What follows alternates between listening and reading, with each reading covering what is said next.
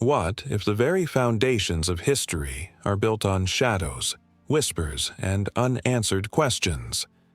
The ruins of ancient civilizations rise like specters from the earth, their stories etched in stone yet forever shrouded in enigma. As twilight descends, the haunting silhouettes of crumbling temples and dilapidated fortresses loom against a blood-red sky, each a ghostly witness to a past that refuses to fade. In the silence, one can almost hear the echo of long-lost voices, murmuring truths and secrets that have slipped through the fingers of time. Consider the pyramids of Giza, their massive stones standing defiantly against millennia of erosion and curiosity. Who were the architects of these monumental structures? Did they possess knowledge that modern science has yet to grasp? As the sun sinks lower, casting elongated shadows that twist and curl like ancient myths, one can feel the weight of those questions pressing down, heavy and urgent. The sands of Egypt hide more than just relics. They conceal the very essence of a civilization that vanished without a trace. Then gaze upon the vast expanse of the Amazon rainforest, a living tapestry woven from the dreams and aspirations of indigenous peoples. What stories lie buried beneath the dense canopy, lost to the world yet alive in the hearts of the few who remember? The air is thick with tension, a palpable energy crackling as if the trees themselves are whispering forgotten tales. Legends of advanced societies that thrived and then inexplicably vanished linger like specters among the leaves, their fates intertwined with the very essence of the land. In the mist-laden peaks of the Andes, the remnants of the Inca Empire stand defiant, their secrets locked away in stone walls and terraced hillsides. What drove these people to create such an extraordinary civilization, only to leave it behind? The faint sound of a flute can be heard in the distance, a lingering melody from an age-long past, beckoning forth the lost souls of a once great empire. As shadows deepen and the temperature drops, an unsettling realization creeps in. Some truths are too dangerous to remember, buried under layers of myth and time. But despair not, for in the heart of every unsolved mystery lies the promise of revelation. History is not merely a collection of dates and events, it is a living, breathing entity, rife with tension and untold truths. As night falls, the air thickens with the weight of anticipation. What if the myths we regard as mere fantasy are, in fact, warnings from those who came before? What if the answers we seek are not lost but simply waiting to be understood? The clock ticks forward, and with it, the echoes of the past grow louder, urging the curious to listen closely.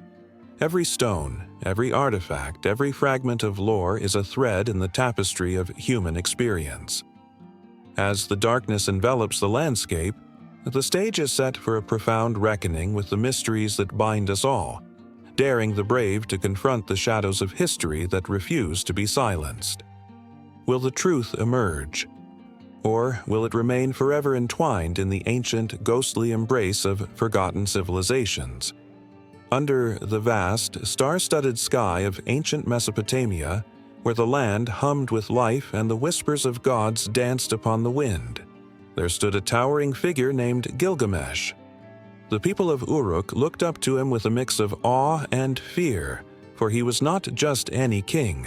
He was two-thirds divine, a fierce warrior and a seeker of immortality. Yet, beneath the shroud of his heroism lay a heart heavy with loneliness, a soul searching for meaning in a world that often felt indifferent to his struggles. Gilgamesh strode through the bustling streets of Uruk, his footsteps echoing like thunder, sending ripples through the crowd. They admired his strength, his beauty, but they also whispered in hushed tones of his arrogance. Gilgamesh often pushed his people to the brink, demanding more from them than they could give. The cries of the mothers mourning their sons, the complaints of the laborers working under the relentless sun, all filled the air around him. He was a tyrant in the eyes of some, a king to be revered in the eyes of others, but to him none could see the emptiness that gnawed at his insides. One fateful day, The gods, fed up with his arrogance, decided to teach him a lesson. They created Enkidu, a wild man, forged from clay and the essence of the wilderness. He was to be a match for Gilgamesh, a companion who could challenge him. When Enkidu thundered into Uruk, a creature of the earth with hair like a lion and eyes that sparkled with the wilderness's untamed joy, the very fabric of Gilgamesh's world began to unravel. The king, intrigued and threatened, sought to confront this wild man. Their meeting was a clash of titans, a battle that shook the very foundations of the city. Fists flew, and the ground trembled beneath them. But as they fought, something unexpected happened. Instead of enmity, there bloomed a deep bond, carved out of respect and understanding. They fell to the ground, breathing heavily, and in that moment, they realized they were not adversaries but brothers, two souls who were misunderstood by a world that didn't grasp their true nature. United, Gilgamesh and Enkidu set forth on adventures that would echo through time, their laughter ringing through the valleys and their courage igniting the hearts of those who heard their tales. They challenged the monstrous Humbaba, guardian of the cedar forest, and together they triumphed, slaying the beast and securing a legacy that would immortalize their names. The smell of cedar wood hung in the air as they returned to Uruk, their spirits soaring, yet a shadow lingered, whispering of the price of glory. But the gods were watching, and their wrath was not to be ignored. Enkidu's laughter would soon turn to silence. Stricken by a sickness sent by the gods as punishment for their hubris, Enkidu lay on his deathbed, each shallow breath a dagger to Gilgamesh's heart. The king's world grew dark as he watched his closest companion fade away, the vibrant spark of life extinguishing before his very eyes. In his grief, Gilgamesh felt a profound emptiness, a void that clawed at his soul, wrapping him in despair. In the throes of loss, Gilgamesh was struck by a terrifying realization. His own mortality loomed like a shadow, an inevitable fate that awaited him all too soon. He wandered the wilderness, a king stripped of his crown, a warrior without a cause. He sought immortality, determined to defy the gods and cheat death itself. If only I could find Utnapishtim, the immortal man, he thought. He alone can tell me how to escape this terrible fate. His journey took him through treacherous mountains and across deadly waters, where the very essence of danger lurked. Each challenge was a test, a painful reminder of the limitations of human life. As he faced the fierce scorpion men guarding the mountain pass, their eyes glowed like embers, warning him of the perils ahead. Yet, driven by love for Enkidu and the desire to conquer death, Gilgamesh pressed on, a fire of determination burning within him. When he finally arrived at the shores of the sea, he met Utnapishtim, the one who had survived a great flood and was granted eternal life. The immortal man listened to Gilgamesh's plea, his heart heavy with the weight of wisdom gained through centuries of existence. He spoke of the futility of seeking eternal life, of how life was meaningful precisely because it was fleeting. "You must embrace your humanity, Gilgamesh," he urged, his voice like a gentle breeze. "Find joy in the world around you, for that is where true immortality lies." Yet the words fell like stones in Gilgamesh's heart, a truth he struggled to accept. He returned to Uruk, his heart a tempest of emotions, grief, love, and the aching knowledge of his own mortality intertwined.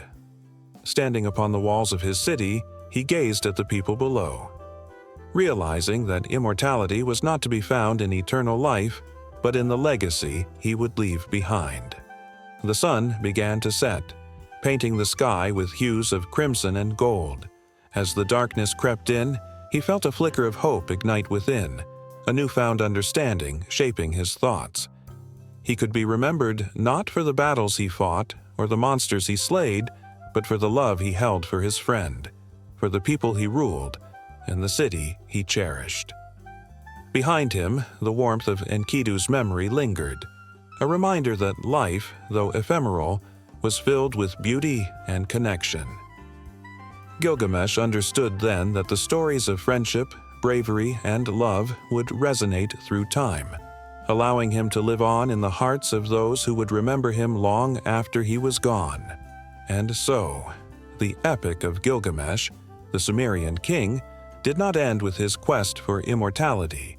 Rather, it transitioned seamlessly into the whispers of history, leaving echoes of a friendship that would be chronicled for millennia, captivating minds and hearts, binding generations together in the timeless pursuit of understanding what it truly meant to live.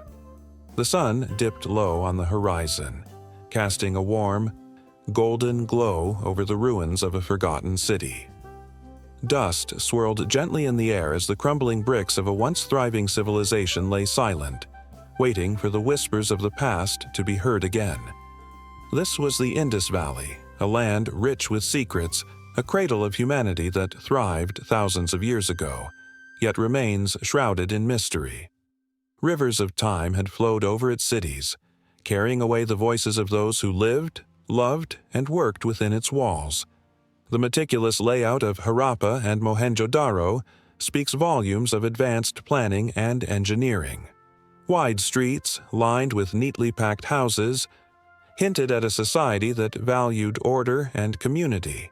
Each brick, each pathway, was a testament to the ingenuity of its people. But who were these architects of civilization?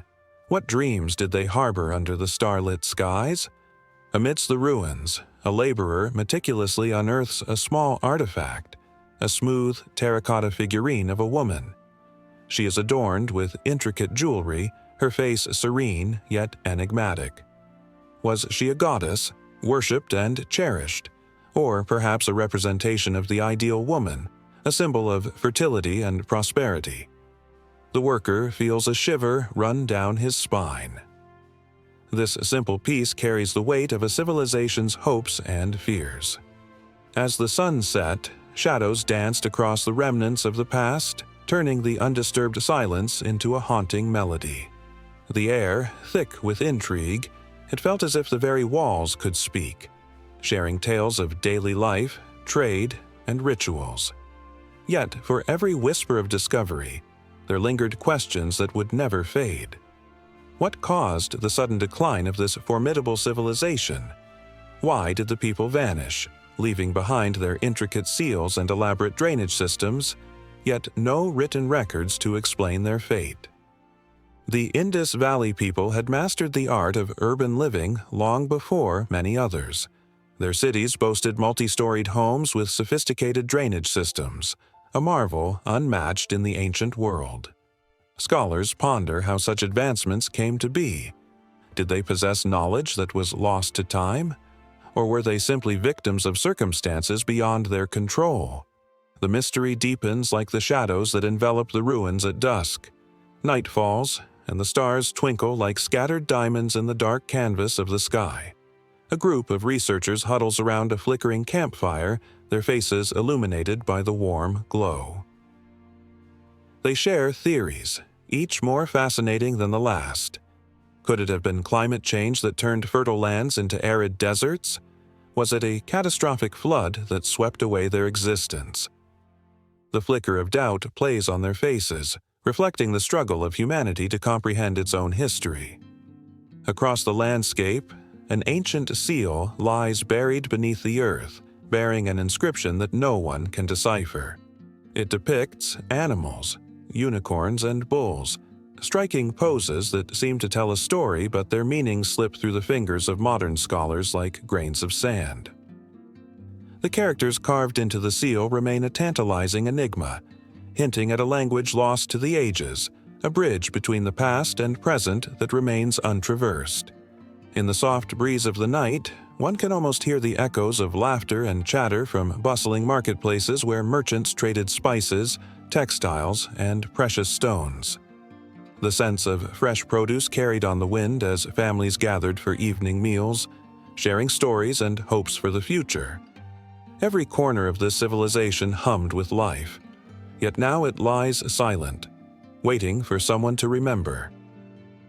As dawn approaches, golden rays pierce through the morning mist, revealing more of the city's secrets. The meticulous layout of homes and public baths unfolds before the eyes of the awestruck researchers, each structure an echo of the people who once walked its streets. The scholars pause, their breath caught in their throats as they stand before a large public granary. Its sheer size indicates a community that thrived on agriculture and trade, yet the unanswered question remains: why did they abandon their achievements? The landscape shifts with every season, yet the ruins remain, weathered yet proud. The feverish minds of historians and archaeologists race to piece together the puzzle. Their hearts beat with a passionate rhythm, each discovery fueling their desire for understanding. They sift through layers of soil, longing to touch the remnants of lives once lived, to breathe in the essence of a culture long gone. In the shadows of the sunlit ruins, doubt and excitement swirl together, creating an intoxicating atmosphere. Each artifact, each fragment of pottery raises more questions than answers, and the thrill of the unknown electrifies the air. There is a collective sense that the answers lie just beyond reach, tantalizingly close, yet forever elusive. As the researchers continue to dig deeper, they catch glimpses of the past that ignite their imaginations. They visualize traders arriving from distant lands, bartering goods as children play by the banks of the river. They see the artists crafting beautiful sculptures, the priests performing rituals that connect them to something greater than themselves. The stories unfold like the petals of a flower, blooming into a vibrant tapestry of life. Yet, with each revelation comes the reminder of the fragility of existence. The ruins serve as a poignant reminder that even the mightiest civilizations can fade into the annals of time, leaving behind a haunting silence. The heartache of loss echoes through the ages, resonating within the souls of those who dare to investigate the remnants. The air thickens with an unshakable tension, a yearning to hold on to pieces of a world that can never be fully grasped. As the sun rises higher, illuminating the dust motes that dance in the light, it becomes clear that the Indus Valley civilization is not merely a relic of the past. It is a living mystery, a puzzle that invites exploration, thought, and emotion. The researchers, with hearts full of hope and anticipation, press on, knowing that with each layer they uncover, they are not just revealing history. They are breathing life back into a narrative that has long been lost. In the corners of their minds, they dream of the day when the enigma will finally yield its treasures, transforming the silence into a symphony of understanding. The waves crashed against the rocky cliffs, sending a spray of salty mist into the air. Beneath the surface of the ocean, whispers of a lost world echoed through the currents, haunting the dreams of those who dared to listen. Atlantis, an ancient name that conjured images of a glittering civilization, advanced beyond its time, and ultimately a tragic downfall that left it swallowed by the depths of the sea. For centuries, men and women have gazed into the horizon, longing to uncover the truth behind this fabled land. Was Atlantis a mere figment of imagination, a cautionary tale spun by ancient philosophers, or could it be rooted in reality, buried beneath layers of time and water? In the dusty corners of historical libraries, scrolls and texts tell stories of a grand city adorned with golden temples and radiant gardens. Plato, the great philosopher, first spoke of Atlantis around 360 BC, describing it as a powerful empire that fell out of favor with the gods. His tales suggested that the Atlanteans were not merely a civilization. They were a people of unmatched wisdom and creativity, boasting knowledge of technology and architecture that seemed almost magical. Yet, as their hubris grew, so did the anger of the gods, who eventually unleashed their wrath, sinking the city into the ocean, forever lost to the tides of time. As waves lapped against the shore, the legend thrived, stirring the imaginations of scholars and adventurers alike. The idea of a sunken city, perhaps resting on a seabed that held the dreams and failures of an ancient race, sparked countless quests. Archaeologists, explorers, and treasure hunters set sail with maps that hinted at Atlantis' location, each driven by the tantalizing possibility of unearthing its secrets. The story grabbed hold of hearts, weaving through generations, each telling adding layers of mystery and allure. Yet, amid the fascination, doubt crept in. The skeptics pointed to the lack of concrete evidence, arguing that Atlantis was nothing more than an allegorical tale meant to illustrate the dangers of pride and moral decay.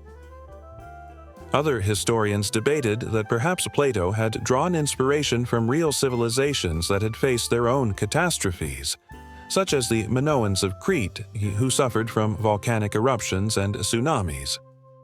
But as the skeptics spoke, the passionate believers clung to every scrap of evidence, fixating on tantalizing hints scattered throughout history. In the late 19th century, the discovery of the island of Santorini, a volcanic island that had erupted around 1600 BC, reignited the flames of speculation. Archaeologists uncovered remnants of an advanced civilization, hinting at cultural and technological sophistication. The frescoes found on the walls depicted vibrant scenes of life, and the very architecture bore similarities to the descriptions of Atlantis. Could this be a piece of the puzzle? A fragment of a forgotten past? The connection whispered through the ages, igniting hope in the hearts of many. Yet, many questions lingered. Was Atlantis merely a distant cousin of these ancient peoples? Or did it stand apart, a unique gem lost to the sea? The mysteries deepened with each passing year. In the 20th century, underwater explorers like Jacques Cousteau and Robert Ballard began to unlock the ocean's hidden secrets. Their journeys beneath the waves revealed ancient shipwrecks and remnants of long-lost civilizations. Yet Atlantis remained elusive. The thrill of the hunt coursed through their veins as they plunged into the blue depths, their hearts pounding with the possibility of finding the legendary city. Each dive was a race against time, as the ocean seemed to guard its treasures jealously. With every turn of the submersible, they hoped to find something, anything that might confirm the existence of Atlantis. But what if Atlantis was not just a single city? Some theorists proposed that it was an entire network of civilizations that once thrived across the Mediterranean, connected by trade and culture. The idea that an advanced society could have existed, sharing knowledge and resources, felt intoxicating. The thought sent shivers down the spine and painted vivid pictures in the mind of bustling markets filled with vibrant textiles, brilliant minds debating philosophy, and a society living in harmony with nature.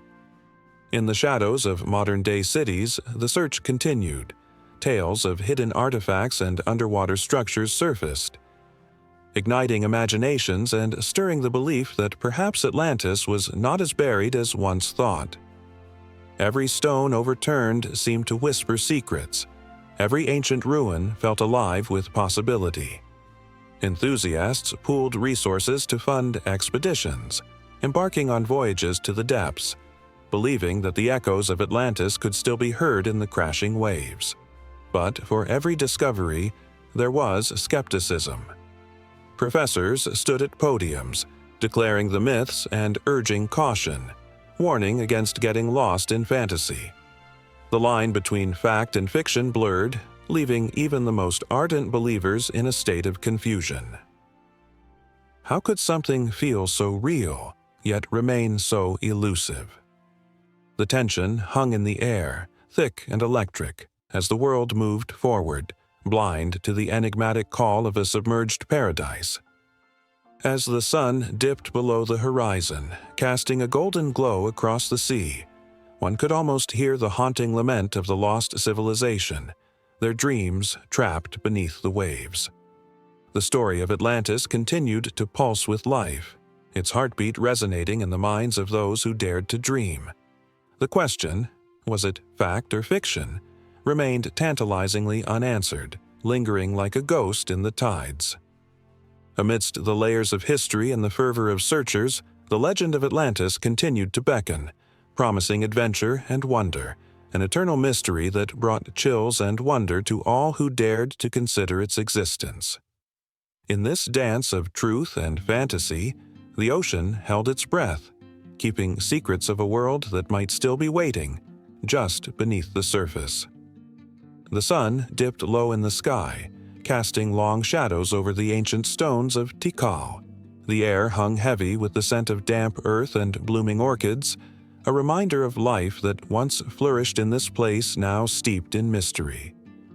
Beneath the towering pyramids, whispers of a lost civilization echoed through the rustling leaves, telling tales of a people who seemingly vanished without a trace. At the height of their power, the Maya were masters of the cosmos, able to predict celestial events with an accuracy that astonished even modern scientists. Their cities sprawled across the jungles of Central America, alive with the hustle and bustle of trade, religion, and art. Yet, in the blink of an eye, the vibrant cities fell silent. The temples, once filled with the sound of chanting and ritual, became mere relics, overrun by nature's relentless embrace. What happened to the Maya? How did a civilization so advanced simply disappear? Hints of their fate are scattered like bones across the landscape. In the records left behind, there are references to droughts that stretched long and cruel across the land, turning once fertile fields into barren wastelands. The evidence of starvation lurks in the shadows of crumbling walls, where the last desperate pleas of a people can be heard through the ages. As the rivers shrank and the crops failed, families must have gathered, their faces pale with worry, their voices trembled with fear. Would the rains return? Or was this the end of everything they had built? As the climate shifted, tensions rose. Power struggles bubbled to the surface, with rival city-states vying for control over dwindling resources. The air crackled with unease, friends becoming foes, alliances shattering like glass. In the grand plazas, once filled with the laughter of children and the vibrant sounds of market life, silence fell heavy. The last games of ball, once a celebration of life and skill, turned into desperate contests for survival. In the heart of Kopan, a lone figure stood before the stele, their eyes scanning the intricate carvings that told stories of gods and kings. This was not just a monument. It was a testament to a history that might soon be forgotten. The figure, a priest or perhaps a ruler, felt the weight of their ancestors pressing down like the oppressive heat. As they traced their fingers over the stone, a deep sense of foreboding washed over them. Had they done enough to appease the gods? Were sacrifices made in vain? With each passing day, the whispers grew louder, deities fuming, nature itself rebelling against a people who had strayed too far from the old ways. Meanwhile, in the jungle, the relentless tick of time wore on. Nature, in its wild beauty, reclaimed what was once its own. Vines snaked up the temples, climbing higher and higher until they swallowed the stones whole, hiding them from prying eyes. Animals danced between broken columns, their calls echoing in the once bustling streets now left to the ghosts of the past. The laughter of children faded, replaced by the eerie call of howler monkeys, a haunting reminder that life, too, had changed. Some say that the disappearance was not merely physical, but spiritual. That the Maya, in a final act of desperation, turned inward, shedding their cities like old skin to seek refuge in the unseen world. Stories of rituals filled with sweat and tears. Sacrifices made under the watchful gaze of the stars became intertwined with the fabric of their society. Did they believe they could transcend this earthly realm? Or was it a hope against the encroaching darkness that led them to the precipice of the unknown? The walls of Palanque held secrets that begged to be unearthed.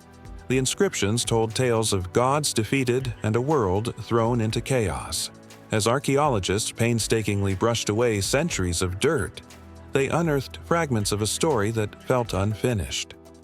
What were the last words written by the scribes who chronicled their people's greatness? Were they prophecies or curses, foretelling a fate that was already sealed? Yet, amid the ruins, the Maya did not vanish entirely. They left behind a rich tapestry of culture and knowledge woven into the very fabric of the land. Their descendants, resilient and unyielding, still walk among the shadows of their ancestors. They carry the stories, the legends of creation, of gods, and of a people who flourished against all odds. In their eyes, the spark of a vibrant past flickers, refusing to be snuffed out by time. As the moon rose high, illuminating the sacred sites with a silvery glow, a chilling wind swept through the jungle. It carried with it the echoes of a civilization that once danced under its watchful gaze. Those who ventured near felt it, a palpable energy, thick and electric, as if the past were reaching out, pleading to be remembered. The mysteries of the Maya lingered still, tantalizingly out of reach. Would the answers ever be found? Or would they remain locked away in the shadows, buried beneath roots and soil, waiting for someone brave enough to unearth them? The untold stories of the Maya beckoned, their last breaths captured in the curves of stone and the rustle of leaves. The sun slipped beneath the horizon, and the night sang with the sound of unknown creatures. All that remained was the lingering question. As the world continued to turn, what else had been lost, waiting to be unearthed in the silence of the past? Underneath a sky painted with hues of twilight, where the sun kisses the horizon and the stars blink to life, Stonehenge stands resolute, a sentinel of ancient mysteries. The air crackles with an energy that sends chills down the spine, the kind that whispers of lives lived long ago. People have wandered these stones for centuries, their footsteps echoing with questions that ripple through time. Was it a celestial observatory, a place where ancient minds mapped the heavens? Or was it a sacred ritual site, where the heartbeat of the earth mingled with the pulse of the cosmos? The massive stone blocks loom like giants, each one a witness to history. The sarsens rise majestically, their rough surfaces worn by the caress of wind and rain, while the blue stones, rare and mysterious, speak of journeys taken from afar. As the sun dips lower, shadows stretch and twist, creating an otherworldly dance that seems to breathe life into the stones. On the summer solstice, when the first light breaks through, it draws crowds, a sea of humanity. All eyes turn skyward, hearts racing. The moment the sun aligns perfectly with the ancient stones, gasps ripple through the crowd. It's a connection that transcends time, a powerful reminder that long before technology, humans marveled at the heavens just as they do now. The very layout of Stonehenge stirs the imagination. Astronomers and historians have pondered its design for ages. The stones are set in a precise arrangement, perfectly aligned with the movements of the sun and moon. Some say it was the world's first observatory, a sacred place where priests and scholars peered into the cosmos, charting the stars, tracking the seasons, and predicting the weather. They gathered here, eyes shining with wonder as they watched the celestial ballet unfold, a dance of light and shadow that shaped their understanding of life itself. But what if it was more than just an observatory? What if it was a site where people gathered to connect with something greater than themselves? As dusk falls over the stones, the air thickens with emotion. Imagine the ancient people, dressed in furs and leather, gathered around the stones, chanting and drumming as they reached out to the divine. They believed that the stones were alive, that they held the spirits of their ancestors, guiding them through life and death. The stones became a bridge, linking this world to the next. As night blankets the landscape, the moon rises, casting a silvery glow over the stones. The sound of distant drums echoes, a heartbeat that pulls at the soul. It is easy to envision rituals taking place here, under the watchful gaze of the stars.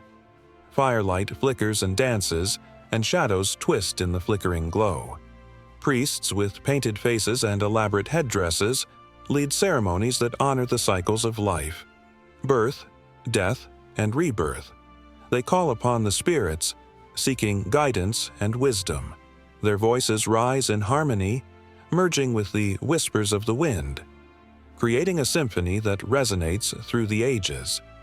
But the question lingers, what was Stonehenge truly built for? The debate rages on, pulling scholars and enthusiasts into its embrace. Some argue that it served as a calendar, a tool for marking the passage of time. As the seasons shift, the sun's path changes, and the stones stand as markers in this eternal cycle. Others believe it was a burial site, a hallowed ground where the dead were honored, their spirits welcomed into the afterlife. The bones of ancient people buried beneath the earth tell tales of grief and remembrance, of love and loss. As whispers of the past swirl around the stones, one can almost hear the laughter of children echoing off the ancient rock. They run and play, their voices mingling with the songs of their ancestors. Families gather for feasts, sharing stories that bind them together. Each moment is a thread, weaving a tapestry of life that stretches across generations. The stones, silent witnesses to joy and sorrow, stand firm, symbols of resilience, of a community rooted in tradition. Time seems to stand still at Stonehenge, where the present blends with the past. The energy shifts once more, intense and electric, setting hearts pounding in rhythm with the ebb and flow of history. The atmosphere thickens as the crowd falls silent, eyes fixed on the stones. Some feel a warmth enveloping them, a sense of belonging that transcends the centuries. The stones have seen it all: the rise and fall of empires, the birth of legends, and the fading of time. Yet, even as theories flourish, the truth remains elusive. Was it a place of celestial significance, where the ancients turned their gaze skyward, or a sacred space for rituals that celebrated life and death? Each stone holds a story, a memory, a piece of the puzzle that refuses to be solved. The duality of its purpose captivates the imagination, drawing people back time and again, each visitor hoping to unlock the enigma. As the stars twinkle overhead, the ethereal beauty of Stonehenge deepens. It is a place where the veil between worlds thins, where spirits linger and ancient wisdom flows like a river. People stand in awe as the night sky stretches endlessly above, a canvas painted with constellations that have guided travelers for centuries. In this moment, time feels irrelevant, the past and future merging into a singular heartbeat. And so, the debate continues, like an eternal whisper carried on the wind. The stones remain steadfast, guardians of the unknown, holding their secrets close. Those who visit leave with a sense of wonder, their minds racing with possibilities, their hearts forever touched by the ancient magic that emanates from the very ground beneath their feet. As the last light fades and dawn approaches, the pull of the stones lingers, a reminder that some mysteries are meant to be felt rather than solved. The echoes of the past resonate deeply, entwining with the present, as the world outside Stonehenge carries on, unaware of the ancient whispers that weave through time. Beneath the jagged cliffs of southern Jordan lies a city shrouded in a veil of mystery, where the sun casts its golden rays on rocks that blush in shades of red and pink. Petra, the lost city, stands as a testament to human ingenuity and ambition, yet beneath its beauty lies a landscape rich with whispers of ancient lives, legends, and untold stories. As the first rays of dawn break over the horizon, the worn paths leading to Petra awaken. Dust motes dance in the air, and the echoes of footsteps long gone seem to resonate among the chiseled facades. The grandeur of the treasury, with its intricate carvings, towers above, inviting visitors to ponder who once called this magnificent place home. Was it merely a thriving trade hub? Or did it hold deeper significance as a mystical realm, a point of convergence between the earthly and the divine? Historians argue endlessly about Petra's origins, grappling with the idea that it was both a Nabatean stronghold and a melting pot of cultures. The Nabateans, a group of nomadic Arabs, transformed this rocky terrain into a bustling city around the 4th century BCE. Their brilliance was in harnessing the landscape to create a water management system that allowed them to flourish in a seemingly inhospitable environment. Ingenious aqueducts and cisterns were carved from stone, channeling rainwater and creating a lifeline for both the city and its people. But such ingenuity also gives rise to questions. What sacrifices were made to bend nature to their will? As day gives way to shadows, the whispers grow louder. Legends speak of lost treasures hidden within the city, treasures that have driven countless adventurers to seek their fortune among the ruins. Tales of a hidden chamber filled with gold and artifacts dance on the lips of travelers, igniting a fervor that intertwines desire with desperation. The ghosts of those who sought the fabled riches linger, their restless spirits perhaps cursing the very rocks that shield them. Was it mere folly to search for what may not exist, or was there a deeper truth buried in the legends? The stories don't end there. The city also finds its place in the chronicles of wanderers and explorers. In the early 19th century, Johann Ludwig Burckhardt ventured into the unknown, disguised as an Arab. With his heart pounding and a mix of fear and excitement coursing through his veins, he stumbled upon Petra.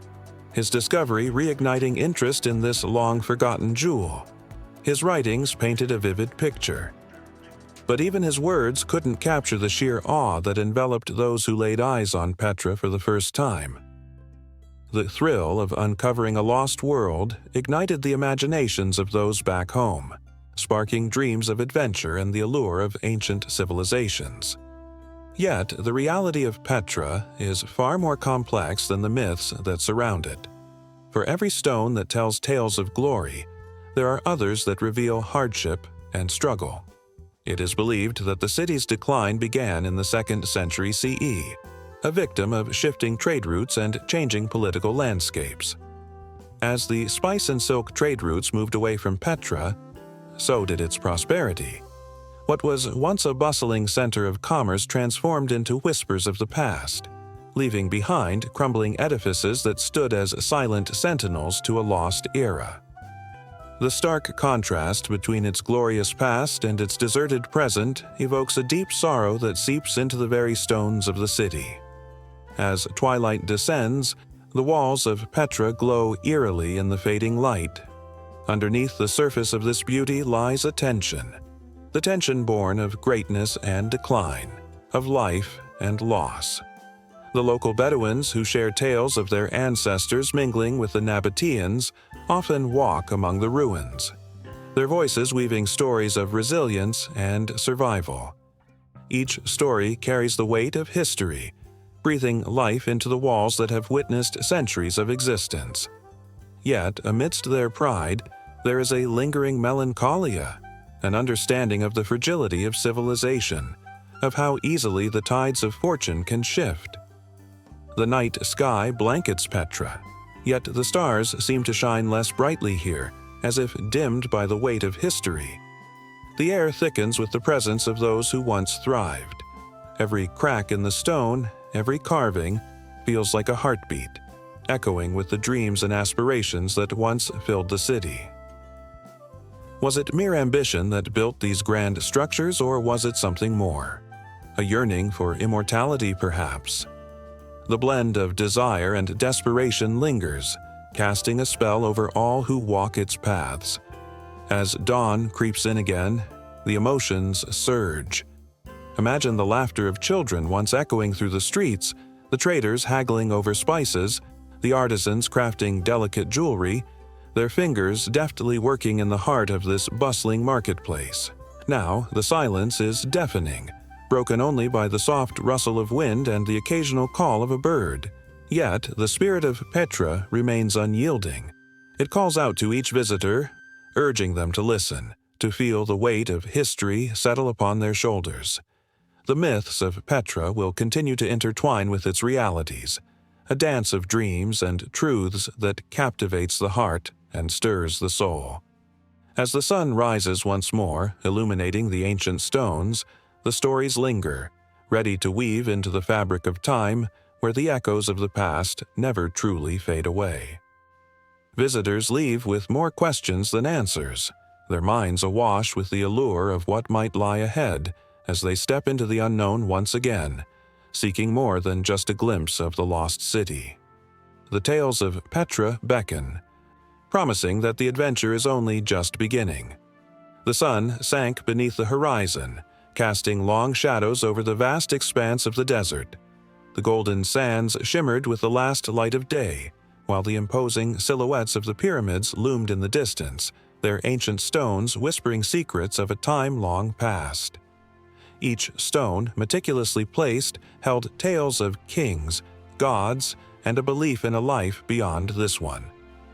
The air crackled with an energy that felt both sacred and heavy, as if the very earth beneath held its breath, waiting for the stories to be spoken. In ancient Egypt, the afterlife was not merely a distant concept.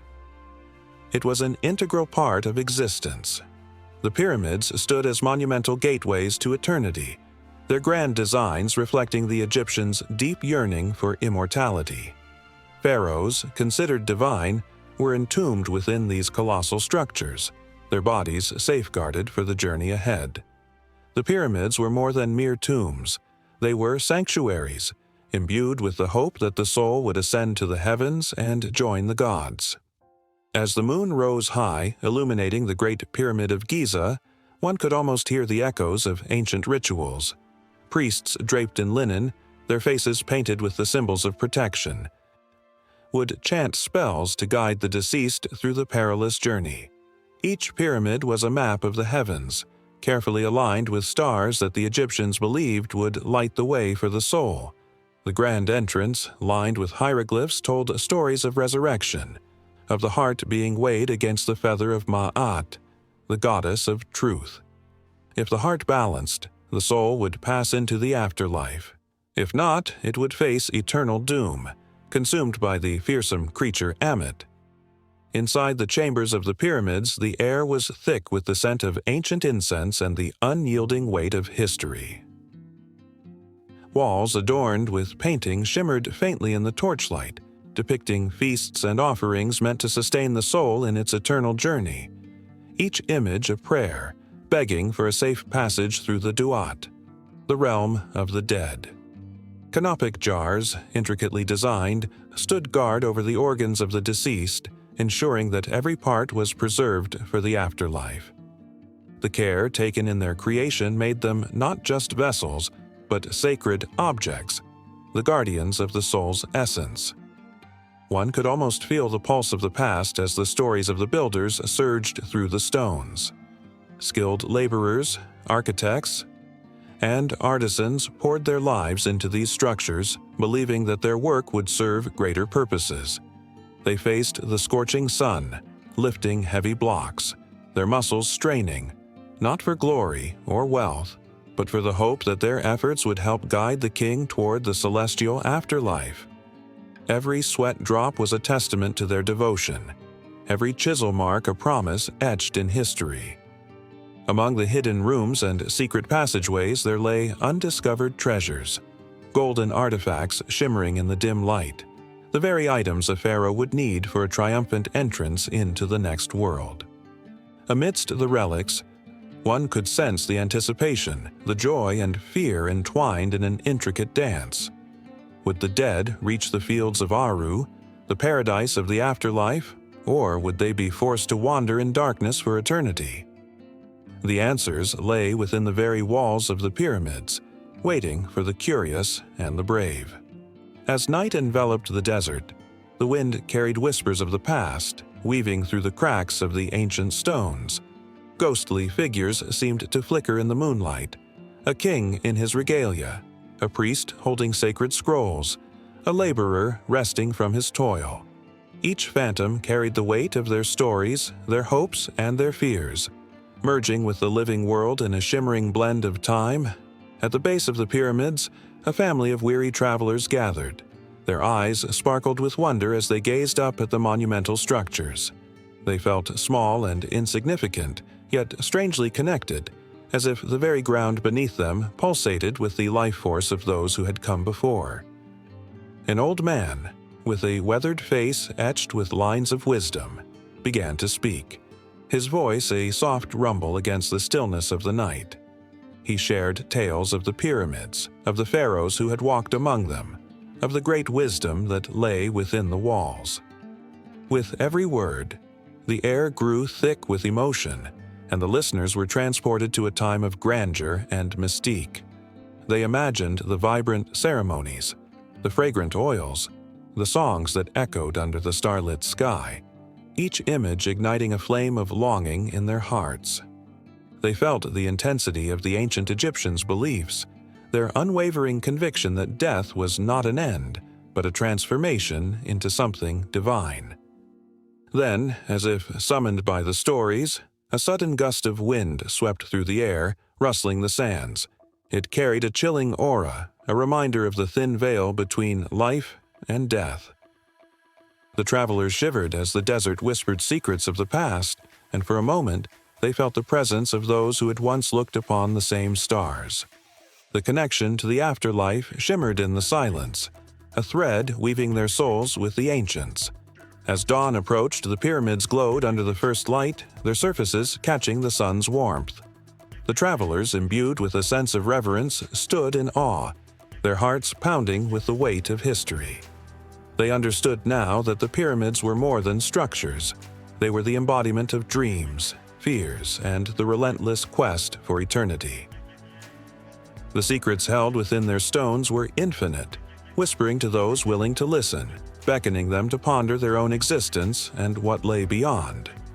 And as they turned to leave, the weight of the stories lingered in the air, like the scent of incense, a reminder that the journey was far from over. The pyramids stood steadfast, guardians of the past, waiting for the next seeker to uncover their mysteries, to feel the pulse of the afterlife within their very core. Underneath the vast Peruvian sky, where the sun paints the horizon with fiery hues, the Nazca lines stretch across the arid desert, whispering ancient secrets to the wind. These colossal geoglyphs, etched into the earth with a precision that still baffles modern minds, pulse with an energy that feels almost alive. As you gaze down upon the intricate designs, you can't help but feel a shiver run down your spine. What messages did the ancient creators mean to send to the heavens? With every step closer to the lines, one can't escape the sensation that these symbols are more than mere art. They are colossal prayers, etched into the earth in hopes of transcending the limitations of the human experience. The hummingbird, the spider, the monkey, all stretch out their forms toward the sky as if inviting the gods to take notice. How could such monumental expressions emerge from a society so long gone? It's as if the very ground was alive, holding the weight of dreams, fears, and aspirations of a people who believed in a world where connections to the divine were possible. The Nazca culture flourished between 100 BCE and 800 CE, a time when every grain of sand held a story, and every star in the night sky beckoned for recognition. The lines were no accident. They were crafted with intention, each stroke symbolizing a purpose that transcended the mundane. Archaeologists and historians have pondered over their significance for decades. Were they celestial calendars, pathways for ritual processions, or perhaps messages yearning for the attention of gods who would listen? Imagine standing on a ridge overlooking the lines. The wind carries the scent of the desert, and suddenly the landscape transforms. The shapes below seem to pulse with energy, drawing you into a dance that connects the earth to the heavens. The hummingbird flutters its wings, a bold embrace of life and vitality. The monkey twists and twirls, embodying the joy of existence. Each geoglyph feels like a heartbeat, each curve and line a testament to the fervent desires of a civilization that longed for guidance, for protection, for the favor of deities beyond their reach. The Nazca people were not merely farmers. They were visionaries who gazed up at the stars and dreamed. They knew the cycles of the moon and the sun and wove their lives around these celestial rhythms. The Great Lines were not just patterns on a barren landscape. They were the manifestation of their hopes, serving as a bridge between the earthly realm and the divine. What if each design was a call to the gods, a sacred invitation to shower blessings upon their crops and families? As the sun begins to set, casting a golden glow across the lines, the emotions swell. The beauty of the moment is tinged with a sense of urgency and longing. What if, in their quest for connection, the Nazca people created something that transcended time? The lines remain, enduring through the ages, holding on to their mysteries like a cherished secret. With no written language to share their thoughts, they poured their souls into the earth, trusting that one day someone would unlock the stories hidden beneath the sand. Historians have speculated that the lines may have even served as a ritual site for their spiritual leaders. They could have gathered in sacred ceremonies, dancing upon these vast drawings, seeking answers from the skies. The ancient Nazca people believed that the gods walked among them, watching and listening. The lines were their way of shouting into the cosmos, "We are here! Acknowledge us!" The very thought sends a wave of goosebumps down the spine. The enormity of their dreams echoes through time, reverberating against the harsh backdrop of the desert. But as the sun sinks lower, the shadows grow longer, and the air thickens with anticipation. Was it merely coincidence that these lines align with stars and constellations? Or were they meticulously crafted guides directing the spirits of the universe to the sacred ground of the Nazca? The questions swirl in the air, charged with energy. The desert seems to respond, vibrating with the essence of ancient prayers still resonant today. Footsteps crunch against the dry earth as curious onlookers gather, their hearts pounding with a mix of excitement and reverence. They stand before the giant spider, its legs stretched wide, urging the heavens to listen. A collective hush falls over the crowd. It's as if the very essence of the Nazca people is drawn into this moment. The lines come alive. Stories of a bygone era whispering through the winds. Those who have come to witness are spellbound, caught in the grip of something greater than themselves. As darkness envelops the landscape, the stars emerge, twinkling like 1,000 tiny lanterns. One can't help but look up and wonder if the Nazca people still gaze upon the same stars, their spirits intertwined with the cosmos. The lines, illuminated by the moon's gentle glow, become beacons of hope, of yearning, of a desire to connect with something larger than life itself. The vastness of the universe feels both terrifying and beautiful. A reminder of the fragility of human existence and the power of belief. And there, in that fleeting moment, as the wind whispers through the desert, it becomes clear. These lines are more than just shapes on the earth. They are a testament to the spirit of a people who dared to dream, to reach for the heavens, to shout their existence into the void. The Nazca lines stand as a bridge between worlds, where the past and present converge, inviting us to remember the power of faith, the beauty of creation, and the unbreakable bond between humanity and the divine. With hearts pounding and emotions running high, the gathering feels the invisible thread connecting them to those ancient artists. And as the night deepens, the lines remain, calling out into the dark, waiting for the next seeker to stand before them and listen. Was it all a plea for forgiveness, a celebration of life, or a simple cry of existence? The answers dance just out of reach, teasing the imagination and inviting further exploration into the mysteries that linger in the desert air. The air crackled with anticipation, a palpable energy that seemed to pulse through the very stones of Delphi. A crowd gathered, their faces lit with hope and trepidation. All eyes turned towards the temple of Apollo, where the revered oracle awaited, cloaked in mystery. This wasn't just a visit, it was a pilgrimage. Lives hung in the balance, futures awaited judgment, and the whispers of fate danced on the wind. Within the sacred confines of the temple, a young woman, her hair wild and unkempt, sat upon the sacred tripod, a thin veil of smoke curling around her, emanating from the chasm below. The ancient Greeks believed that the Pythia, as she was called, was a divine conduit, a bridge between the mortal and the divine. Her role was not simply to predict the future, but to reveal hidden truths, a delicate balance of fate and free will that left the hearts of many heavy with both dread and desire. Men and women came from far and wide, each carrying their burdens, each seeking clarity in a world steeped in uncertainty. The echoes of their footsteps whispered tales of ambition, longing, and desperation. For some, the oracle was a beacon of hope, while for others, she was a harbinger of doom. There were kings who sought validation for their conquests, lovers seeking answers to the labyrinth of their hearts, and citizens yearning for guidance in turbulent times. As the Pythia inhaled the intoxicating fumes that rose from the earth, the air thickened, shimmering with an otherworldly glow. Each inhalation seemed to pull her deeper into a trance, her body swaying slightly as if the very spirits of the earth were pulling at her. Those in the temple held their breath, a collective heartbeat matching the rhythm of the oracle's visions. What would she see?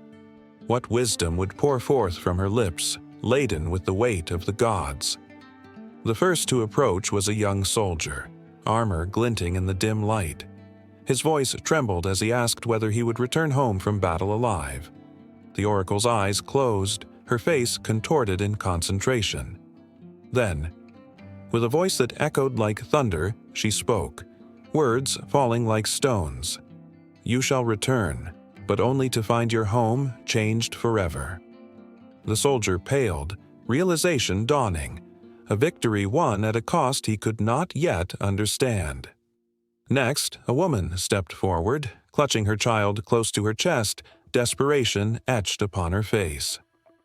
"Will my son be a great leader?" she implored, tears brimming in her eyes. The oracle, still cloaked in mystery, offered her answer. "He shall rise among men, but his fall will be swift." The mother's heart shattered, caught between pride and fear.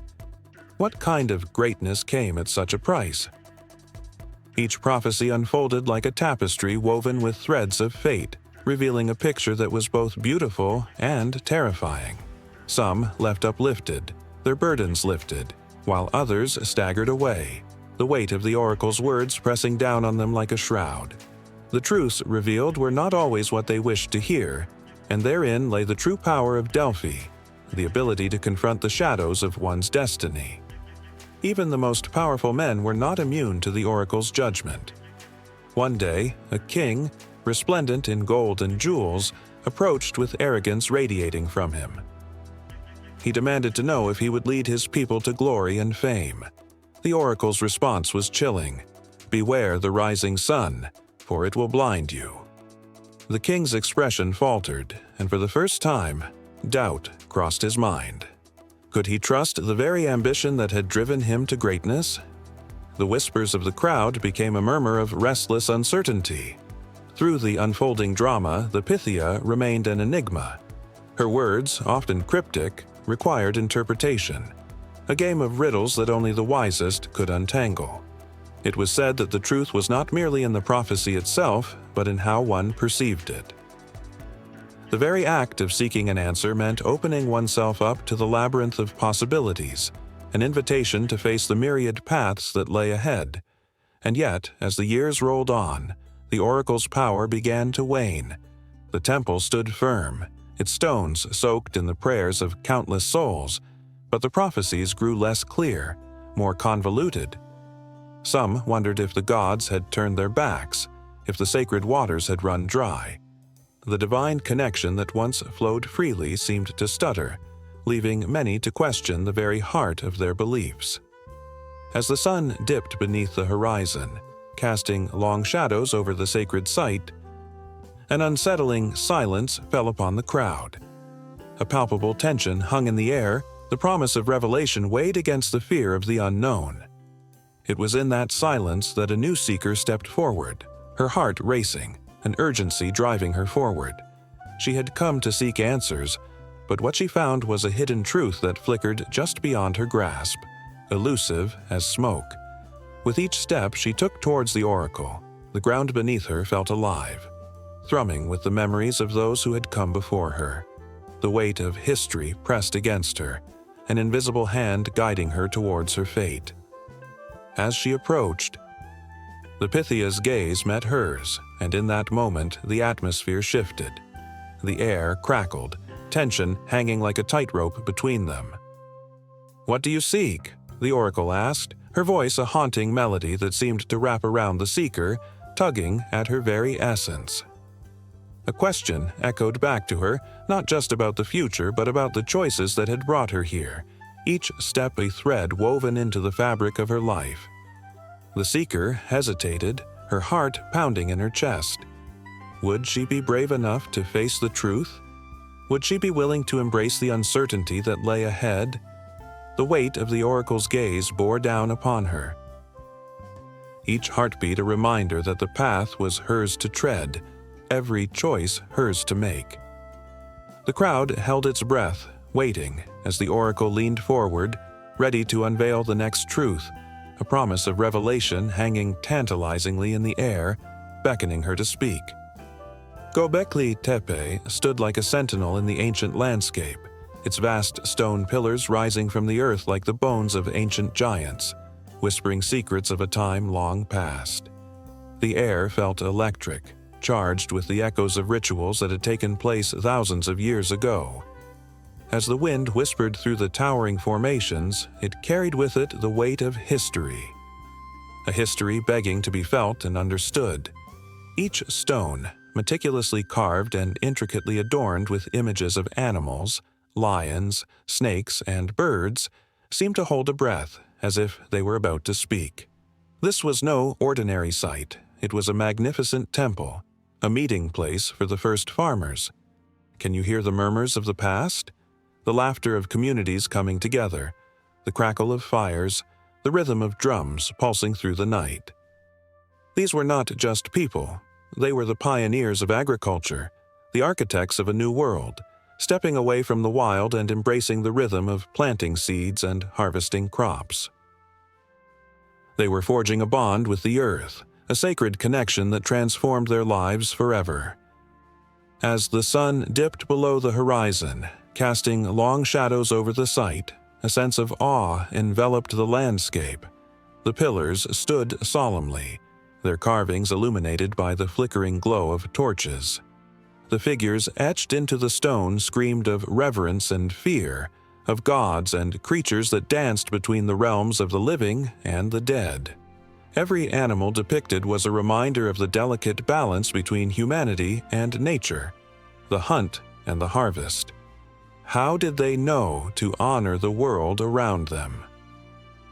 What drove them to erect this temple, a marvel that defied the very essence of their nomadic existence? The air thickened with anticipation as rituals unfolded. Imagine the smell of roasted meat mingling with herbs, the sound of chants rising in harmony, reaching out to the heavens. Each gathering was a celebration of life and death, sowing and reaping, a promise that the cycle would continue. The farmers, with their weathered hands and hardened faces, poured their souls into these moments. They were crafting more than a temple. They were planting the seeds of a community, a civilization that would echo through the ages. But beneath the surface, a tension brewed. What secrets lay buried within the earth? Could it be that this sacred ground held not just the stories of devotion, but also the remnants of conflict and chaos? The pillars, towering and proud, might have witnessed not only rituals of joy but also the dark shadows of struggle. As they raised their tools to shape the stone, what choices did they make? What sacrifices were demanded of them in the name of their burgeoning society? The sun rose again, unveiling a new day, but the mystery of Göbekli Tepe was far from solved. Each excavation revealed layers of history, a puzzle with missing pieces. Archaeologists, modern-day explorers of the past, dedicated their lives to uncovering what lay beneath the surface. Each discovery sent ripples through the academic world: tools, animal bones, remnants of feasts that hinted at a complexity beyond mere survival. This was not simply a place of worship, it was a hub of social interaction, a crossroads for trade and ideas. As the work continued, the stories began to unfold like the petals of a blooming flower. What drove these early farmers to gather in such numbers? What beliefs united them? The enigma lay not just in the stones, but in the essence of what it meant to be human at that time. Their lives were entwined with the land, every harvest a reminder of their fragility, every ritual a plea for protection and abundance. But, the unease. The question lingered like a shadow. What if their devotion turned to desperation? What if the very act of farming, of settling down, invited new challenges? The temple, instead of a beacon of hope, could become a source of tension as resources dwindled, as communities clashed over fertile land. Did their unity falter in the face of scarcity? Were the whispers of the ancients filled with both reverence and fear? As the archaeologists brushed away centuries of dirt and grime, they found themselves grappling with these questions, their hearts racing with the thrill of discovery mixed with the weight of responsibility. They were not merely observers. They were custodians of a legacy far greater than themselves. Each fragment of pottery, each bone, was a thread in the intricate tapestry of human history, connecting them to a time when the world was still being shaped by hand and heart. The sun began to set once more, painting the sky with hues of orange and purple. Shadows danced around the towering pillars and the air thickened with stories untold. Could it be that Göbekli Tepe was more than just a temple? Perhaps it was a testament to the human spirit, a reminder of our desire to create meaning, to foster connection, and to leave a mark upon the world. As the night wrapped its arms around the ancient site, the pillars stood sentinel, guarding the stories that had yet to be unearthed. The mystery of Göbekli Tepe hung in the air, a tantalizing promise of revelations waiting to unfold. Each crack in the stone, each whisper of the wind carried the weight of untold tales, urging the world to listen closely. The first farmers had blazed a trail into history, and as their shadows intertwined with those who came after them, the cycle of life continued, ever forward, ever entwined. In the shimmering sands of ancient Mesopotamia, beneath the vast, star-speckled sky, whispers of powerful beings echoed through the temples and ziggurats. The Anunnaki, mighty figures revered as gods by the Sumerians, were said to descend from the heavens, bringing knowledge, civilization, and perhaps even chaos. As the sun dipped below the horizon, casting a golden glow upon the land, stories of their deeds stirred the hearts of the people, igniting imaginations with visions of celestial visitors cloaked in mystery. The tales of the Anunnaki told of beings with extraordinary abilities who shaped humanity's fate with the flick of a wrist. Some described them as creators, the architects of civilization, while others whispered of their darker inclinations, tyrants demanding tribute from the mortals they had fashioned from clay and divine essence. The very fabric of Sumerian culture was woven with their narratives, each story weaving a thread of awe and fear, drawing the listener into its vivid embrace. But were these beings divine deities, or did they hail from distant stars? Across history, speculation spread like wildfire. Ancient texts spoke of their advanced knowledge, much like the secrets of the universe filtered through the minds of men today. The Epic of Gilgamesh, one of humanity's oldest literary works, immortalized their adventures, recounting how the great king sought immortality and encountered the enigmatic beings. Could it be that these deities were merely misunderstood travelers from another world, wielding technology that seemed like magic to the ancient eye? In the ruins of Uruk, where walls still whispered of long-gone glory, archaeologists unearthed tablets etched with cuneiform, each symbol a window into that distant past. Among them, the Enuma Elish, the Babylonian creation myth, illustrated a pantheon filled with gods, But the Anunnaki stood at the apex, their presence undeniable. The very act of creation was a cosmic drama, a clash of titans that birthed the world. Every detail, every name inscribed in clay hinted at beings whose power transcended the mundane. Yet the tales of the Anunnaki did not stop at mere myths. Some enthusiasts and researchers began to draw connections between these ancient beings and the possibilities of extraterrestrial life.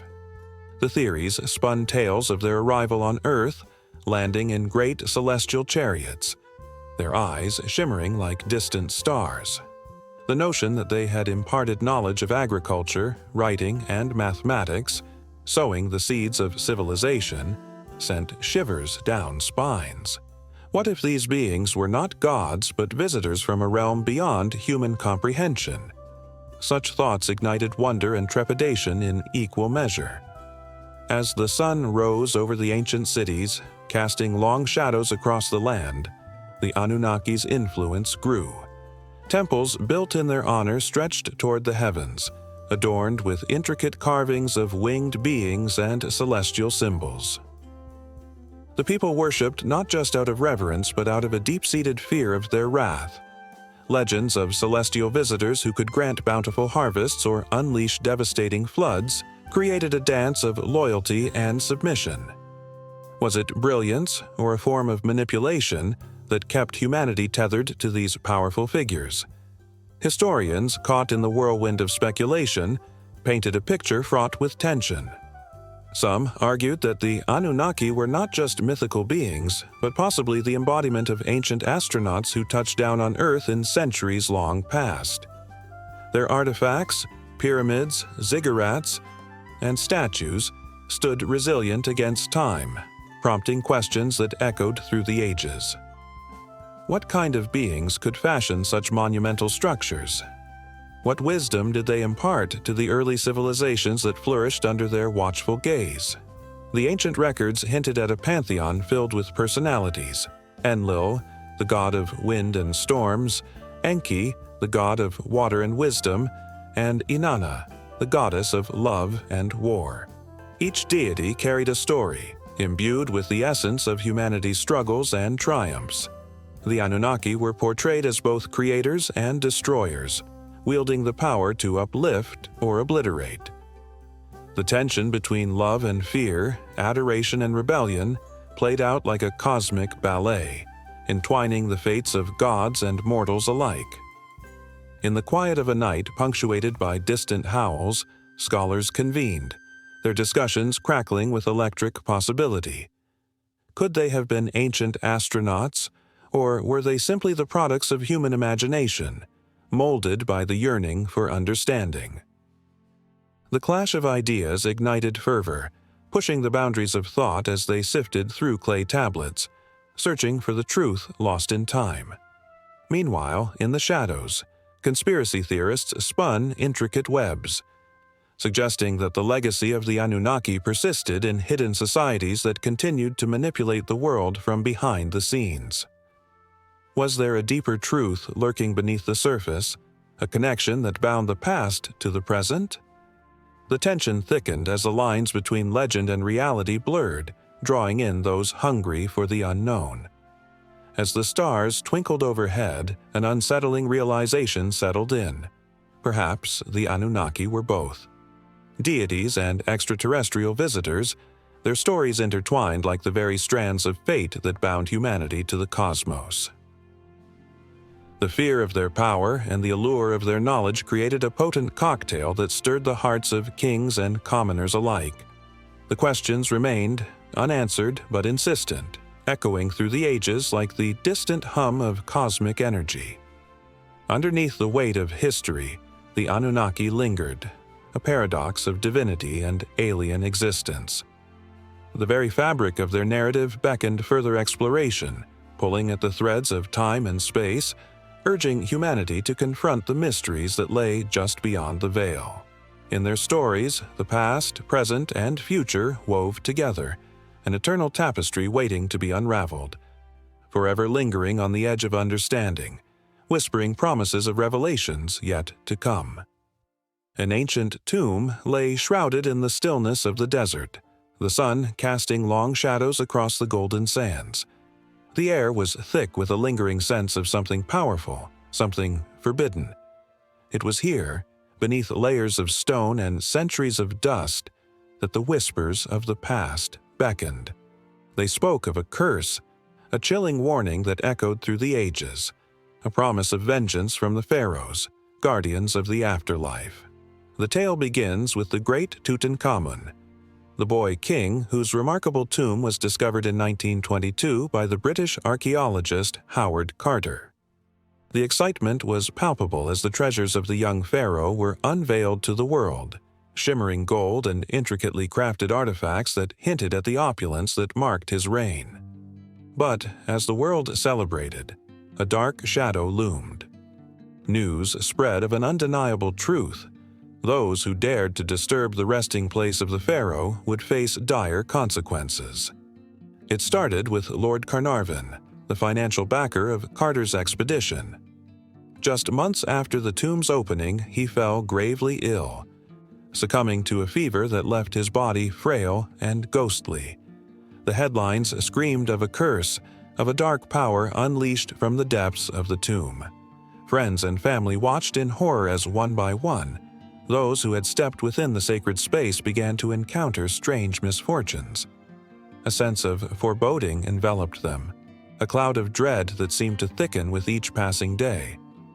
But the curse was more than mere superstition.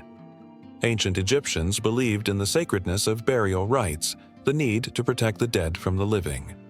The pharaohs were royalty, and their passage to the afterlife was to be safeguarded with the utmost reverence.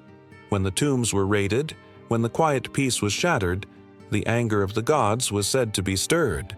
With each artifact taken, a piece of the pharaoh's soul was believed to be lost, fueling the wrath that would befall those who dared to disturb their eternal slumber.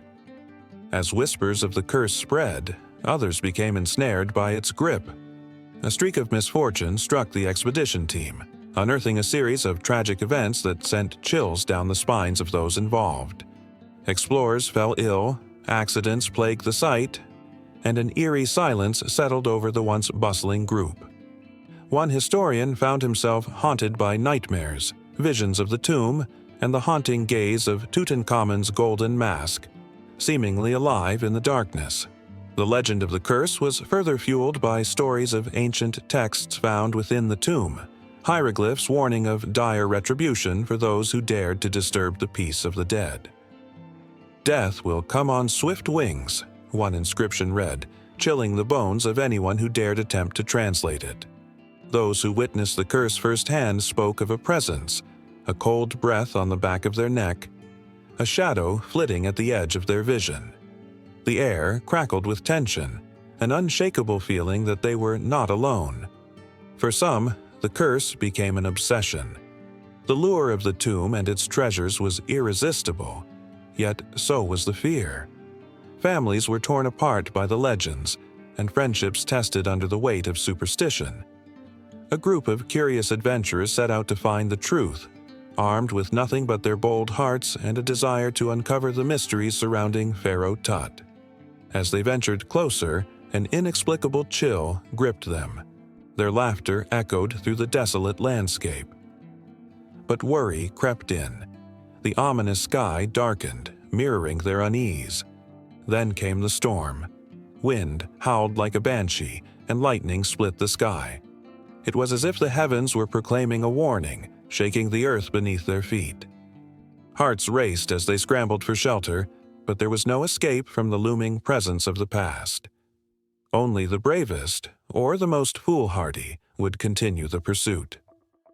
One evening, as they gathered around a flickering campfire, a grizzled old man approached, his eyes glinting with the weight of knowledge. He spoke of the ancient rites performed to appease the pharaohs, the sacrifices made to ensure the peace of the afterlife. A shiver ran down their spines as he recounted tales of those who had met tragic fates, their lives cut short by a curse they had dared to provoke. He warned them, his voice trembling, that the wrath of the pharaohs was not to be taken lightly. Fear coursed through the group like wildfire, igniting the tension in the air. They exchanged glances, a silent agreement to turn back, but deep down, curiosity gnawed at their hearts. The allure of the tomb, the treasures, the mysteries was too powerful to resist. The weight of history called to them, and the curse, whether real or imagined, only added to the thrill. Days turned into weeks as they grappled with their decisions, and soon, their numbers dwindled. One brave soul, driven by the insatiable thirst for knowledge, pressed on alone. He ventured into the heart of the tomb, the air thick with a palpable energy. Every step felt like a trespass. Every breath stirred whispers of the past. The walls seemed to close in, the hieroglyphics watching, judging his presence. And then, just as he reached the sarcophagus, a sudden silence enveloped him. The weight of 1,000 years bore down, and he heard it. The echo of a heartbeat, ancient and steady, resonating through the stone. A cold sweat broke out on his brow as the reality of his intrusion flooded over him. Panic rose, clawing at his throat. With a desperate breath, he turned to flee, but the shadows shifted, the tomb alive with restless spirits, their warnings lost to time. As the darkness consumed him, the air crackled with energy, and the chilling truth of the curse settled in. Those who dared to disturb the slumber of the pharaohs would become part of the legend, their fate woven into the fabric of ancient Egypt, a tale of caution for generations to come. The stories would endure, echoing through time, a reminder of the power of the past, and the price of curiosity. The sun hung low in the sky, casting an orange glow over the lonely landscape of Easter Island, an isolated speck in the vast Pacific Ocean. Here stood the Moai, the monumental statues that loomed large against the horizon, silent guardians of a forgotten past. Each one, carved from volcanic tuff, was like a whisper from history, their stoic faces watching over the land, their expressions hinting at secrets long buried under centuries of dust and time. What had compelled the Rapa Nui people to create such giants, and what had they lost in the process? As twilight deepened, the shadows of the Moai stretched ominously across the ground, their massive forms stirring emotions that were hard to define. Mystery, wonder, and a spine-chilling sense of loss. The legends of the island echoed in the wind, tales of a civilization that flourished and faded, pulling at the heartstrings of those who dared to listen. With each statue standing between 10 and 33 feet tall, weighing up to 82 tons, they were a testament to human ambition and creativity. What did they symbolize for those who toiled to carve them from the solid rock? Once, the island thrummed with life, a vibrant culture that thrived on fishing, farming, and the communal spirit. But the very act of creating the Moai transformed everything. It was said that the giants represented ancestors, powerful beings imbued with the spirit of the past. Locals believed that these statues held the mana, the life force of their ancestors. They were not mere stone. They were lifelines to a lineage, a way to honor those long gone. Yet, with each statue that rose from the earth, the island's resources dwindled. The lush forests that had once flourished were slowly decimated. The trees felled to transport these colossal figures. The sky darkened, and the wind whistled through the crags and cliffs, carrying the faint echoes of a civilization's heartbeat. Questions lingered heavily in the air. Did the Rapa Nui realize the cost of their devotion? Did they foresee the doom that awaited them as they sacrificed their environment for stone gods? The Moai stood as eternal witnesses to a tragic irony. The more they revered their ancestors, the more they paved the way to their own demise. Among the statues, one could spot the details meticulously carved into their stone faces, the elongated noses, the deep-set eyes, and the chiseled cheekbones that seemed to breathe life into the cold rock. Each Moai had its own identity, a unique story sculpted into its being. The artistry was astounding, but it was the sheer determination of the people that was the real marvel. It was said the Rapa Nui used the force of their community, A chorus of chants and the rhythm of drums to lift and sway the statues into place, their hearts racing with both pride and desperation. As night fell, the stars flickered overhead, a blanket of diamonds against the velvety sky. The air turned cool, whispers of the past curling around the Moai like a chilling breeze. In the quiet, one could almost hear the echoes of chants reverberating through the island. A song of hope and despair intertwined. The vibrant culture that had once thrived here was slipping away, lost in the shadows cast by these very giants. But not all was lost. The Rapa Nui people still walked the land, their spirits woven into the fabric of the island. They told stories, shared rituals, and sang songs of their ancestors, their voices threading through the air like lifelines to the past. The Moai, while silent, continued to serve as a connection between the living and the dead, a reminder that their legacy was never truly gone. A sudden rustle in the brush sent shivers down the spines of those who gathered near the Moai. Eyes turned to the darkness, hearts racing, wondering if the spirit of an ancestor had come to pay a visit. The atmosphere was electric, a mix of reverence and fear blending into an intoxicating cocktail. Was it the winds of change whispering of a new truth, or the restless spirits of the past seeking justice for the land they once knew? The tension grew, thick and palpable. In the distance, a figure emerged, silhouetted against the backdrop of a moonlit sky. It moved slowly, deliberately, as if savoring the moment. Was it a spirit or a living descendant of the Rapa Nui? The air crackled with anticipation. As the figure drew closer, the intricate tattoos on their arms glimmered in the moonlight, symbols of their heritage and the weight of their ancestors resting on their shoulders. They paused before a Moai, a deep breath escaping their lips as they reached out to touch the cool stone, seeking a connection that transcended time. The stories and wisdom of the Rapa Nui flowed through them, a torrent of vibrant history and painful lessons. They felt the burden of their ancestors, the struggle between honoring tradition and the need to adapt to survive. Standing there, they became part of an eternal cycle, bridging the past with the present, tying the Moai to the living landscape once more. In that moment, as the starlit night enveloped them, the Moai whispered their secrets to the brave soul who dared to listen. The spirits stirred, the island breathed, and the stories that had been buried beneath the weight of history began to surface once more. The connection between the people and their statues was far from severed. It was a bond forged in love, loss, and the relentless pursuit of understanding. As the figure turned to face the horizon, the sun began to rise, its golden rays spilling over the land, illuminating the Moai in hues of warmth. The journey of the Rapa Nui, their triumphs and tragedies, was woven into the very fabric of Easter Island, their whispers entwined with the wind, their legacy not lost but waiting to be retold, echoing loudly in the hearts of those who yearned to remember. In the dense, humid jungles of Mesoamerica, where the chirping of cicadas fills the air and the sun filters through the thick canopy, a profound mystery lies buried beneath layers of earth and time.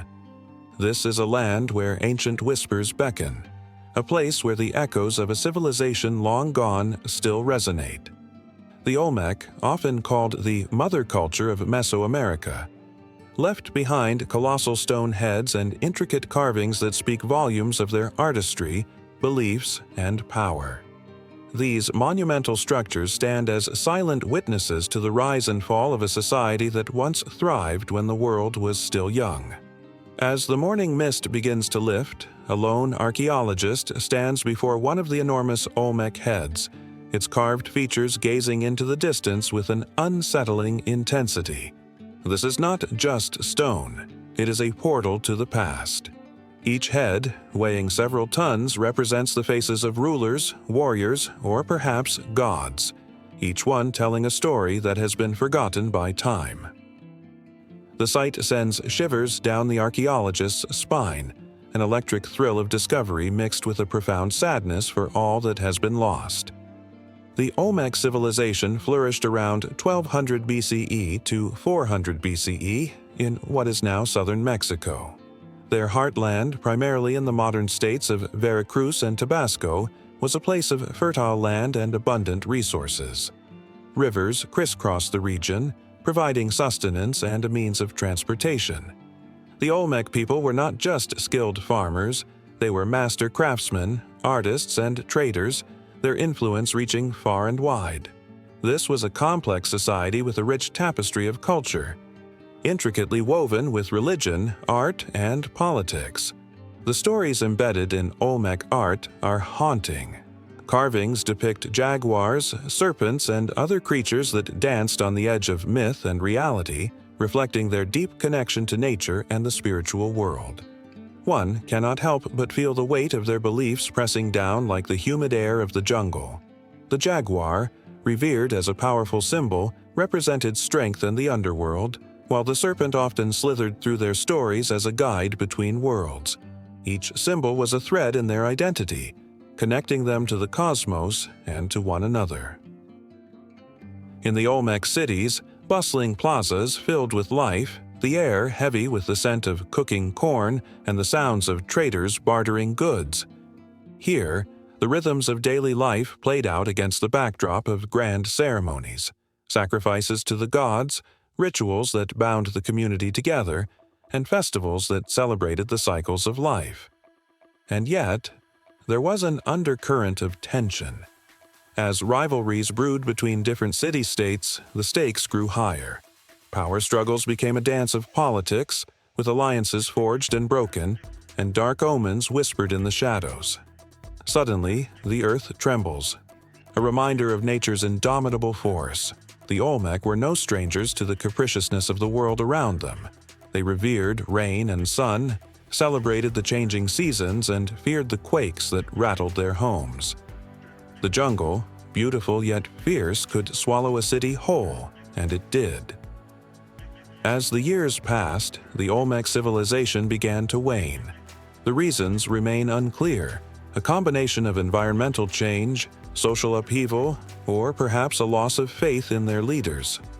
The monuments that once stood proud began to crumble, reclaimed by the jungle, obscured by vines and roots. With each passing year, the Olmec faded deeper into obscurity, leaving behind tantalizing clues for future generations. What drove them to create such monumental works? Did they foresee their demise? The unanswered questions linger in the air, heavy like the humidity that blankets the jungle. As the archaeologist brushes away layers of dirt from a small stone carving, a chill runs through their body.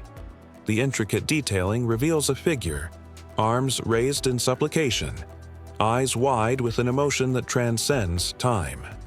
Was it hope, fear, or perhaps a plea to the gods? The thrill of discovery is bittersweet. The more one learns about the Olmec, the more one realizes the fragility of their existence. And in the quiet moments, when the jungle seems to hold its breath, their voices echo.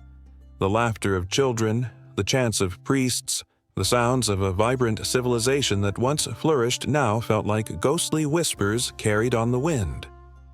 Every artifact, every carving, every colossal head is a reminder of what was once alive and what has since faded into the annals of history.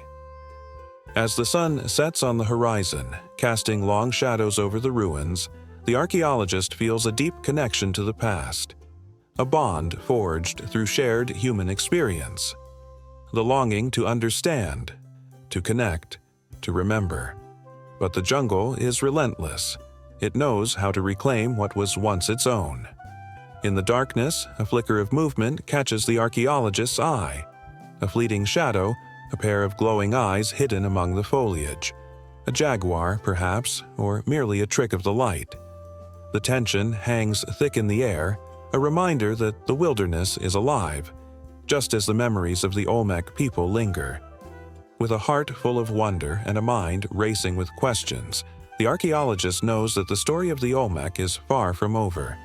There are more secrets to uncover, more truths to chase through the twisting vines and ancient stones.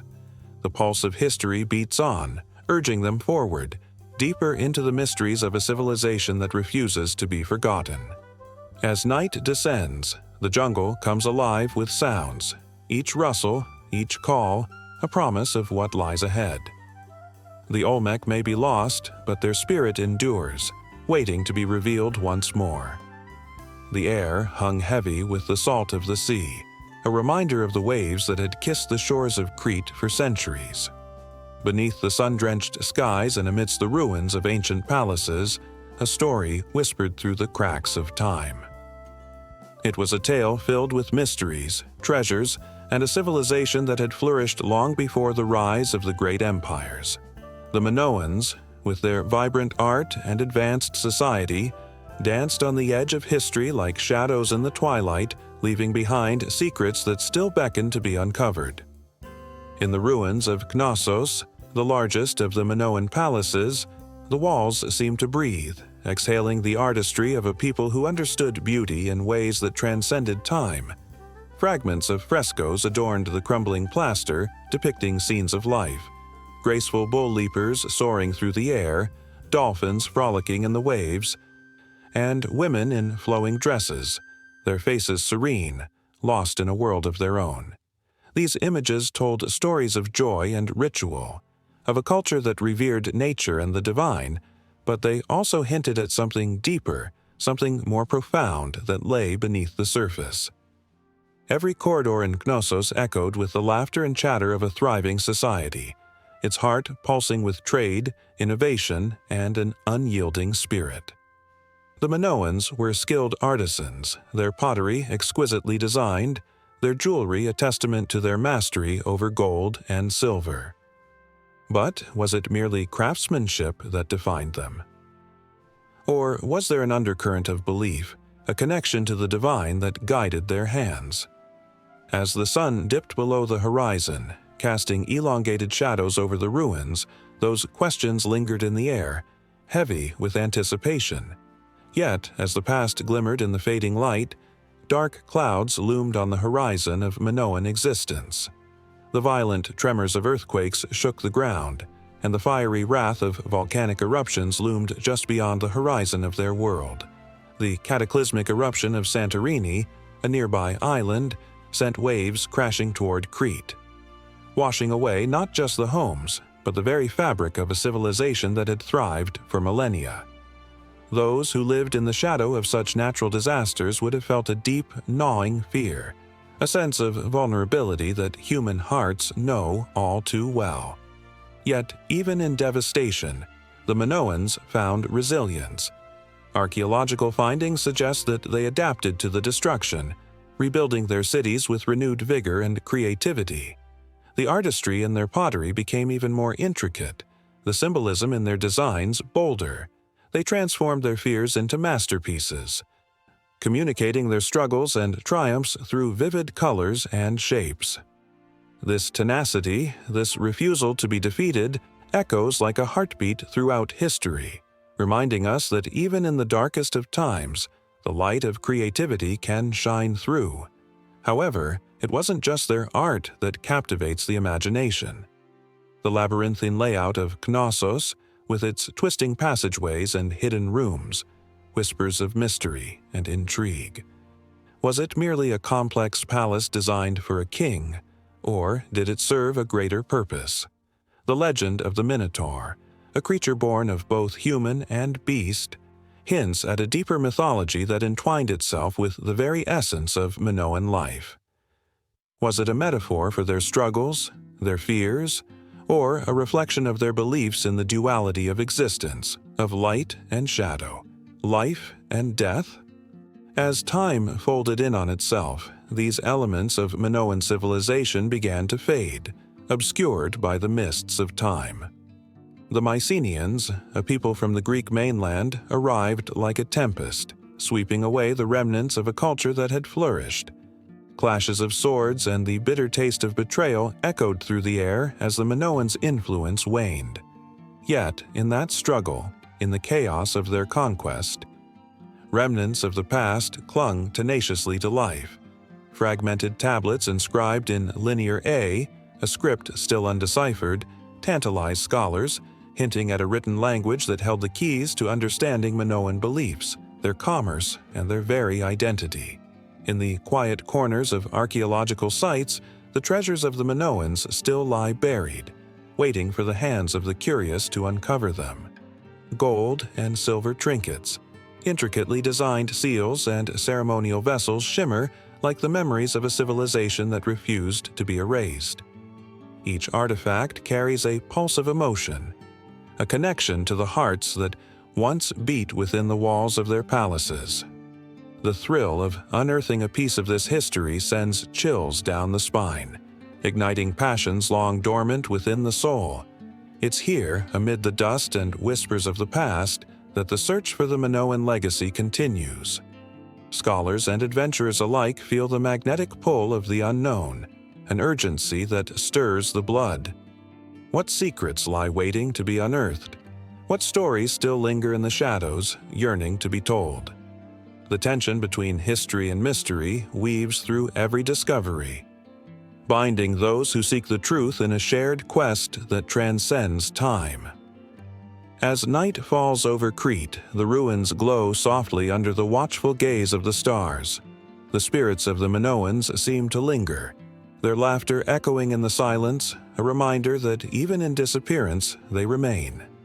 The secrets they left behind entwine with the dreams of those who dare to ask, who yearn to know, and who will stop at nothing to unveil the mysteries of a civilization that dances like a flame in the dark.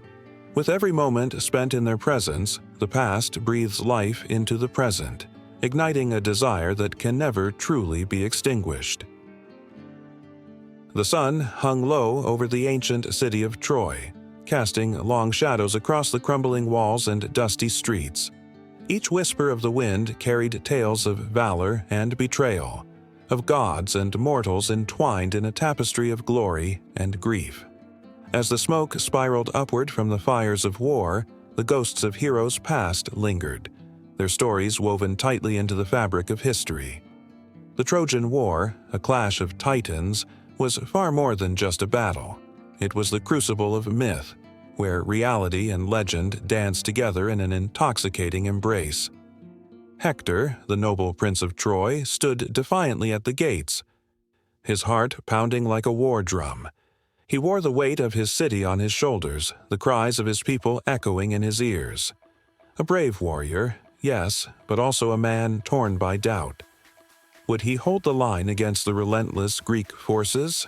Would he succumb to the fate foretold by the oracles? The tension was palpable, a living thing that clawed at his throat. All around him, the air crackled with anticipation, as if the very gods themselves were watching, bated breath held tight in the heavens. Across the plains, Agamemnon, the proud king of Mycenae, rallied his troops, his voice rising above the cacophony of clanging armor and unsheathed swords. The Greeks, fueled by rage and desire, surged forward, each man driven not just by glory, but by the burning need to reclaim what was lost. The beautiful Helen, a woman whose face launched 1,000 ships, had become the epicenter of this cataclysm. Her abduction sparked flames of war that consumed the hearts of many. But was she truly taken against her will? Or had she willingly embraced her fate amongst the Greeks? This question loomed like a specter over the battlefield, a riddle that both haunted and tantalized.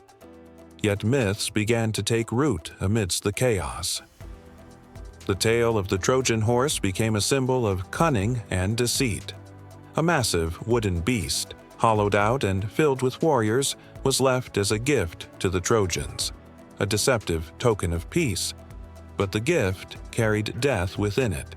The Greeks crept out under cover of darkness, infiltrating the very walls that had stood for nearly a decade against their might. It was a story that would echo through the ages, a cautionary tale about trust and betrayal. But did the horse truly exist? Or was it merely a clever narrative spun by poets seeking glory in the aftermath of bloodshed? As the dust of battle settled, the mythologizing did not cease. The gods, with their capricious nature, played their part in the saga. Athena, wise and vengeful, favored the Greeks, while Aphrodite, the goddess of love, sided with the Trojans. Their interventions were said to twist the fates of men, turning heroes into pawns in a celestial game. Who could truly claim victory when the hands of fate were manipulated by divine will?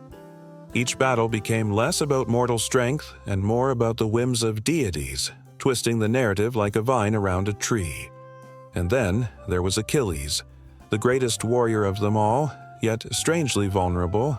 His anger, all-consuming, was sparked not just by the loss of his beloved friend Patroclus, but also by the very nature of honor and pride. His heel, the only part of him that could be harmed, became a metaphor for vulnerability amidst strength. The myth of Achilles' invincibility, shattered by a single arrow to his most tender spot, painted a picture of the tragic hero, born to greatness yet doomed by hubris. How easily he became a legend, a tale told around fires and passed down through generations. But what of the man behind the legend?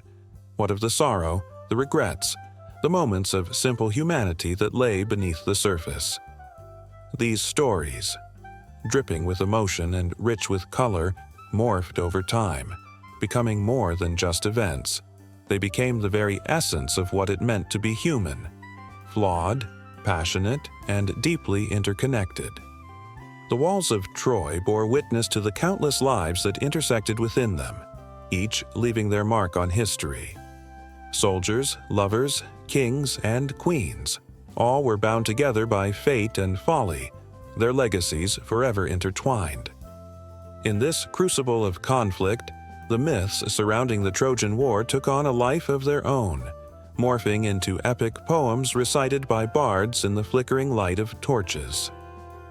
Each recounting added layers to the story, blurring the lines between what was real and what was imagined.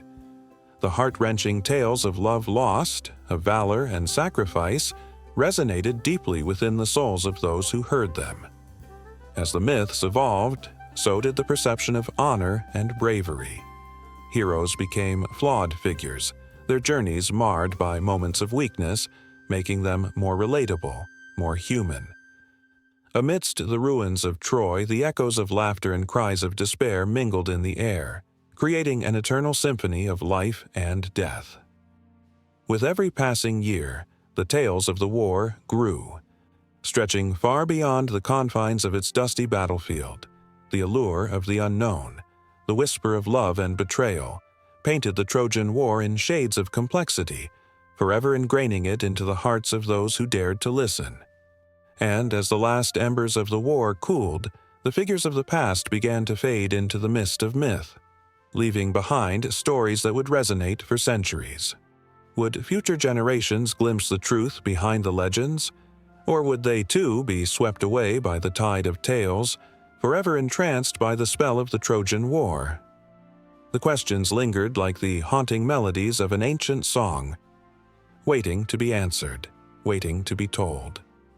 The sun dipped low in the sky, painting the horizon with fiery oranges and deep purples, casting long shadows over the ancient harbor of Rhodes. A gentle breeze danced through the streets, whispering secrets of the past, as a crowd gathered at the water's edge, eyes fixed on the silhouette of a mighty statue. Towering above them, the Colossus of Rhodes loomed like a guardian of the sea, a symbol of triumph and resilience. The air was thick with anticipation, electric with the stories of sailors who had braved stormy seas and merchants who had faced perilous journeys. Crafted from bronze and iron, this colossal figure represented Helios, the sun god, who was believed to protect the island and its people. As the sun set, the statue seemed to come alive, glistening in the fading light, a beacon of hope for those who set sail toward distant shores. Legends whispered of the statue's creation, a labor of love and ambition, forged by the hands of the master sculptor Charis of Lindos.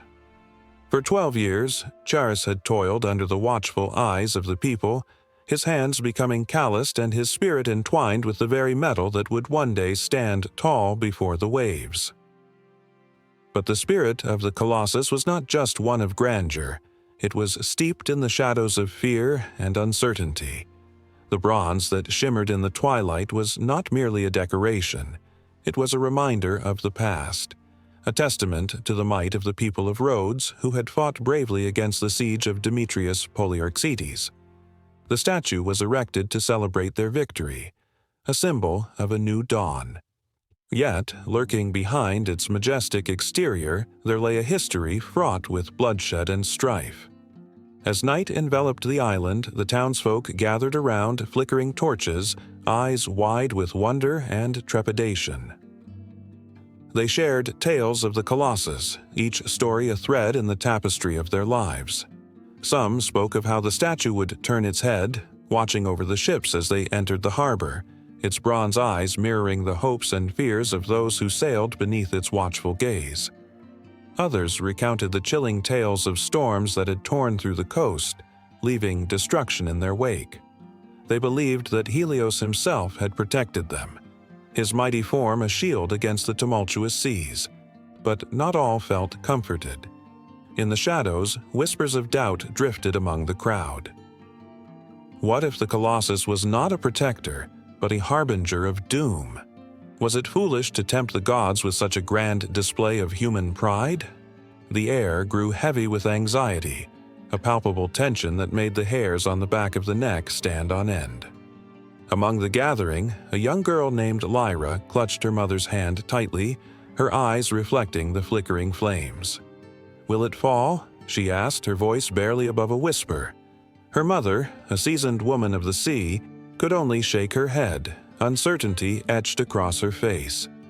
Days turned into years, and the Colossus stood unwavering against the winds of time. Fishermen told tales of how the statue's shadow stretched across the bay, warning sailors of oncoming storms. Merchants swore they felt the ground tremble when thunder rolled over the horizon. Each time the statue caught the light, laughter would erupt in the streets, but beneath the laughter lay a collective heartbeat of fear. They were all aware that even the mightiest could fall. Then, one fateful day, the earth shook with an intensity that left the people of Rhodes breathless. It was as if the very gods had unleashed their wrath upon the island. A great earthquake struck, uprooting the earth and sending waves crashing against the once steadfast Colossus. The statue, which had stood proud for 33 years, began to tremble, the bronze skin creaking as if crying out in pain. The ground split open, and with a deafening roar, the Colossus of Rhodes crumbled under the weight of destiny. Gasps filled the air as shards of bronze rained down like shooting stars, splashing into the sea below. Lyra, now a young woman, stood frozen in horror, her heart shattering alongside the statue she had grown up idolizing. The once glorious figure that had watched over her childhood was now nothing but a heap of twisted metal and shattered dreams. The laughter of the townsfolk turned to wails of despair, their voices echoing against the cliffs as they mourned their lost guardian. For years, the remains of the Colossus lay scattered on the shores of Rhodes, a haunting reminder of what had once been. Stories circulated of the statue's spirit lingering in the waves, seeking vengeance against those who had dared to defy fate. Many believed that the gods had punished them for their hubris, while others thought the Colossus had fallen to teach humility. The tide washed over the remnants, and as the sun rose each day, it cast a golden hue over the ruins, transforming sorrow into beauty, a bittersweet reminder that even in loss, there is hope. As the seasons changed, so did the island. New generations were born, stories were retold, and the legends of the Colossus grew richer with each retelling. Yet, the mystery of its fall lingered like a shadow, a question that haunted the hearts of the people. Was it truly a product of nature, or had the gods intervened for reasons yet unknown? Lyra, now a wise elder, would gaze out at the sea, her heart heavy with the weight of history. She could feel the pulse of Rhodes beneath her feet, could sense the longing for resolution, a desire to understand what had been lost. But the answers were elusive, hidden in the depths of the ocean and in the whispers of the wind. As night fell once more, and the stars flickered like ancient eyes watching over the island, the people gathered once more by the harbor. They lit candles, sending them afloat on the gentle waves, their flickering flames a tribute to the Colossus. It was a ritual born from grief, but also from an unyielding spirit, the same spirit that had once breathed life into the statue. In that moment, as the candles danced upon the water, a chill swept through the crowd. Lyra felt it, a connection to something greater, something woven into the very fabric of their existence. The stories of the Colossus echoed in her heart, and she understood then that the statue was not merely a figure of bronze, it was a symbol of the human spirit, resilient, defiant, and forever searching for answers in the face of uncertainty. And as the waves lapped gently against the shore, she sensed a whisper of promise in the air, a promise that the story of the Colossus of Rhodes was far from over. Beneath the endless expanse of an azure sky, the sun blazed fiercely over the dense jungles of South America. Somewhere, hidden among the thick vines and towering trees, lay the whispered promise of untold riches, a city gleaming with gold, El Dorado.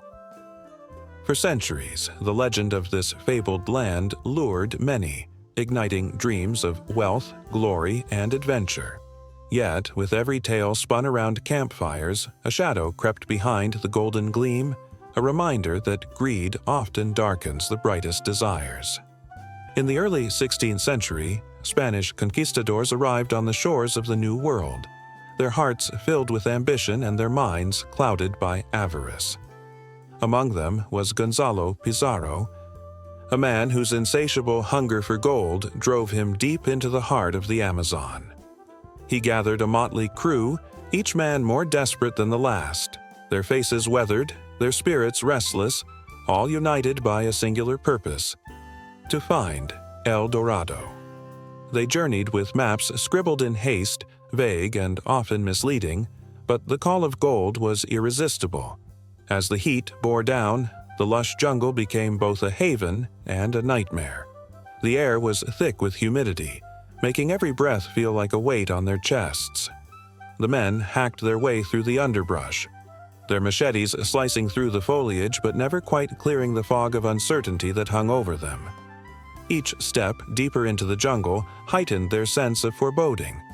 Unseen eyes watched from the shadows, and strange sounds echoed through the trees, raising the hairs on the backs of their necks. Days turned into weeks. The men, once filled with bravado, began to show signs of wear. Illness swept through the camp, fevers and dysentery turning their dreams of glory into nightmares. Yet the lure of gold kept them shackled to their quest. They traded their dwindling supplies for tales from indigenous tribes, stories of a king who covered himself in gold dust and ruled over a city of precious stones and metals. Each tale fanned the flames of their greed, urging them onward, deeper into the unknown. But greed, like a voracious beast, consumes its host. Pizarro's men began turning on each other. There were whispers of betrayal, eyes narrowing suspiciously at the sight of fellow treasure seekers. Arguments erupted over decisions made and paths chosen. What once united them now threatened to tear them apart. Friendships forged in the fires of adventure began to crumble, replaced by a gnawing distrust that seeped like poison into their ranks. One fateful night, under a crescent moon, a scout returned with wild eyes and a trembling voice. He spoke of a river that flowed like molten gold, of mountains that sparkled like stars. The camp erupted in fevered excitement. This could be the find that turned their suffering into fortune. Pizarro, driven by visions of glory, rallied his men with a fiery speech, igniting their dwindling spirits. They set out anew, hearts pounding with the promise of gold glittering just beyond the horizon. As they navigated through the treacherous terrain, the jungle transformed into a labyrinth of dangers. They faced venomous snakes and bloodthirsty insects, nature's wrath coming down hard on men who dared disturb its ancient sanctum. But it wasn't just the beasts of the jungle they had to fear. They stumbled upon villages occupied by indigenous peoples, guardians of the land who defended their homes against these intruders. Tensions flared, arrows flew, and violence erupted. Pizarro's men, blinded by greed, clashed with warriors defending their territory, leaving blood and sorrow in their wake. The jungle grew quieter in the aftermath. The weight of guilt hung heavily on the survivors as they moved further away from the horror they had unleashed. With each step, the jungle seemed to close in around them, a living prison that whispered of their sins. The promise of El Dorado felt like a distant echo, fading under the heavy weight of loss and regret. The gold that had seemed so tantalizing now glimmered like a mirage, unattainable and mocking. Weeks later, with their numbers dwindling, the survivors stumbled upon a clearing.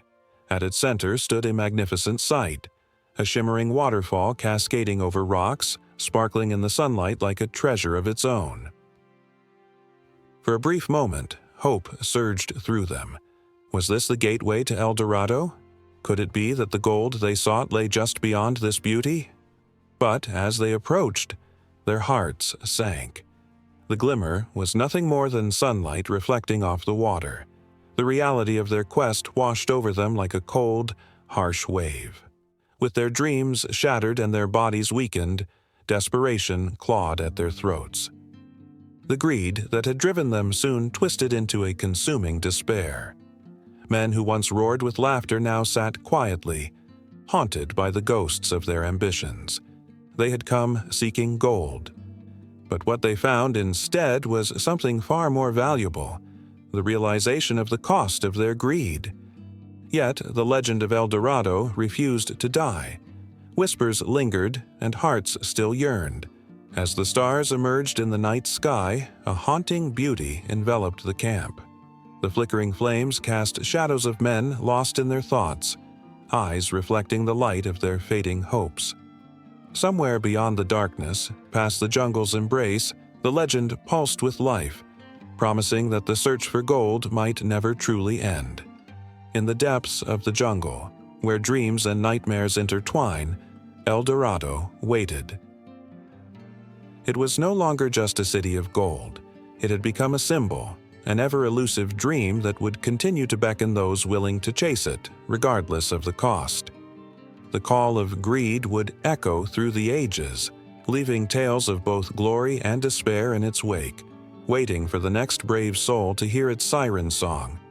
In the misty shadows of ancient history, where the line between myth and reality blurs, the fierce Amazons ride across the plains, their war cries echoing like thunder. These legendary women, armed with bows and arrows, are not just figments of imagination. They are embodiments of strength, courage, and defiance against a world that sought to confine them. As stories of their valor spread, they sparked both awe and disbelief. Were they simply tales spun by men? Or were these women truly warriors, living and fighting for their freedom in a time when society expected them to be docile? The Greeks spoke of them with both admiration and trepidation. They painted vivid pictures of fierce battles fought against these women, suggesting that the Amazons were not just warriors, but symbols of a challenge to the male-dominated world. In the minds of many, the Amazons represented a fearsome idea, a group of women who defied the norms, who wielded power and authority, and who thrived outside the limitations imposed on their gender. The stories of these women traveled through the ages, captivating the imaginations of countless generations.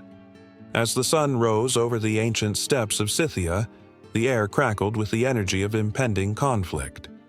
Clad in leather armor, with hair flowing wild in the wind, the Amazons prepared for battle, their hearts echoing the rhythm of their galloping horses. Their eyes burned with an intensity that spoke of freedom, vengeance, and an unyielding spirit. Each woman could feel the weight of her ancestors on her shoulders, a lineage of warriors who had fought against oppression and adversity. They weren't just preparing for a fight, they were standing on the shoulders of giants. In the heat of battle, arrows flew like angry hornets, each one a testament to their training and resolve. The clash of swords and shields rang out, a symphony of chaos. Here were warriors who were as skilled as their male counterparts, perhaps even more so. They fought not just for survival, but for the very essence of what it meant to be an Amazon. The stories told of their incredible feats, how they could single-handedly take down a man twice their size, or how they could ride horses at galloping speeds while shooting arrows with unerring accuracy. Yet, amidst the glory of battle, there was an undeniable sense of tragedy. For every victory came the haunting awareness of loss. The battlefield was a cruel teacher, and the cost of freedom weighed heavily on their hearts. As the dust settled after a long day of combat, the Amazons would gather around a flickering fire, their faces illuminated by its warm glow. In those quiet moments, the laughter and camaraderie would fill the air, a temporary balm for their wounds. They shared tales of bravery, not just of their own, but of the women who came before them. Each story served as a reminder of their purpose, of the spirit that bound them together. The bond they shared was unbreakable, forged in fire and battle, a sisterhood that transcended time and space. But even in the embrace of kinship, whispers of doubt lingered in the corners of their minds. The world outside their campfire was filled with skepticism and derision. Historians, philosophers, and poets debated the existence of these warrior women, their words echoing across the ages. Was this a mere fantasy? A constructed narrative that served to entertain? Or was there a kernel of truth hidden within the tales, a reflection of women who stood against the tide of oppression? The tension between myth and reality hung thick in the air, a question that demanded to be answered. Amidst the ongoing discussions, a particularly intriguing figure emerged, a woman named Hippolyta, the queen of the Amazons. Her name carried weight, a symbol of power and leadership that captivated those who heard it. Stories of her bravery and wisdom spread like wildfire, reaching even the ears of powerful kings. But with power came jealousy. As men sought to undermine her, they twisted the tales of her heroism into something sinister, branding the Amazons as savages, as destroyers of peace. This misrepresentation only fueled their fire. Each insult, each slander, became a rallying cry, pushing the Amazons to fight not just for themselves, but for all women who had been silenced throughout history. The Amazons were more than just warriors, they were pioneers of autonomy, challenging societal norms and expectations. While some believed their existence was merely a myth, others saw in their story a reflection of the very struggles women faced even centuries later. The conversations continued, weaving a complex tapestry of admiration, fear, and questioning. As the fires burned low, the Amazons would sit in silence, contemplating their legacy. What would be said of them when the dust of time settled? And then there were the legends of their encounters with the great Greek heroes. The tales told of fierce duels, of love that blossomed amidst conflict. Achilles and Theseus found themselves entangled in the lives of these warrior women, forming bonds that transcended the battlefield. Yet, for every romance there was a clash of ideals, a struggle for power. The Amazons did not merely submit to the desires of men. They stood their ground, demanding respect and recognition. With every clash, another layer of their identity was revealed, and they became more than just a story. They were a movement, a whisper of revolution echoing through the ages. As the moon hung high in the night sky, the Amazons prepared for yet another day of battle. Each heartbeat resonated with the promise of freedom, each breath filled with the scent of adventure. And within that night's stillness, the truth lingered on the edge of revelation. What would become of their story? Would history remember the Amazons as mere myths? Or would the world finally recognize the fierce warriors they truly were? The women who defied expectations and wielded the power of choice.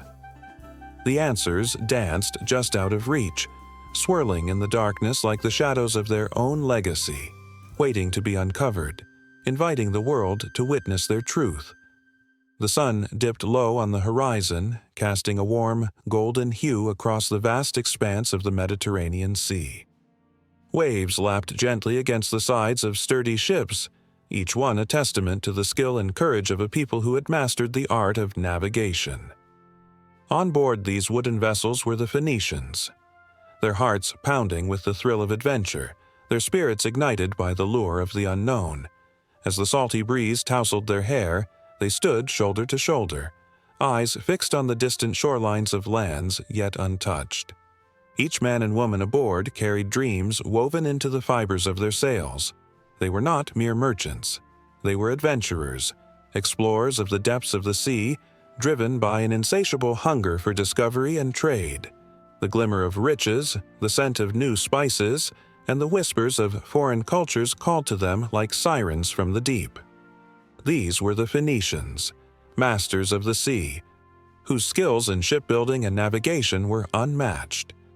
Their ships, sleek and swift, seemed to dance upon the waves, cutting through the water with grace and power. It was said that the very design of their vessels was a secret passed down through generations, a treasure more valuable than gold. Each hull was crafted with care, every sail hoisted with precision as they prepared to set forth into the spine-tingling embrace of the open ocean. The tales of their journeys echoed through bustling ports and vibrant markets. They traveled far beyond the familiar shores of Tyre and Sidon, venturing into the very heart of the Mediterranean, where the sun painted the sea in shimmering shades of blue. Beyond the horizon lay the rich lands of Egypt, the majestic pyramids rising from the desert like ancient giants. They sailed toward the shores of Cyprus, where the sweet smell of copper and tin filled the air, a treasure trove waiting to be unearthed. But as each wave lapped against the bow, it whispered secrets of storms to come. The Phoenicians were not just traders. They were risk-takers, willing to face the fury of the elements in their quest for prosperity. On one such voyage, a tempest roared to life, dark clouds swirling ominously above. The sea turned turbulent, its waves rising like mountains threatening to swallow them whole. Yet their hearts beat with an unyielding determination. They navigated the fury, every sailor gripping the ropes with white-knuckled strength, their voices raised in a chorus of defiance against nature's wrath. In the midst of the storm, a young sailor named Baal struggled to keep his footing. His eyes, wide with fear, were drawn to the wild dance of lightning illuminating the dark sky. Yet, deep within him burned a fierce resolve. They were Phoenicians, and the sea was in their blood. He clung to the mast, not just for balance but for the legacy of his forefathers, a legacy that demanded courage and tenacity. With each crash of thunder, Baal's spirit soared higher, fueled by the knowledge that they were not battling the storm alone. They were a crew united by a shared dream. As the tempest passed, a fragile calm settled over the sea, and the sun broke through the clouds, casting a radiant light over the crew. They emerged from the chaos, their hearts pounding not just from fear, but from triumph. They had faced the abyss and returned stronger. With laughter and tears of relief, they celebrated their survival, forging bonds that transcended the perils of the sea. Days turned into weeks as they journeyed onward, reaching the shores of far-off lands. They encountered the mystical cultures of North Africa, where they traded vibrant textiles and exquisite jewelry. The exotic fragrances of myrrh and incense wafted through the air, wrapping around them like an intoxicating embrace. They marveled at the array of goods laid before them, each item a story waiting to be told, a memory waiting to be made. Their ships returned laden with treasures, but it was the tales of their adventures that truly enriched their lives. They spoke of the people they met, the friendships forged, and the lessons learned. Each port they touched became a chapter in the grand narrative of their existence, woven together with laughter, joy, and sometimes heartache. Yet the sea was unforgiving. As they charted new courses and dared to dream bigger, they faced challenges that tested their resolve. On a fateful journey to the distant shores of the Iberian Peninsula, they encountered tribes fiercely protective of their land. Tensions flared as misunderstandings and cultural clashes erupted like a heated tempest. The Phoenicians, ever adaptable, sought common ground, trading not just goods, but stories and skills. They learned the local languages, shared their knowledge of navigation, and fostered an understanding that transcended the barriers of distance and difference. As dusk fell and the stars began to twinkle in the night sky, they gathered around the flickering flame of a campfire, laughter echoing into the darkness. In that moment, they realized that their voyages were not just about seeking wealth. They were about forging connections across cultures, building bridges that could withstand the fiercest storms. With each passing voyage, the Phoenicians continued to etch their legacy upon the world, the winds of fate propelling them toward new horizons. They sailed not just for themselves, but for their children, for the generations that would follow them, those who would look to the skies and dream of distant shores. The sea called to them, a wild and beautiful mistress, full of secrets yet to be unveiled. It was a world where each wave held the promise of adventure, where every sunset marked the end of one journey and the beginning of another. The Phoenicians, masters of the sea, would forever be bound to her embrace, sailing onward into the depths of history, their hearts forever fueled by the fire of exploration. And as they navigated the ocean's expanse, they knew this was just the start of their incredible story, a tale woven into the very fabric of the sea. In the flickering shadows of a dying fire, a group of weary travelers huddled close together, their faces etched with the lines of fear and uncertainty. Outside, the wind howled like a hungry wolf, and the night sky was a tapestry of stars untouched by the light of civilization. They spoke in hushed tones of a time when the world was vibrant, filled with knowledge, artistry, and the fervor of exploration. Yet, as they whispered, an unsettling thought lingered in the air. Had that world ever truly existed? The Dark Ages, a term that sent shivers down the spines of many, conjured images of squalor and ignorance. Yet this period was not simply a void of time, but a complex tapestry woven with contradictions. As the candle flickered, casting eerie shadows on the damp stone walls, the travelers began to recount the legends of a lost civilization that had once flourished, only to be shrouded in myth and misunderstanding. In the early years following the fall of Rome, Europe stood at a crossroads. Cities that had once pulsed with life transformed into ghostly echoes of their former selves. Streets once bustling with merchants selling spices and silks turned into overgrown paths, choked with weeds and memories. It was a time when the light of learning seemed to flicker and fade, like the dying embers of the fire before them. Yet, buried beneath this narrative of despair, lay stories of resilience and hidden brilliance, waiting to be unearthed. The travelers spoke of monasteries that became sanctuaries of knowledge. Monks, with their ink-stained fingers, copied ancient manuscripts, preserving the thoughts of philosophers and scholars from a bygone era.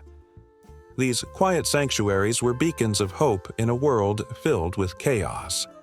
Beneath the thick stone walls, ideas were nurtured, and the seeds of the Renaissance were sown in secret, as if the monks knew that the light they carried would one day break through the shadows. But beyond the walls of these sanctuaries lay a landscape transformed. Villages sprang up where once mighty cities stood, and communities banded together, forging bonds of survival. The tales of warriors and farmers intertwined, creating a rich folklore. Knights in shining armor rode through forests thick with mystery, their fates entwined with the lives of those they vowed to protect. Yet, lurking beneath the surface was the ever-present threat of invasion, as marauding bands sought to claim what little had been rebuilt from the ashes of empire. The travelers recalled the fierce battles that marked this turbulent age, where bravery met brutality in a cruel dance. The clash of swords rang out like thunder, echoing in the valleys. The bravery shown by those fighting for their homes was astonishing. Heroes emerged, figures whose names would be sung in ballads for generations. Each battle, each victory, and each loss shaped a civilization that would not be so easily forgotten. But for every tale of valor, there were whispers of darkness. Plagues swept through the land, leaving devastation in their wake. The Black Death, an unseen specter, claimed lives indiscriminately, reducing once thriving communities to mere shadows of their former selves. The air thick with despair, as families were torn apart and laughter turned to silence. Yet, amidst this heart-wrenching sorrow, the human spirit clung to survival, creating bonds that would last beyond the grave. The travelers, lost in their own reflections, began to realize that the so-called Dark Ages were not only a period marked by loss, but also a time of incredible transformation. The very foundations of modern Europe were being crafted through the trials and tribulations of these years. As they spoke, the fire crackled, sending sparks dancing towards the ceiling, illuminating the faces of those gathered, a reflection of the flickering hope that persisted despite the surrounding darkness. One traveler, with eyes full of wonder, recounted the stories of trade routes that connected distant lands. From the spices of the east to the silks of the south, a network of exchange blossomed, allowing cultures to intermingle. Even in the darkest times, the struggle for knowledge and connection persisted. The travelers spoke of the Vikings, those fearless explorers who, despite their fearsome reputation, were also traders and settlers, fostering connections that reshaped entire regions. As the night deepened, the mood shifted. Tales of betrayal mingled with stories of loyalty. The power struggles between kings and emperors painted a landscape rife with intrigue. Alliances were formed and broken like fragile glass, while the hearts of men were tested under the weight of ambition. The whispers of treachery echoed through the ages, revealing that the darkness was not just a physical state but also a moral one, as humanity grappled with its own demons. A chill ran through the air as the travelers noticed the fire began to dwindle. They leaned closer, seeking warmth but also the comfort of shared stories. A sudden gust of wind blew through the cracks in the walls, and for a brief moment they caught a glimpse of shadows moving in the darkness beyond.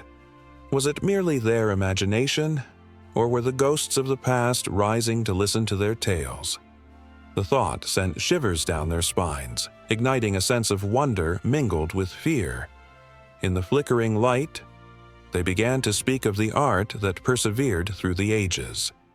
The artistry of illuminated manuscripts, the grandeur of cathedrals that reached for the heavens, and the craftsmanship that transformed simple materials into objects of beauty and reverence. Each stroke of the brush, each chisel against stone, spoke of a yearning for expression that transcended time, a testament to the indomitable human spirit that refused to be extinguished. The travelers' voices rose and fell like the ebb and flow of the tide, each word drumming up visions of a time lost but not forgotten. They were bound together by a shared recognition that the Dark Ages were not merely a chapter of darkness, but a rich, complex narrative filled with beauty, pain, and triumph. As the last flicker of the fire struggled to remain alive, their stories intertwined, creating a tapestry of human experience that demanded to be told. With every heart-pounding tale, they drew closer, united in their understanding that the myths of a lost civilization were not just stories from the past, but echoes of a resilience that would continue to reverberate through the ages. And as the fire finally dimmed, they knew that their tales would not end here. The cycle of history would continue, waiting for the light to break through once more. As the sun dipped below the horizon, casting long shadows over the ancient ruins of Knossos, whispers of fear swirled in the cool evening air. The legend of the Minotaur loomed like a dark cloud, and those who knew the tales felt a chill run down their spines. In the labyrinthine passages beneath the palace, a monstrous creature awaited, half man, half bull, a horrifying embodiment of a curse that had befallen King Minos of Crete. The origins of the Minotaur are shrouded in intrigue. It began with a tragic twist of fate. Minos, desperate to prove his divine right to rule, prayed to Poseidon for a magnificent bull as a symbol of his power. When the god obliged, Minos, bewitched by the bull's beauty, kept it for himself, offering instead a lesser creature in sacrifice.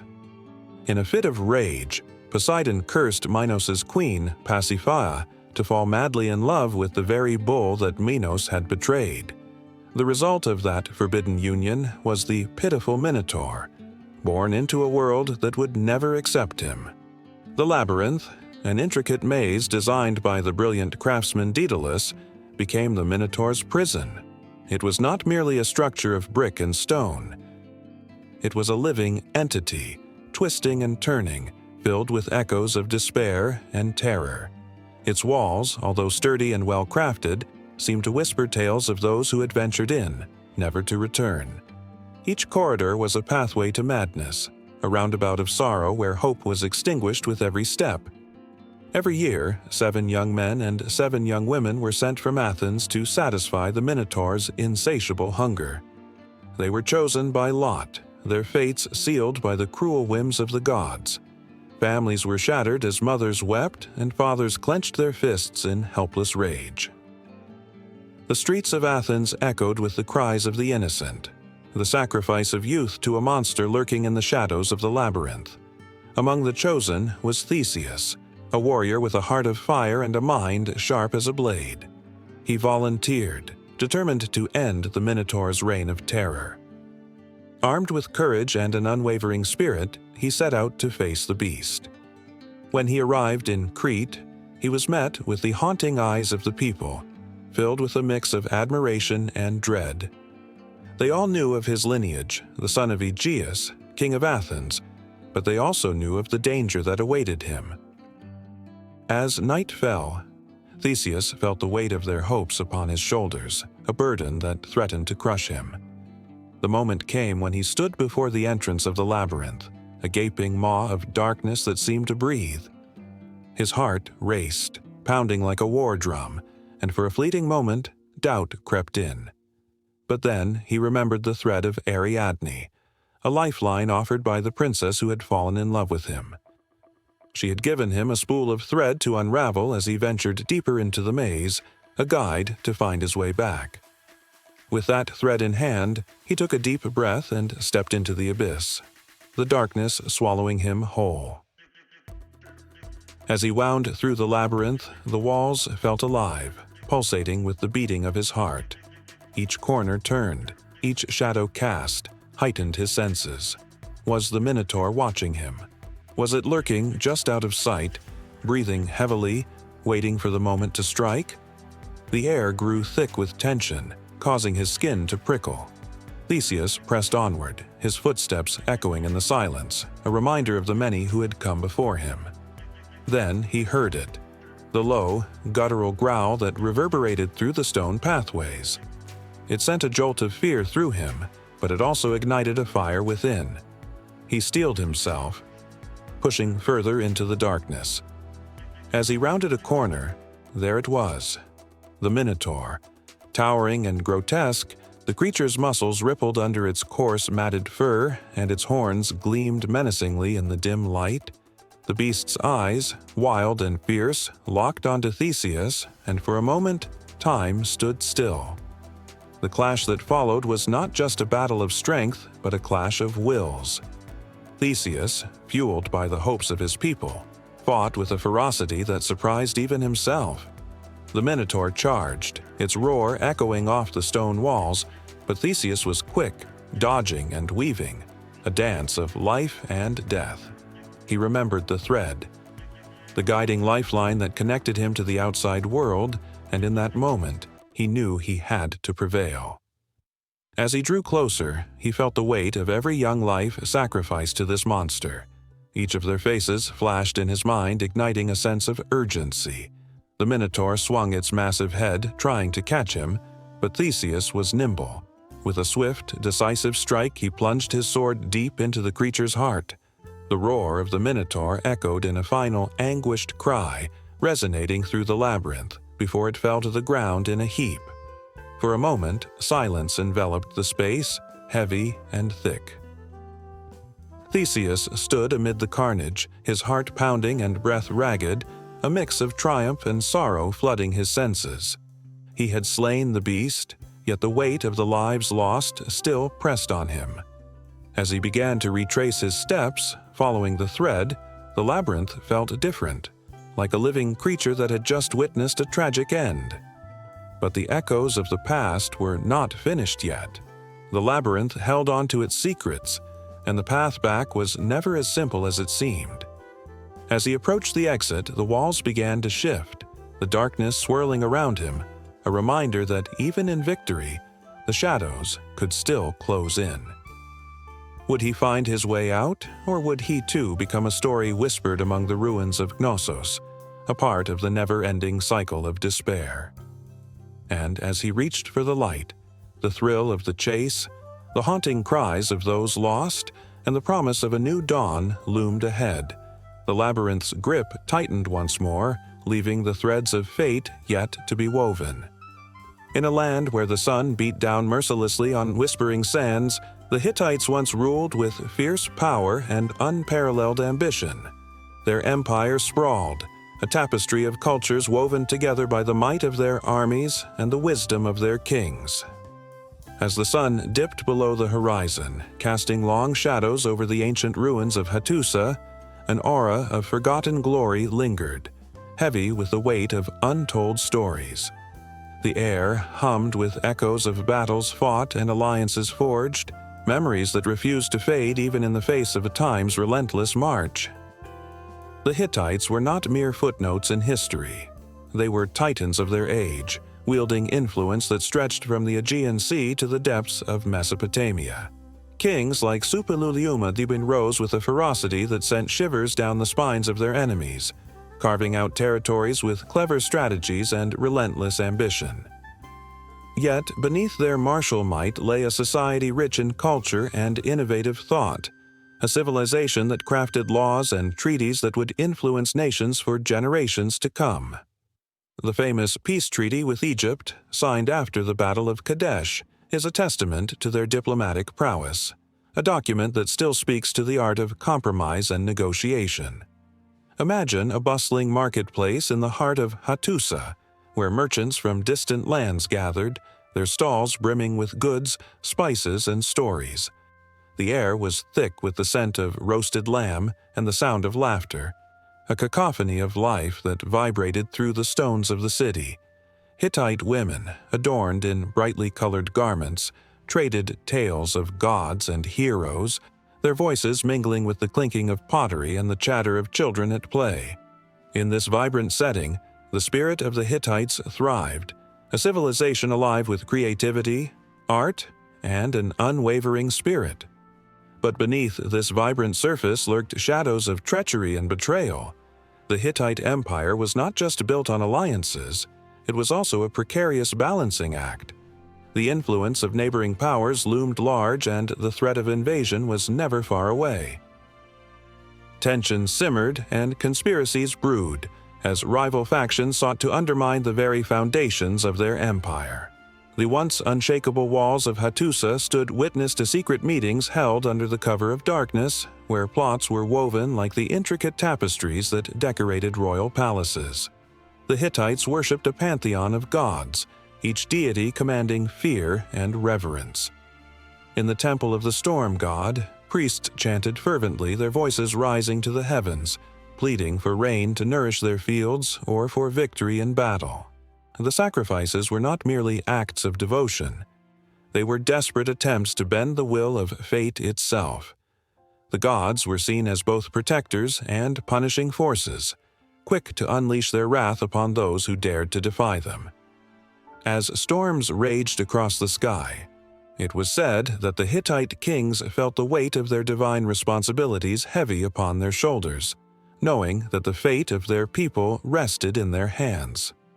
In the midst of this powerful dynasty, the story of a young soldier named Karan echoed, his heart pounding in sync with the marching drums of war. Eager and fearless, he had joined the army to prove himself, to carve his own legacy in the annals of history. The battlefield was a chaotic symphony of clashing metal and cries of valor, where the air thickened with dust and the stench of sweat.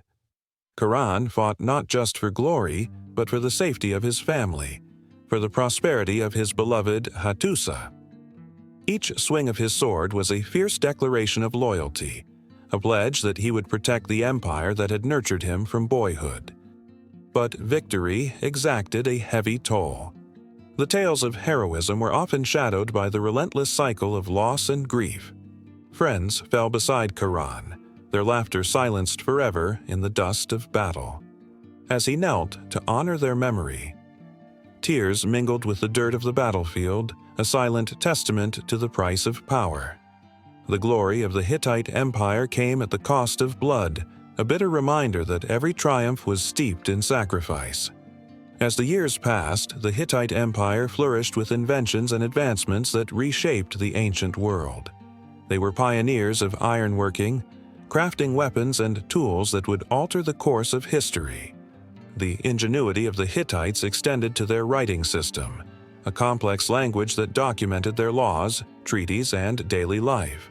Their craft echoed through the corridors of time, a legacy etched in clay tablets that would one day be unearthed, revealing the brilliance of a people whose voices still longed to be heard. But, as fate would have it, the winds of change began to howl. Enemies that once bowed before the Hittite might grew bolder, emboldened by the whispers of dissent within.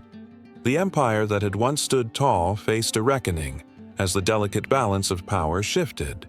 Was it hubris that led to their downfall, or were they simply victims of the relentless tide of history?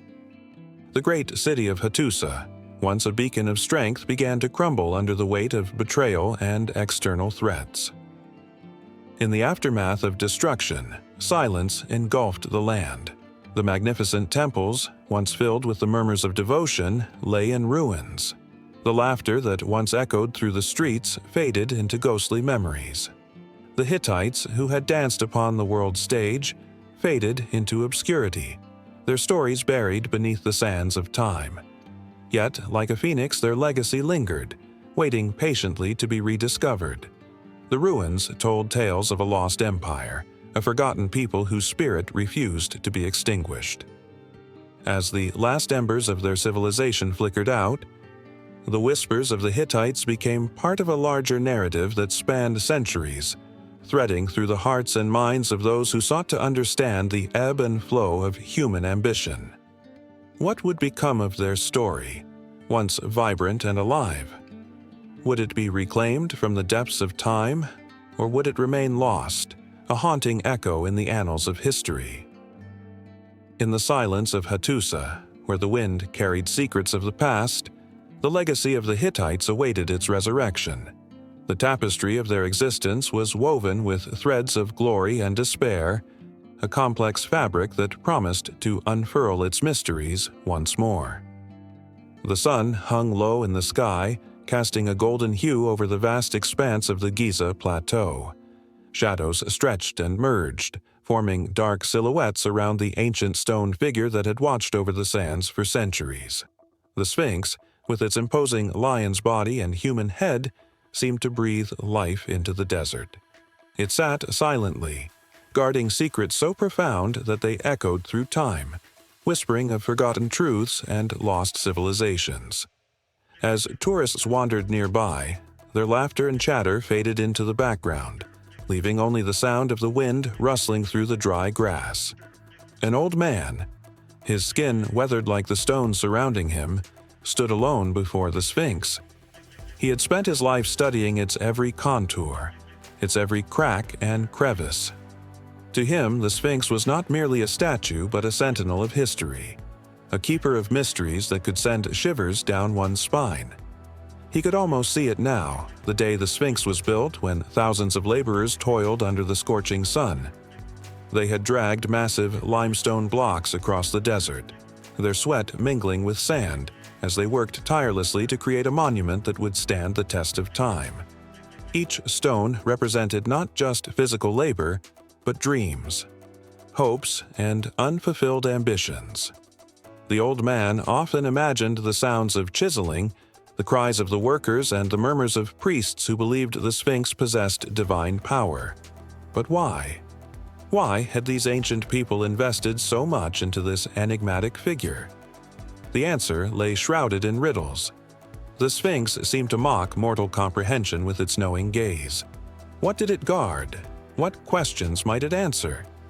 The old man felt a chill race down his spine as a single thought invaded his mind. Was the Sphinx a tomb or a portal? For centuries, the Sphinx had been associated with the pharaohs, their eternal resting place. But as the sun dipped further, the air grew heavy with questions that had never been fully addressed. He remembered the tales he had heard as a child, stories of the Sphinx speaking to those worthy enough to listen. What walks on 4 legs in the morning, 2 legs at noon, and 3 legs in the evening? The riddle haunted him, as it had haunted many before him. The answer was man, yet the significance of the riddle lay deeper. It spoke not just of time, but of the essence of existence itself, a reminder of mortality that left a lingering unease in his heart. He turned, looking back at the stone giant. The Sphinx seemed larger than life, almost alive.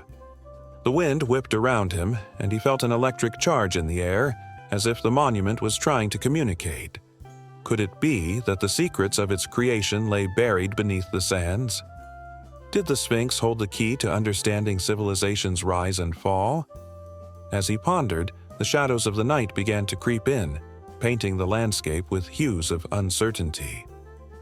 The old man's mind raced with memories of the great archaeologists who had come before him, men who had dedicated their lives to unlocking the enigma. He recalled their excitement, their triumphs, and their failures.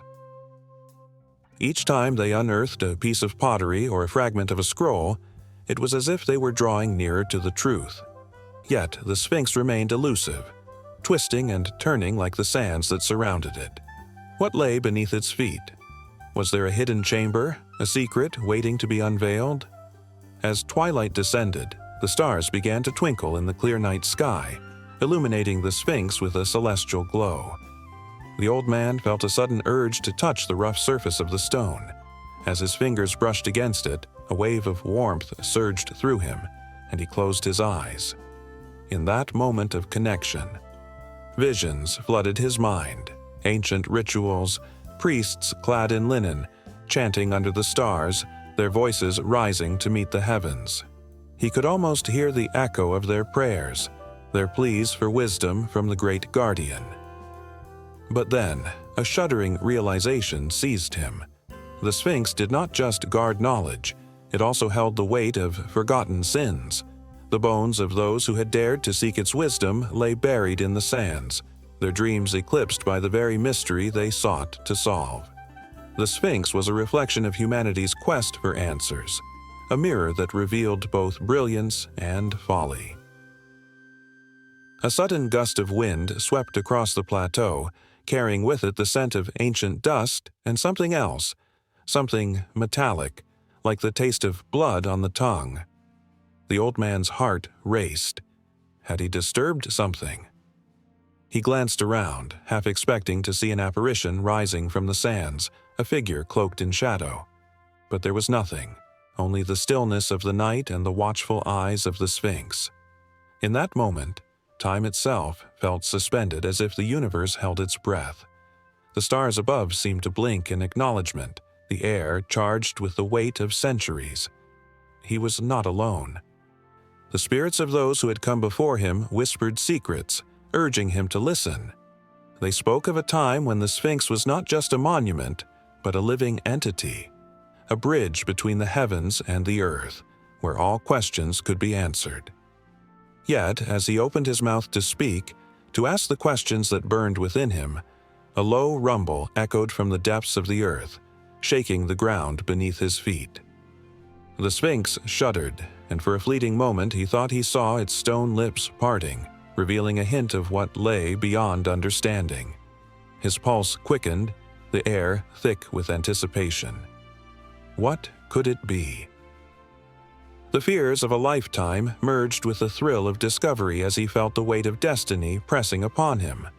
With each heartbeat, the old man stood on the cusp of revelation, teetering on the edge of the known and the unknown, where the riddles of time coiled around him like a serpent. The Sphinx beckoned, its silent roar resonating through the ages, offering a glimpse of both enlightenment and despair.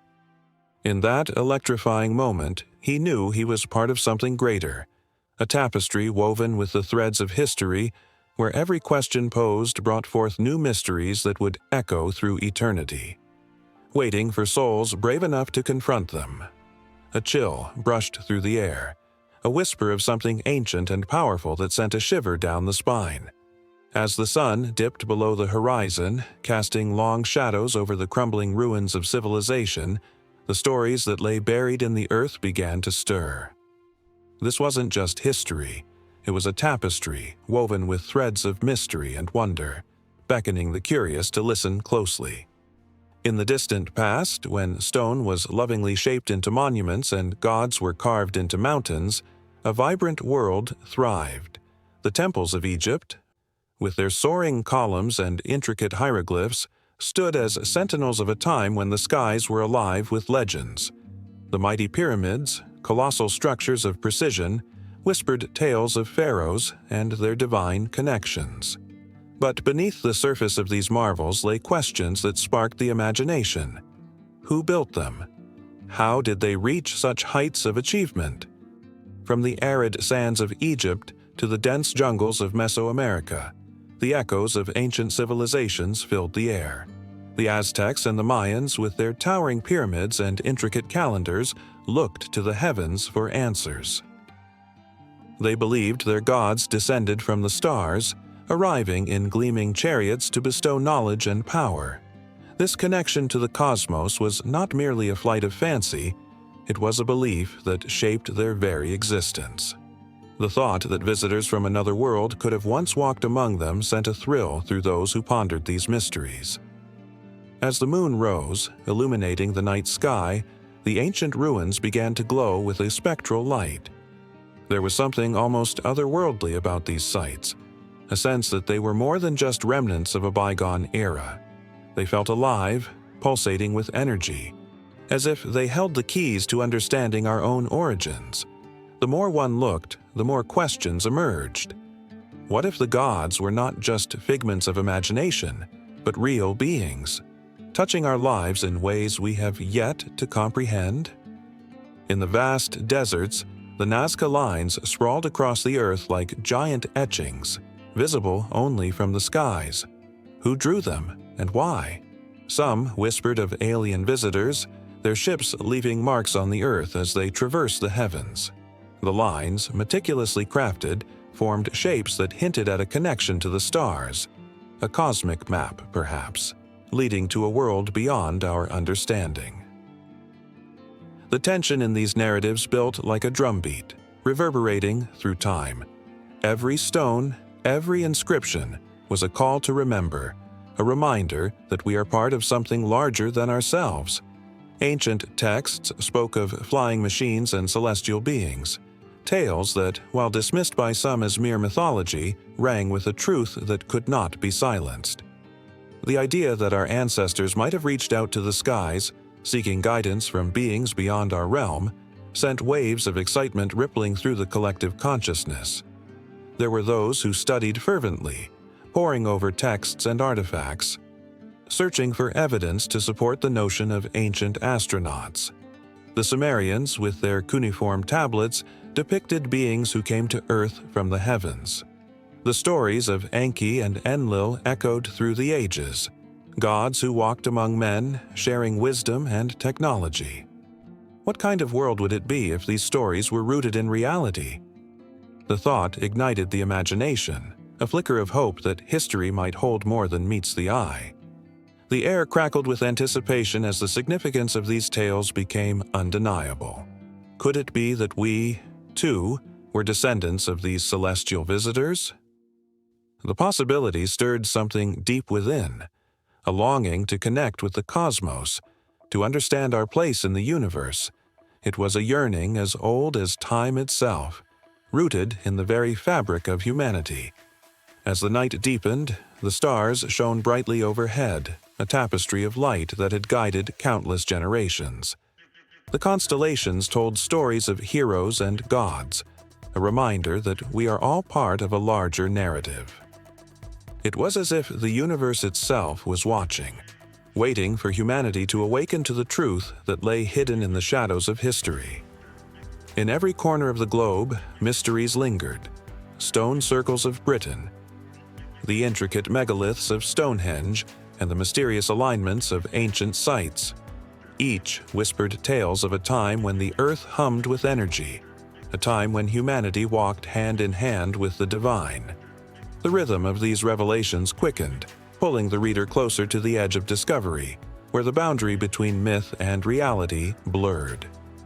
Legends spoke of ancient knowledge, of advanced technologies that allowed for feats unimaginable in today's world. The tales of lost civilizations, of Atlantis and Mu, echoed through time, hinting at a time when humanity was far more connected to the cosmos than we are now. What had happened to that understanding? Where had the wisdom gone? As the dawn approached, casting a soft golden light over the ancient landscape, the promise of revelation loomed larger than ever. The excitement was palpable, a heartbeat thrumming in time with the stories of old. Those who had walked the earth long before us had left behind clues, breadcrumbs leading us toward a truth that was waiting to be unearthed.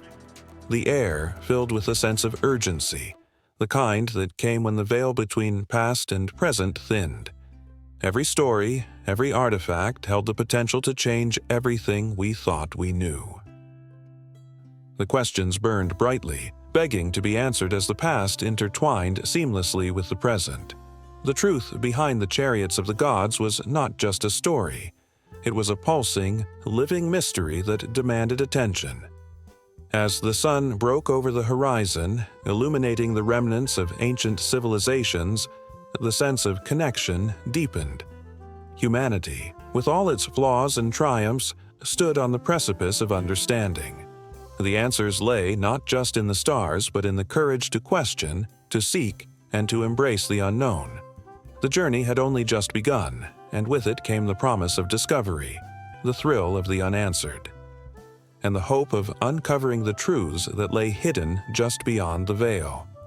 The sun hung low over Alexandria, casting long shadows on the bustling streets, where merchants hawked their wares and scholars debated fiercely. Among them, the Library of Alexandria, a monumental structure, loomed like a beacon of enlightenment. Its walls housed countless scrolls, each one a vessel of human thought, dreams, and knowledge. This was more than just a building. It was the heart of the ancient world, a place where ideas collided and flourished. But beneath the surface of this vibrant life lay a tragic narrative waiting to be unearthed. As the late afternoon breeze whispered through the city, the library stood proud, its marble columns glistening in the golden light. Scholars with ink-stained fingers wandered through its hallowed halls, their eyes lighting up with discovery at every scroll they unfurled. There were texts on mathematics, philosophy, astronomy, and medicine, each one a window into the minds of those who dared to question, to learn, to know. But not all stories are meant to have a happy ending. One fateful day, chaos erupted. A fierce fire ignited in the heart of Alexandria, a roaring monster devouring everything in its path. Panic surged through the streets as the flames licked greedily at the library's wooden shelves, turning treasured scrolls into ash. The cries of scholars echoed, desperate to save what they could, but the inferno was relentless. Those who witnessed it could only stand and watch, horror-stricken as the very essence of knowledge was swallowed by the flames. Among the crowd, a young girl named Callista stood frozen, tears streaming down her cheeks. Her father had been a scholar there, a man who spent his days searching for answers among the scrolls. As the fire raged, she recalled his words, "Knowledge is a flame that cannot be extinguished." But here, in front of her, was proof that flames could indeed consume knowledge. As she clutched a charred fragment of parchment, she felt the weight of despair settle heavily on her shoulders. Each scroll lost was a voice silenced, a question unanswered. The library's destruction was not merely a loss of paper and ink, it was a wound that cut deep into the soul of civilization itself. Generations of wisdom reduced to nothing but smoke and echoes, leaving behind an unfillable void. The scrolls of Euclid, the theories of Archimedes, the philosophies of Plato, all gone forever. Historians would later speculate about the vastness of what was lost, each hypothesis a reminder of the fragility of human achievement. Empires rise and fall, but the loss of knowledge could never be reclaimed. As the days turned into weeks, whispers began to circulate in Alexandria. The fire was not merely an accident, it was said to be the result of a heated conflict, a war of ideals. Some claimed it was the Romans, threatened by the power of knowledge, who had set the blaze. Others believed it was a sign from the gods, a warning that humanity had strayed too far from enlightenment. The truth, however, was buried beneath the ashes, and the city was left to grapple with a haunting uncertainty. While the flames had flickered out, the destruction they wrought left scars that would never heal. Within the wreckage, Callista often dreamt of her father's comforting presence, imagining him sifting through the remains, searching for salvaged wisdom.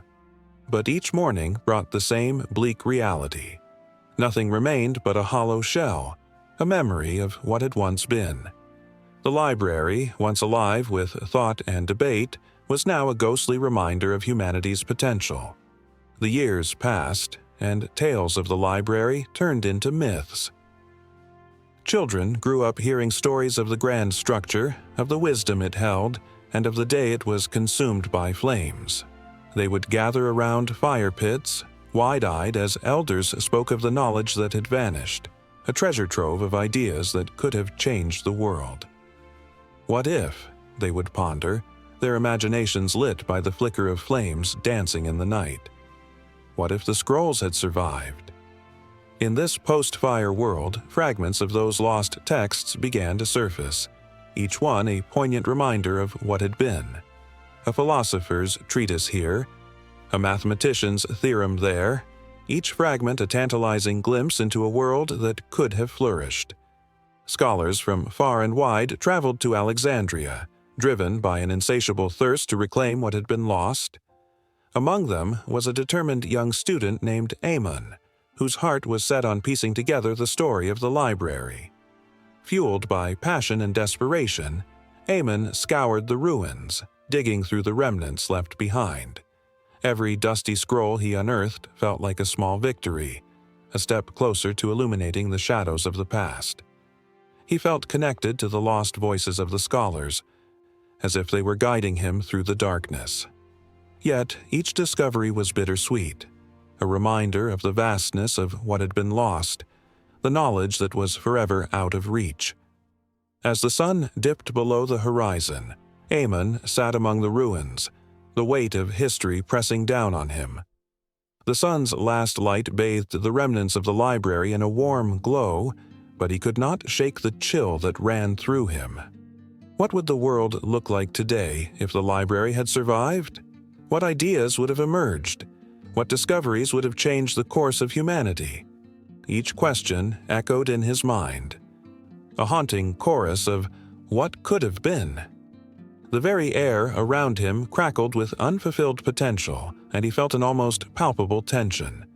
Aemon knew he stood on hallowed ground, but the knowledge lost here was a specter that refused to fade.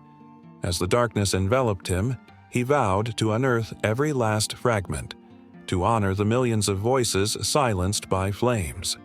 The weight of history was heavy, but he felt its power surge through him, igniting a fierce determination. Outside, the stars twinkled brightly in the night sky, as if the universe itself mourned the loss of the library. Each flicker was a reminder of the light of knowledge that had once shone so brilliantly. Aemon looked up, heart racing, knowing that somewhere, hidden beneath layers of time and ash, lay answers waiting to be brought back into the light. And just as he turned back toward the ruins, a whisper of wind rustled through the broken columns, carrying with it the echoes of the past. The flames may have taken the library, But the relentless pursuit of knowledge remained, a fire that no destruction could ever extinguish. The lost voices of Alexandria were still there, waiting to be heard again. The ancient mist clung to the earth, swirling like the whispers of long-gone souls. The air was thick with an electric tension, as if the very ground pulsed with the heartbeat of something divine. It was here, among the stones rising like sentinels from the soil, that the Celts carved their legends, weaving a tapestry of life, death, and the sacred.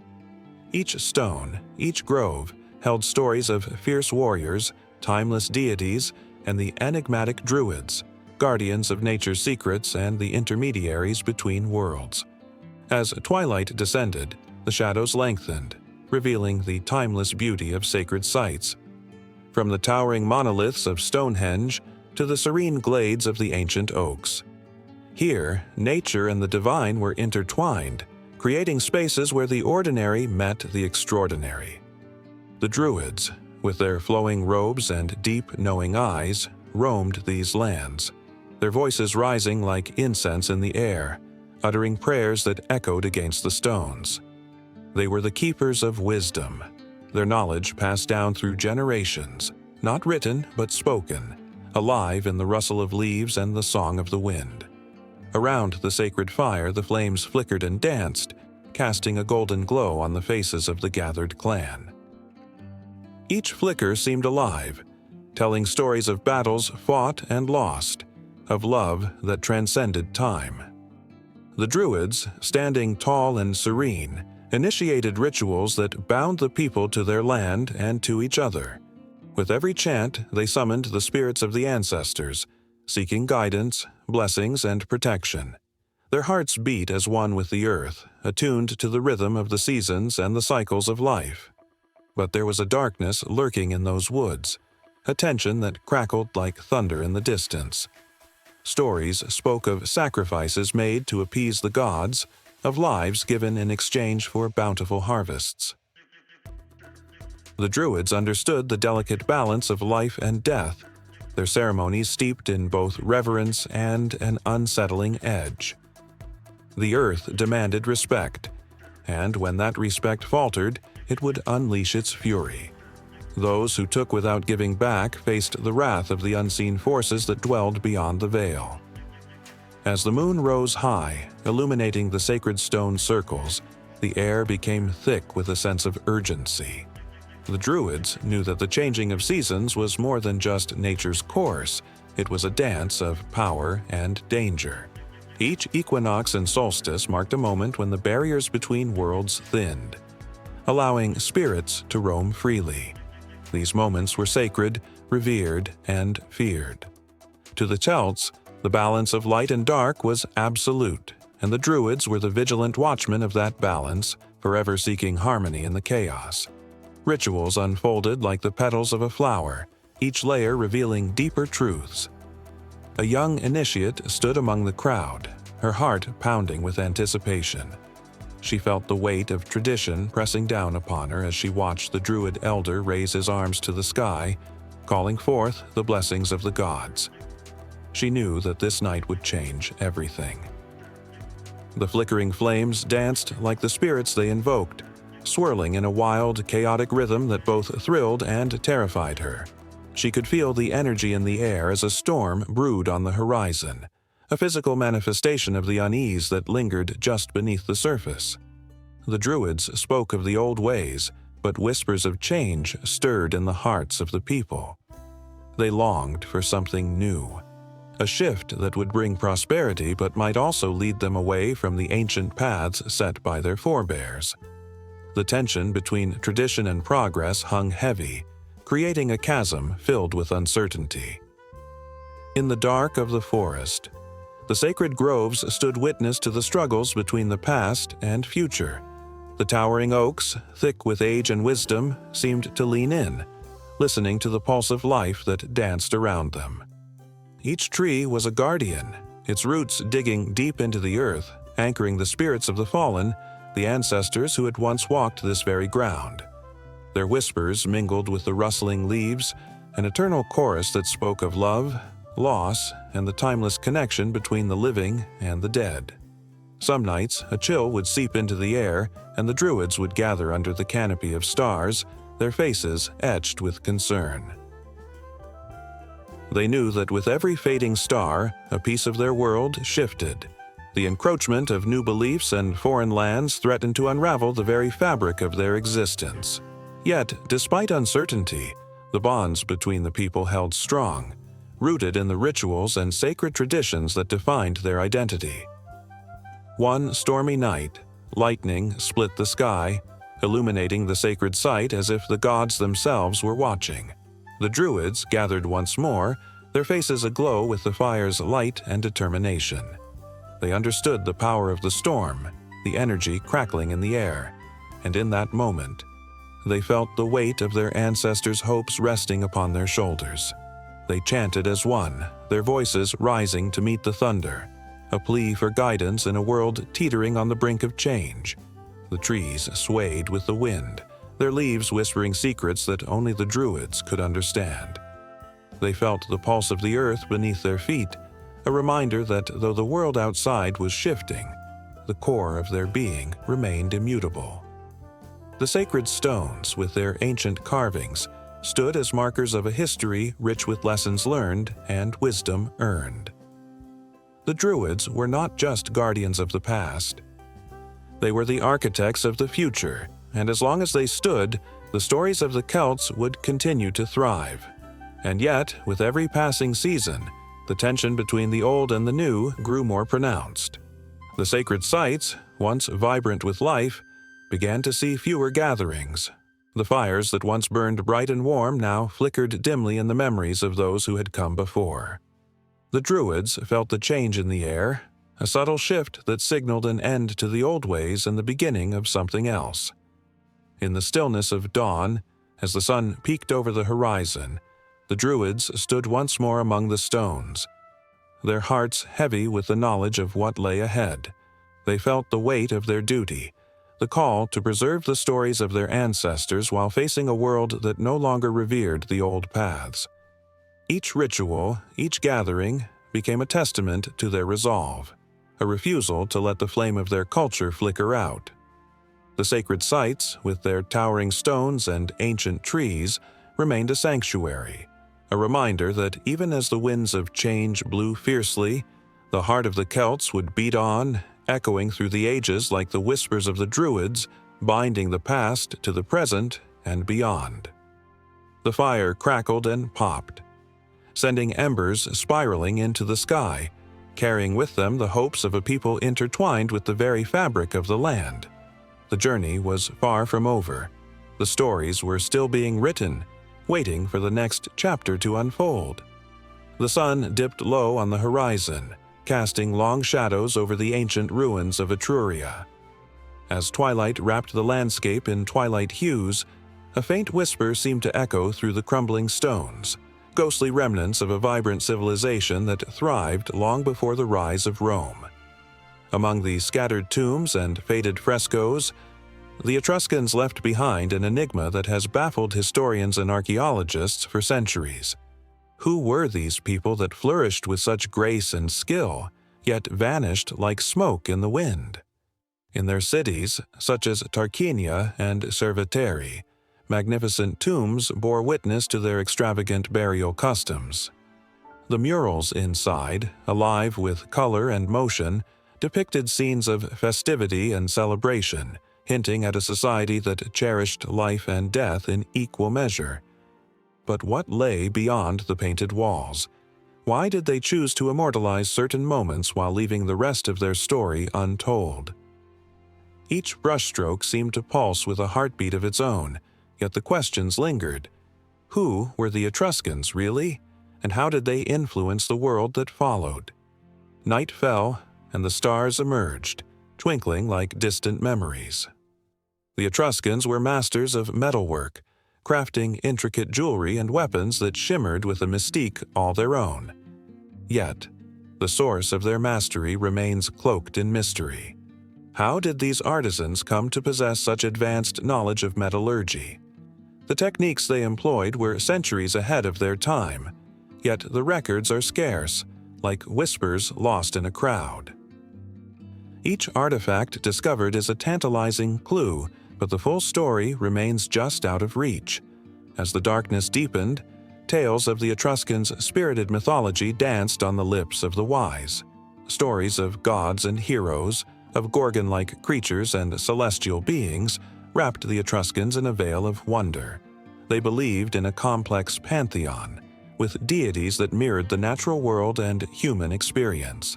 The frescoes and inscriptions revealed a culture that was deeply spiritual. Yet what fueled their beliefs? What secrets lay behind their rituals, their sacrifices? Did they fear the afterlife? Or did they embrace it as a continuation of their earthly journey? Each unanswered question added to the palpable tension, evoking the thrill of the unknown. Amidst the stone and shadow, a chilling notion emerged. As the Etruscans flourished, they also faced a decline. Their cities, once teeming with life, began to fade, succumbing to the unstoppable tide of time and conquest.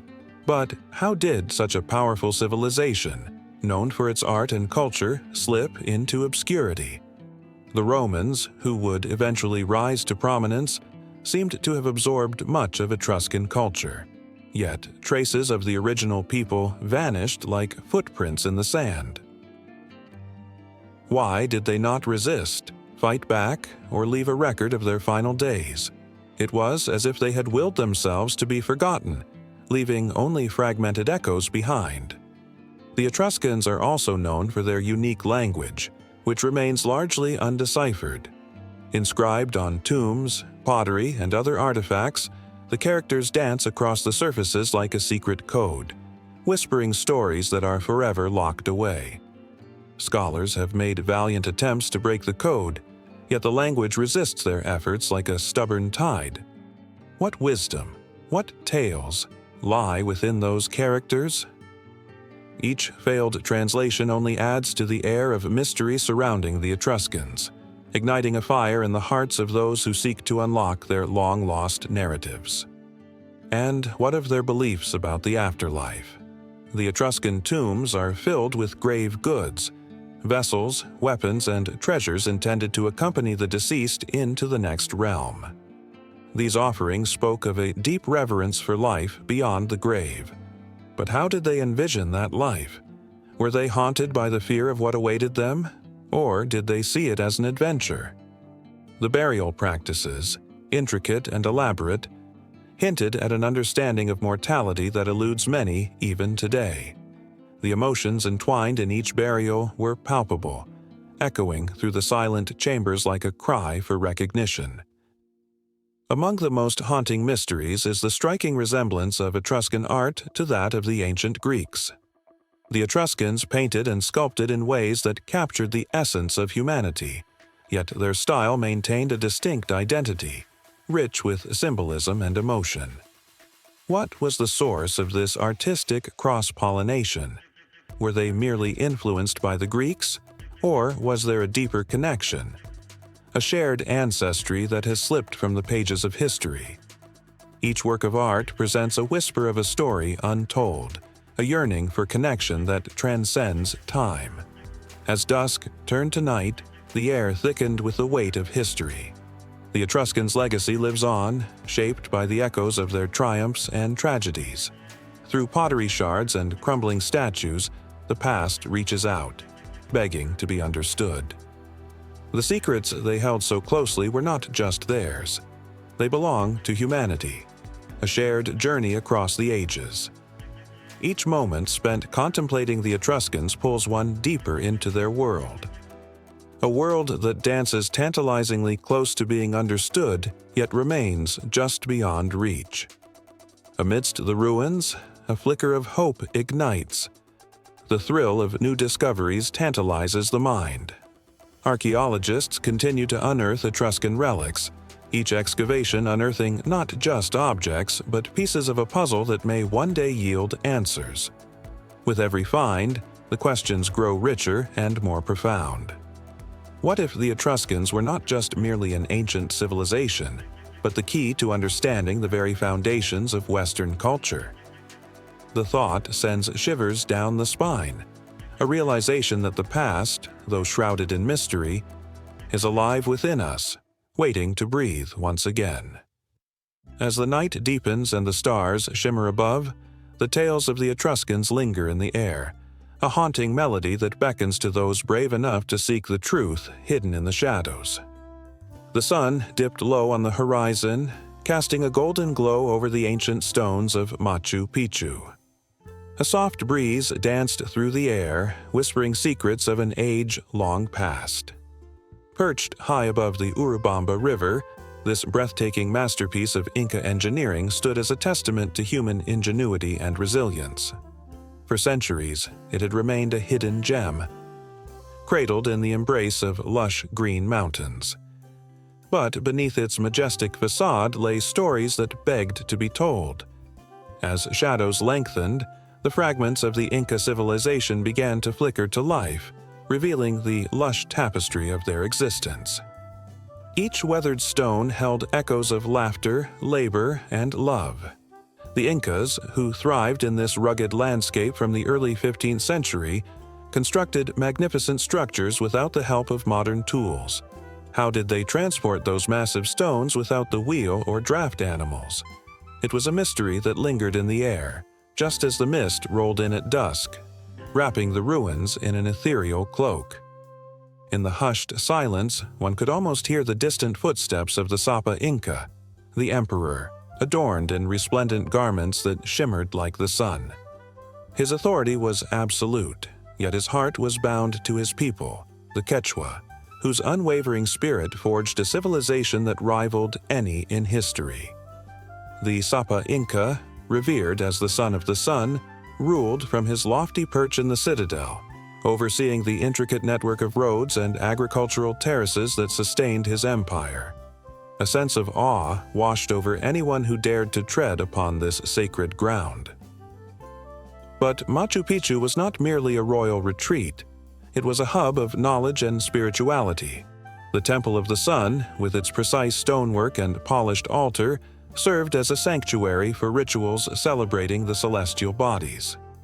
Here, the Incas peered into the heavens, seeking guidance from the stars. Their understanding of astronomy and agriculture was profound, allowing them to cultivate the steep mountainsides with innovative techniques that still inspire farmers today. The air hummed with the remnants of their wisdom, an unbroken thread connecting past and present. As the sun slipped away and the sky darkened, the rustle of a nearby llama broke the stillness. With its woolly coat and gentle gaze, the llama was more than just a pack animal. It was a symbol of the Incas' love for nature. They revered Pachamama, the Earth Mother, recognizing the connection between themselves and the land. Each plant, each stone, was treated with respect, and the mountains were considered sacred. The eerie silence of the night was punctuated only by the soft bleats of llamas, their presence a reminder of the vitality of life that thrived here, even in the shadows of history. The heart of the Inca civilization beat not only in Machu Picchu, but also among the winding trails leading beyond its walls. The Inca Trail, a marvel of engineering, stretched for miles, guiding travelers through breathtaking landscapes and vibrant communities. Each step echoed the footsteps of those who walked before, carrying messages, goods, and the very essence of the Incan spirit. The dense forests and steep inclines whispered ancient secrets to those who dared to listen, revealing hidden valleys where the echoes of the past still resonated. As travelers ventured further, the ruins of Ollantaytambo emerged, a living testament to Inca resilience. The massive stone walls stood tall against the ravages of time, and the terraces, carved into the mountainside, looked out over the sacred valley below. Here, the Incas had once held sway over their empire, their artistry and determination forever etched in each stone. Visitors felt a thrill course through them as they stood before the Temple of the Sun, where offerings were made to the gods in hopes of bountiful harvests. The air crackled with an energy that spoke of devotion and sacrifice, each breath a reminder of the lives intertwined with the land. In the distance, the imposing silhouette of the Andes loomed, a reminder of both beauty and danger. These mountains had shaped the lives of the Incas, their peaks rising like titans, guarding secrets yet to be revealed. It was said that the spirits of the ancestors walked among the clouds, watching over their descendants. The Incas believed that every mountain peak was a sacred being, and the winds carried their messages, urging the living to preserve their heritage. With every winding path and every weathered ruin, the essence of the Incas pulsed through the landscape, a vibrant heart refusing to fade. The sound of rushing water echoed from the river below, a constant reminder of life's flow, while the stars twinkled like distant dreams in the inky night sky. Under this celestial tapestry, one could feel the weight of history, the joy of discovery, and the bittersweet ache of longing for a time forever lost, yet never truly forgotten. But the story of the Incas was not just one of glory. There were shadows too. As the sun rose on the horizon, casting a warm glow on the ruins, whispers of the conquistadors echoed through the valley. The arrival of these outsiders brought devastation, marking the beginning of the end for a civilization that had thrived for centuries.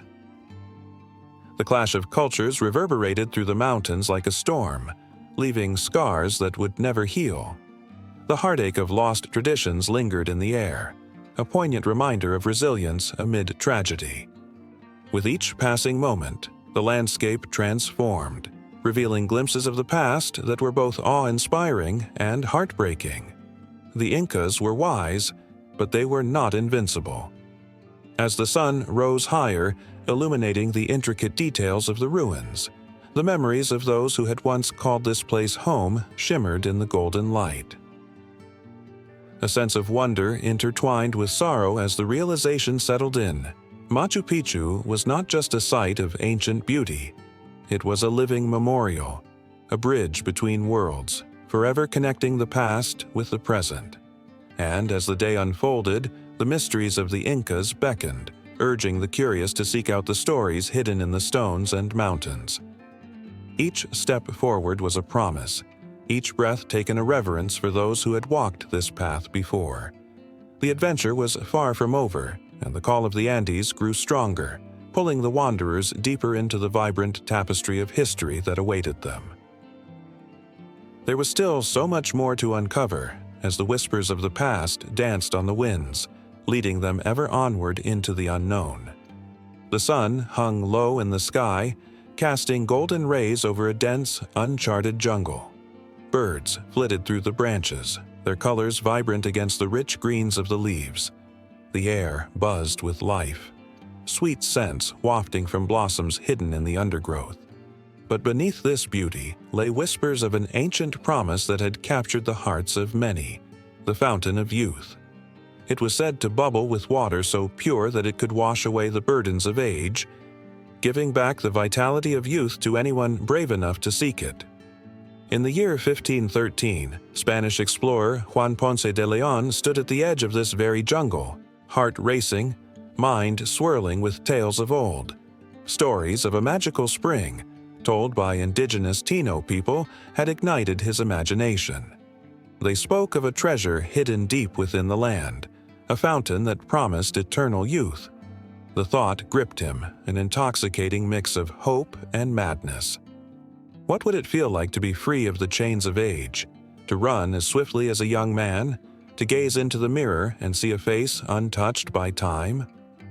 As he stepped into the thick foliage, the sounds of the jungle surrounded him, the rustling leaves, the distant call of a howler monkey, the buzzing of insects that seemed to follow him like spirits.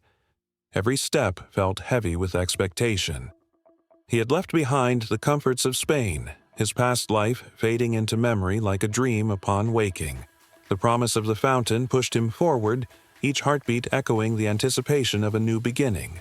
Days stretched into weeks, and the jungle tested every ounce of his resolve.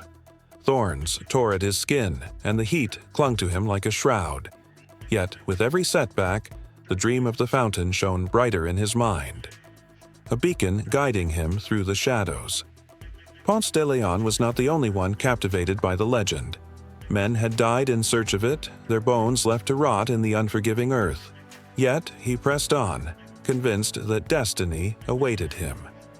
One evening, as dusk painted the sky in shades of crimson and gold, Ponce de Leon stumbled across a clearing. The scene before him stole his breath, a crystal-clear pool nestled between towering palm trees, its surface shimmering like liquid glass.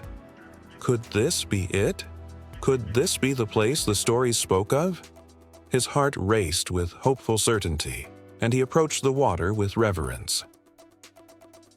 But as he knelt to drink, doubts flooded his mind. Would this water truly grant him the gift he craved? Could he trust the tales of old? With trembling hands, he cupped the cool liquid, raising it to his lips. It tasted like the purest spring, refreshingly crisp and alive. As he drank, visions filled his mind, memories of laughter, of love, of lost dreams. In that moment, he felt the weight of the years lift, if only for an instant, as if time itself respected the sanctity of this hidden paradise. But the jungle was not a friend, and soon the lush silence shattered with chaos. A rustle in the bushes sent a jolt of panic through him. The world shifted, and shadows emerged, eyes glinting in the fading light. A group of indigenous warriors painted in fierce colors advanced toward him, their expressions a mix of suspicion and curiosity. They had seen many explorers come and go, drawn by tales of glory and riches, but few truly understood the land they sought to conquer. Ponce de Leon's heart raced as he faced them. The fountain was not just his dream. It was sacred to these people, a part of their lore, their lives. Realization washed over him. This fountain was not merely a source of youth, it was a symbol, a living testament to their history, their beliefs. In his pursuit of eternal life, he had overlooked the lives of those who cherished this land far more than he ever could. The warriors circled him, their voices rising like a storm, but they did not attack. Instead, one stepped forward, a young woman, her eyes fierce and wise. She spoke, her voice like the rustling leaves, intertwining with the essence of the jungle. Ponce de Leon could not understand her words, yet he felt the weight of their meaning. The fountain was not to be taken, it was a gift to be respected, not a treasure to be owned. In that moment of tension, he realized the true essence of his quest. It was not about finding a magic spring to reclaim his youth, it was about understanding the beauty of life in all its stages. The fountain, the legends, the warriors, they were threads woven into the tapestry of existence. The desire for eternal youth was a yearning rooted in fear, a fear of time slipping away, of moments lost forever. As the warriors lowered their weapons, a quiet understanding blossomed in the clearing. Ponce de Leon took a step back from the water, the allure of the fountain fading like a distant dream. His heart, once filled with greed, now brimmed with respect. He had ventured into the jungle seeking youth, but found wisdom instead. He looked at the young woman, their eyes locking in a silent agreement, and he knew that the search for the fountain was not over. It would live on, whispered through the ages, entangling itself in stories, hopes, and dreams. With the stars emerging one by one in the twilight sky, the jungle held its breath. Ponce de Leon realized he had discovered something far greater than he had sought. The legends of the past were not just tales of age, they were warnings, reminders of what it means to live fully, to embrace every fleeting moment. The fountain may have remained elusive, but the journey he had taken was only just beginning, and the echoes of the past beckoned him onward, deeper into the heart of the unknown. The night was heavy with silence, a stillness that seemed to blanket the land, wrapping it in an eerie embrace. Under a crescent moon, shadows danced across the rugged terrain of what was once a Roman battlefield. Then, a faint rustling broke the quiet, sending a shiver through the air. Somewhere in the darkness, the ghostly echoes of soldiers whispered tales of valor and despair, their spirits trapped in a story waiting to be told. In the year 9 AD, the Roman Empire, vast and seemingly invincible, faced its greatest nightmare. 3 legions, the 17th, Isodit, and 19th, marched into the Teutoburg forest, their banners proud, their hearts determined. They were a force to be reckoned with, seasoned troops used to conquering lands and expanding the empire's reach. Yet they were unprepared for the cunning of Arminius, a chieftain of the Cherushi, who would turn the tide against them. The Romans trusted him, oblivious to the betrayal that loomed like a storm on the horizon. As the legions advanced deeper into the forest, the atmosphere thickened with tension. Trees loomed like ancient sentinels, their gnarled branches weaving a canopy that blocked out the moonlight, plunging the soldiers into a realm of shadows. Suddenly, the hallowed silence shattered. A piercing war cry, wild and primal, reverberated through the air, and chaos erupted. Arrows rained down from the treetops, finding their marks in the unsuspecting Roman ranks. The soldiers, trained for battle but not for ambush, stumbled in confusion, their disciplined formations collapsing into disarray. In that moment of panic, the spirit of the legions, once confident and fearless, began to falter. The forest became a labyrinth, twisting and turning, and soon the Romans were lost. It wasn't just the arrows that struck them, it was the realization that they had walked into a trap, a deadly game that would seal their fates. The echo of the first cries of the fallen pierced through the woods, mingling with the rustling leaves, forever haunting the ground where their blood soaked the earth. Days turned into nights, and the Romans fought desperately, but hope faded like the last rays of sunlight filtering through the trees. As the numbers dwindled, so did their spirit. Arminius, once an ally, now reveled in their demise, leading his warriors with a fierce determination that was as chilling as it was powerful. The very air crackled with an intensity, a sense of inevitability that left no room for escape. Among the chaos, a young centurion named Marcus stood resolute. His heart raced, pounding in his chest like a drum of war. He had seen comrades fall, their eyes wide with terror, and felt the weight of despair settle upon him like a thick fog. Yet, he refused to succumb. With each clash of swords and cries of his fellow soldiers, he felt a fire spark within him. "Fight! Fight for Rome!" he shouted, his voice breaking through the din. A desperate plea mingling with the cries of the dying. But even Marcus's cries were swallowed by the forest. One by one, the legions fell, their banners soaked in blood, their ranks thinned until only a few remained. The once mighty legions had transformed into a specter of defeat, echoes of their past glories fading into the whispers of the trees. The ground was littered with armor, swords, and the remnants of what had once been a formidable force. The forest claimed its prize, a trophy of history, and the legions became a haunting tale of loss. As dawn broke over the horizon, the remnants of the Romans lay scattered among the trees, their fates sealed in that ancient wood. A chilling wind swept through the forest, carrying with it the cries of the lost, their spirits bound to the earth that had consumed them. Arminius, victorious, watched from the shadows, the weight of his betrayal heavy on his heart. The horror of the massacre lingered in the air, a palpable reminder that even the mightiest could fall. For centuries, the tale of the lost legions echoed through history, a haunting mystery that would leave scholars and adventurers alike captivated. What had become of the soldiers? Did they perish in that cursed forest, or did they survive, swallowed by the land that had betrayed them? The questions loomed, unanswered and heavy, like the mist that clung to the trees. Whispers of their disappearance grew into legends, tales spun by those who sought to explain the unexplainable. Some said that the spirits of the lost legions roamed the forest, still trapped in the chaos of that fateful day, forever marching, forever lost. Others believed that the land itself held their secrets, waiting for the brave or foolish enough to seek them out.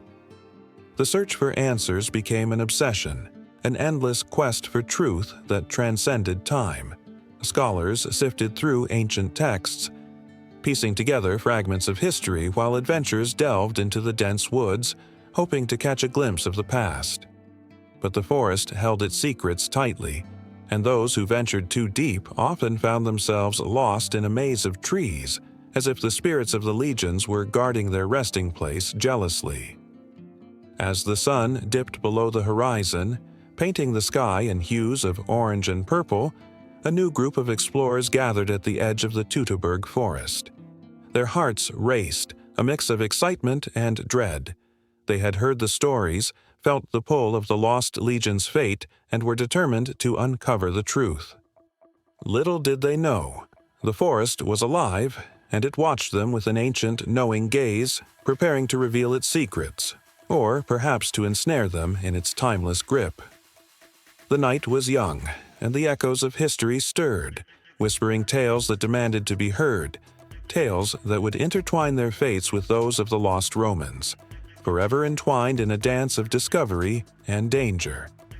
In the beginning, there was only water, vast and endless, a swirling abyss that cradled the mysteries of life and death. This primordial chaos was alive with the whispers of untold dreams and the echoes of ancient voices. In this unfathomable void, two beings emerged: Apsu, the sweet-water god, and Tiamat, the saltwater goddess.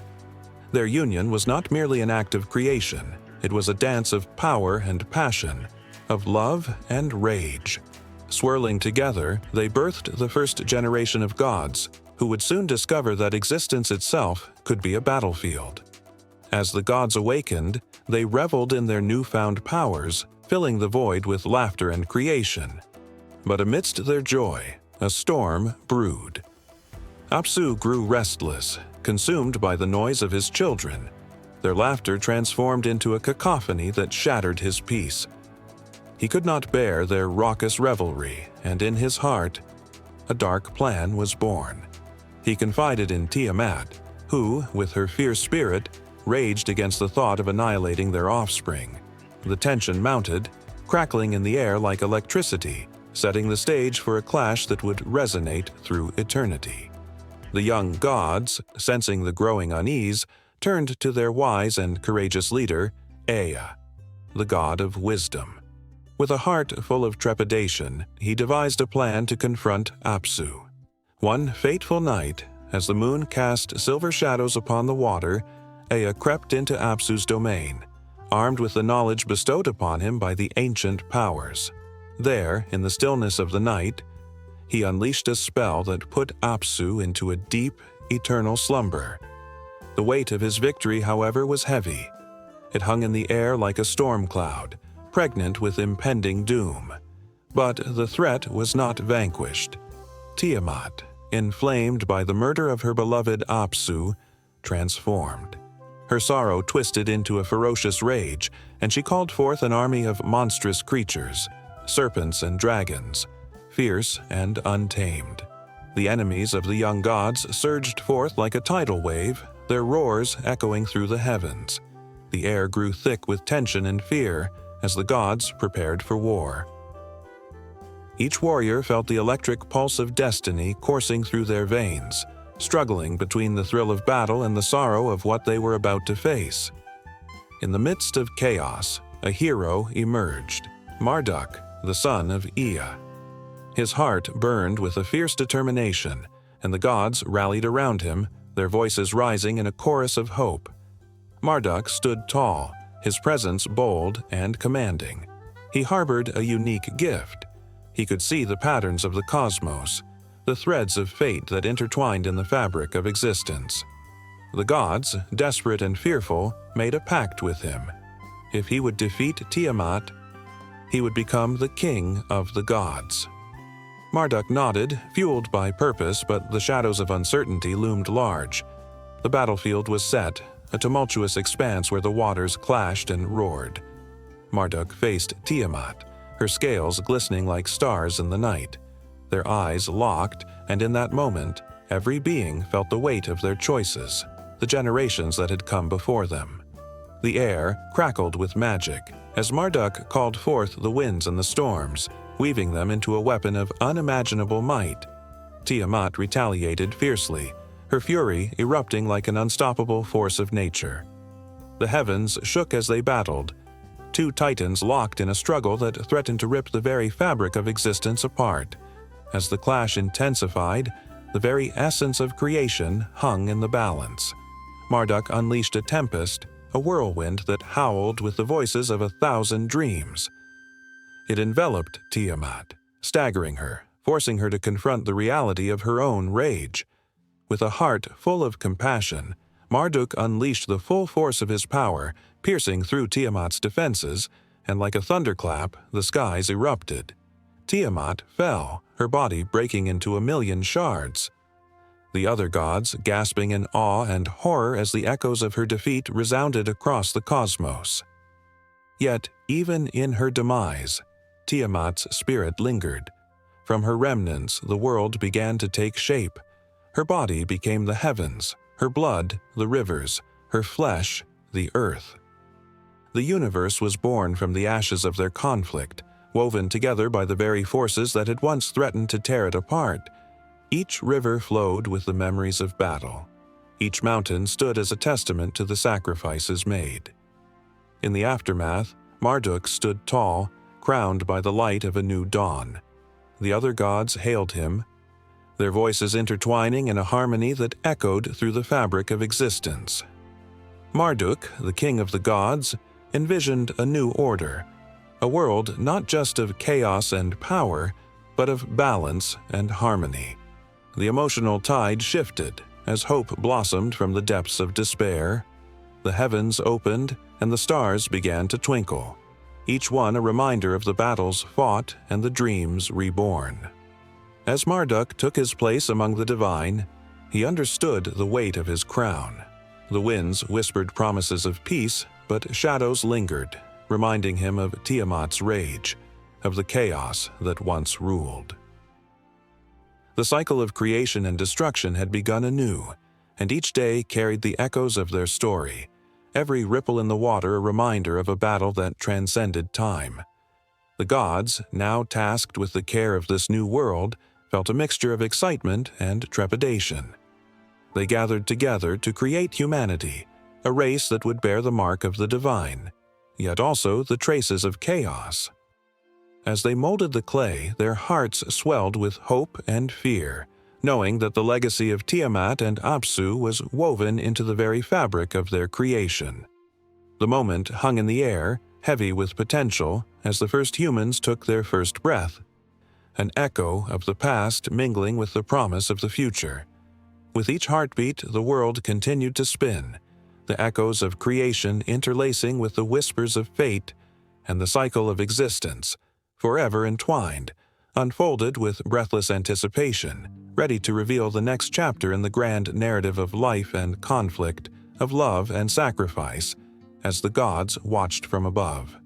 In the stillness of twilight, when shadows stretched long and the horizon blazed in hues of crimson and gold, a solitary figure stood upon the edge of an ancient cliff. It was a place where stories lingered in the air, echoing the whispers of time. She looked out over the vast expanse, her heart pounding with the weight of loss, the kind of loss that felt as old as the mountains themselves. The sun dipped low, and with its descent, an ember of hope flickered to life in her chest. Across cultures, the phoenix has been revered as a symbol of rebirth, a creature that rises from its own ashes, more vibrant and powerful than before. This myth was etched into the stones of temples and carried through the ages in tales told by firelight. From ancient Egypt, where the Bennu bird was thought to embody the sun, to Greek mythology, where the fiery creature was said to live for centuries before immolating itself, only to rise anew, the phoenix was a promise of renewal.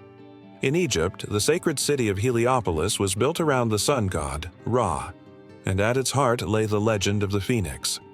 Those who walked its sacred halls believed the bird would burst into flames, turning to ash and then arise resplendent, soaring into the heavens.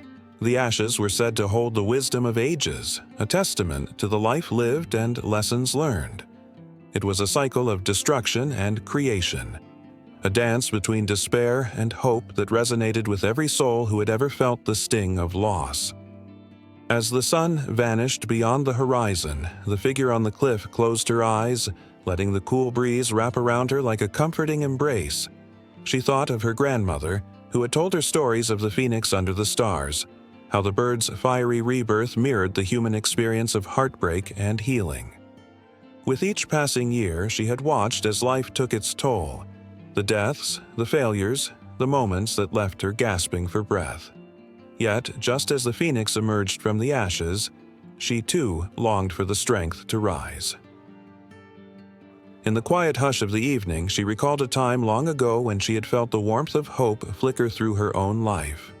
It was a season of darkness, when everything she cherished had crumbled around her. She had felt like a shadow of herself, lost in the chaos of grief. But just as the sun rises without fail, she found the will to stand again. The memory of her grandmother's words burned brightly within her. From the ashes, we find our strength. The phoenix myth was not merely a tale of fire and flight. It was a reminder that within the ashes of despair lay the seeds of new beginnings. Across the world, the story echoed. In Japan, the phoenix was known as the Ho-Oh, a symbol of virtue and grace that heralded peace. In China, it was believed that the phoenix would bring harmony and prosperity, a herald of good fortune rising from the embers of struggle.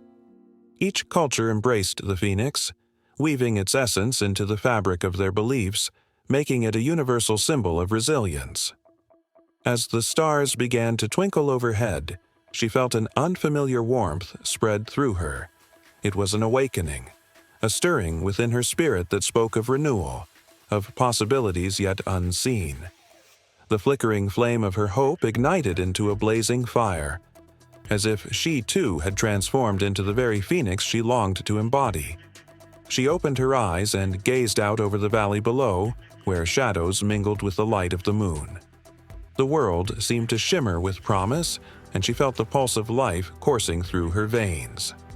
Suddenly, the air shimmered, and she caught a glimpse of something astonishing, a vision of a magnificent phoenix soaring gracefully through the night sky, its feathers radiant and alive with color.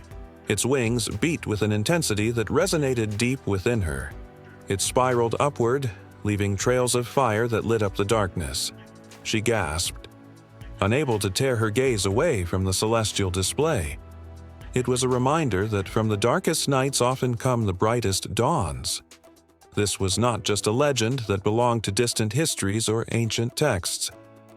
It was a living truth, pulsating with life and emotion, meant to inspire those who dared to dream.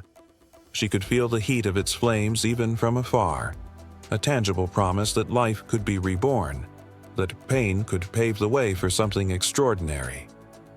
The vision began to fade, but not before it whispered to her heart, a beckoning call to rise, to embrace the fire within, to transform her pain into power.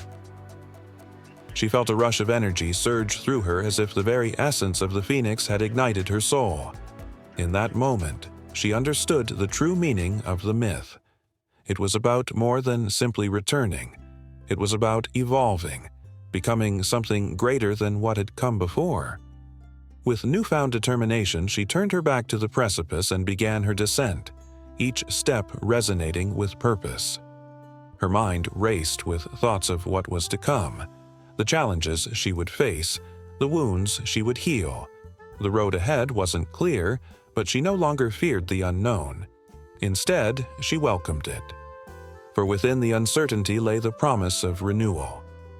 The flames of the phoenix burned fiercely in her heart, urging her forward, reminding her that the ashes of yesterday could fuel the fire of tomorrow.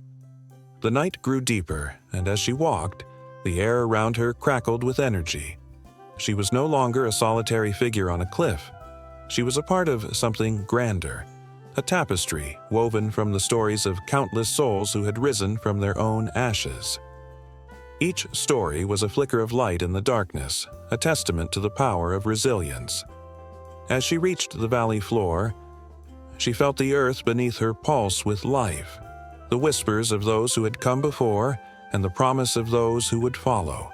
The phoenix had become her guide, illuminating the path ahead, and with each step, she embraced the tension of the unknown, ready to write her own story of rebirth and renewal, breathing life into the myth that had entwined her spirit.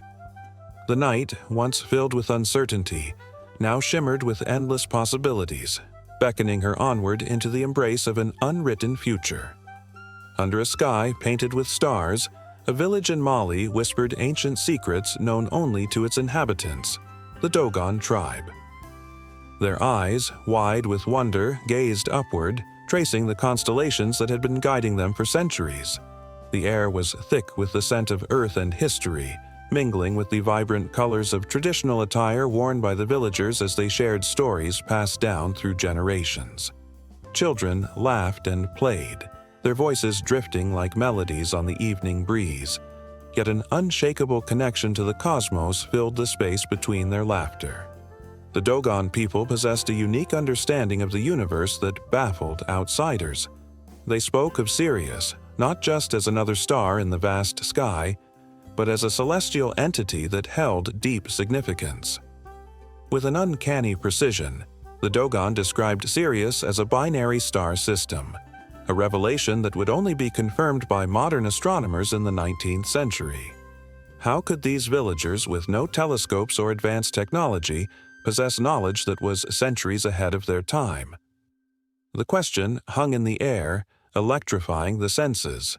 Their teachings revolved around an intricate cosmology, woven with stories of creation that danced between myth and science. The elders gathered around the fire, their voices low and resonant, shared tales of Nomo, divine beings from the waters who descended to earth bearing wisdom. The flickering flames cast shadows on their faces, highlighting lines of age and wisdom. Their words dripped with emotions, each syllable heavy with the weight of their ancestors' truths. These stories were not just folklore. They were the very fabric of Dogon identity, interwoven with their understanding of the universe. As night fell deeper, the stars managed to shine even more brightly, illuminating the sky like diamonds scattered on dark velvet. Curious villagers would assemble around the elders to listen, their hearts racing with anticipation. They were told of the 3 stars of Sirius: Sirius A, the bright beacon that guided them, and Sirius B, a faint companion invisible to the naked eye. The villagers described the hidden companion as the little star, a term that echoed the profound connection between their celestial beliefs and the cosmos beyond their reach. Skepticism loomed over the Dogon's knowledge, especially from the Western world. How could people with no modern instruments speak of celestial bodies with such accuracy? In the shadows of their huts, researchers and astronomers would pore over their findings, their minds racing to reconcile the Dogon's wisdom with everything known about astronomy. The tension was palpable. What lay beneath the surface of this cultural enigma? Whispers of ancient contact began to swirl, hinting at visitors from the stars, bringing knowledge to the Dogon. Some claimed that these visitors were not mere figments of imagination, but actual beings who shared the cosmos' secrets. The stories took on a life of their own, and the Dogon people's connection to the universe deepened, each tale becoming a thread in the complex tapestry of their beliefs. The villagers' faces glowed with passion as they recounted the arrival of the Nomo, instilling in them a sense of destiny intertwined with the cosmos. One could sense the reverence in the air when the Dogon performed their astronomical ceremonies, rituals that seemed to echo the movements of the stars above. Dancers, adorned in colorful robes, twirled under the starlit sky, their movements reflecting the celestial bodies they revered. The rhythm of the drums pulsed like the heartbeat of the universe, blending earthly existence with astral wonders. Each beat resonated through the very souls of the onlookers, stirring emotions that surged like waves on the ocean. With every passing season, the Dogon celebrated the cycles of the cosmos, marking the harvests and planting times with celestial precision. The stars guided them, and their understanding of astronomy became a lifeline that connected them to the earth. Yet, lurking beneath the surface was an unsettling feeling. The world outside began to encroach upon their sacred knowledge, and with it came a sense of loss and urgency. The Dogon knew that as the veil of ignorance lifted for outsiders, their unique connection to the cosmos was at risk of fading into mere folklore, stripped of its meaning. Tension crackled like static electricity as scholars and enthusiasts descended upon the village, eager to uncover the truth behind the Dogon's astronomical knowledge. Some sought to exploit the tribe's people's wisdom, while others approached with genuine curiosity, yearning to understand the depth of their connection to the stars. The villagers remained cautious, their trust earned through years of shared stories and rituals. They were not mere subjects of study. They were guardians of a mystical tradition that had stood the test of time. Amidst the storm of attention, an elder named Umar stood firm, his spirit unyielding. He held the stories like precious gemstones, refusing to surrender the sacred knowledge without understanding its consequences. The firelight flickered in his wise eyes as he recounted the tales of the Nomo, the celestial beings that had come before, his voice rising and falling like the very stars he spoke of. The passion in his words ignited the hearts of his listeners, intertwining their lives with the cosmos in a ritual of shared humanity. And as Omar spoke, the night sky above them shimmered with an otherworldly glow, as if the universe itself were listening, hanging on every word. The villagers held their breath, entranced, feeling the weight of history on their shoulders. The stars twinkled back, almost in agreement, stitching the present to the past with luminous threads of light. It became evident that this bond with the cosmos was not just a tale, it was the very essence of life for the Dogon people.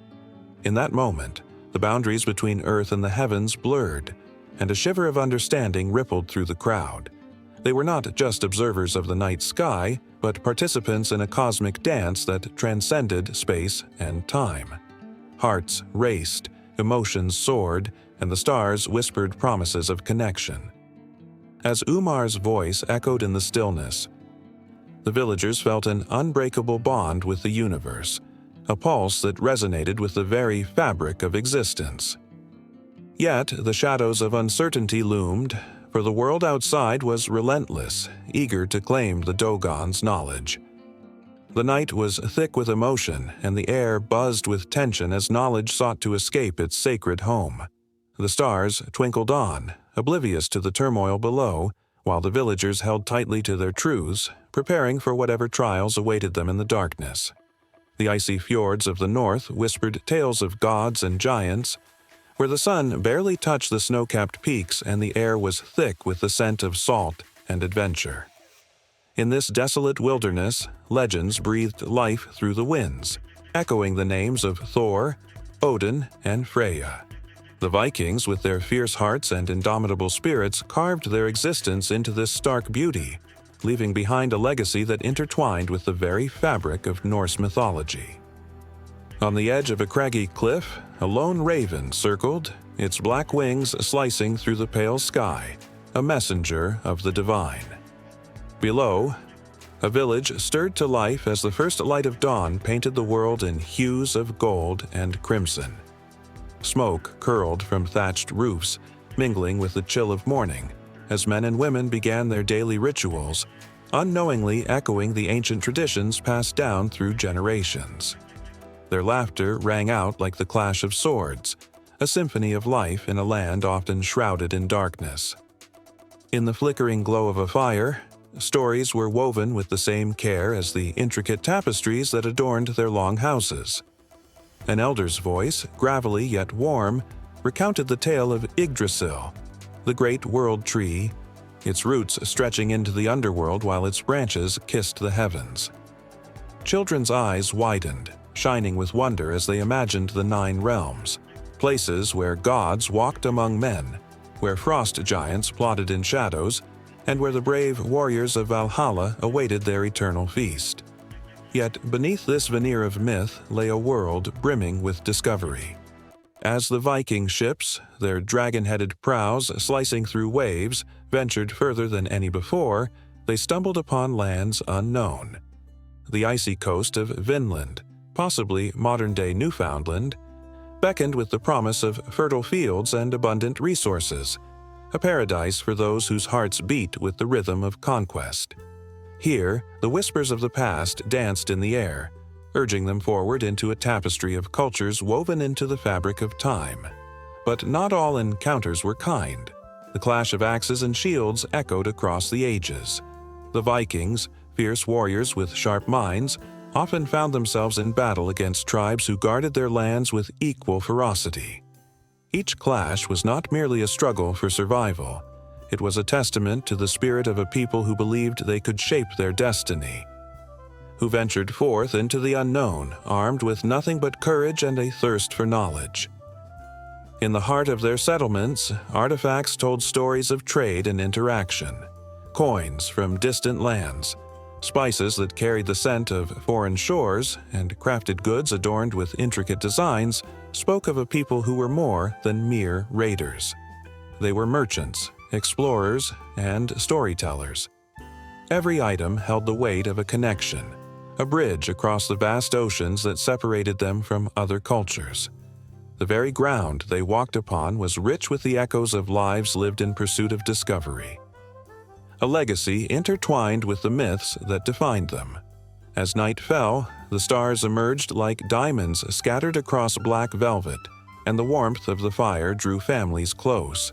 The tales of the gods took on a life of their own, weaving through the air as children nestled against their parents, their imaginations ignited. They spoke of Ragnarok, the end of days, where fire and ice would clash, and the world as they knew it would change forever. The tension hung thick, a reminder that while life was beautiful, it was also fleeting. And then came the moment that would etch itself into the hearts of those gathered. A figure appeared on the horizon, shrouded in shadows. The villagers held their breath, eyes wide with anticipation, as the mysterious traveler approached. A cloak billowed behind them like the wings of a mythical beast, and the air crackled with an otherworldly energy.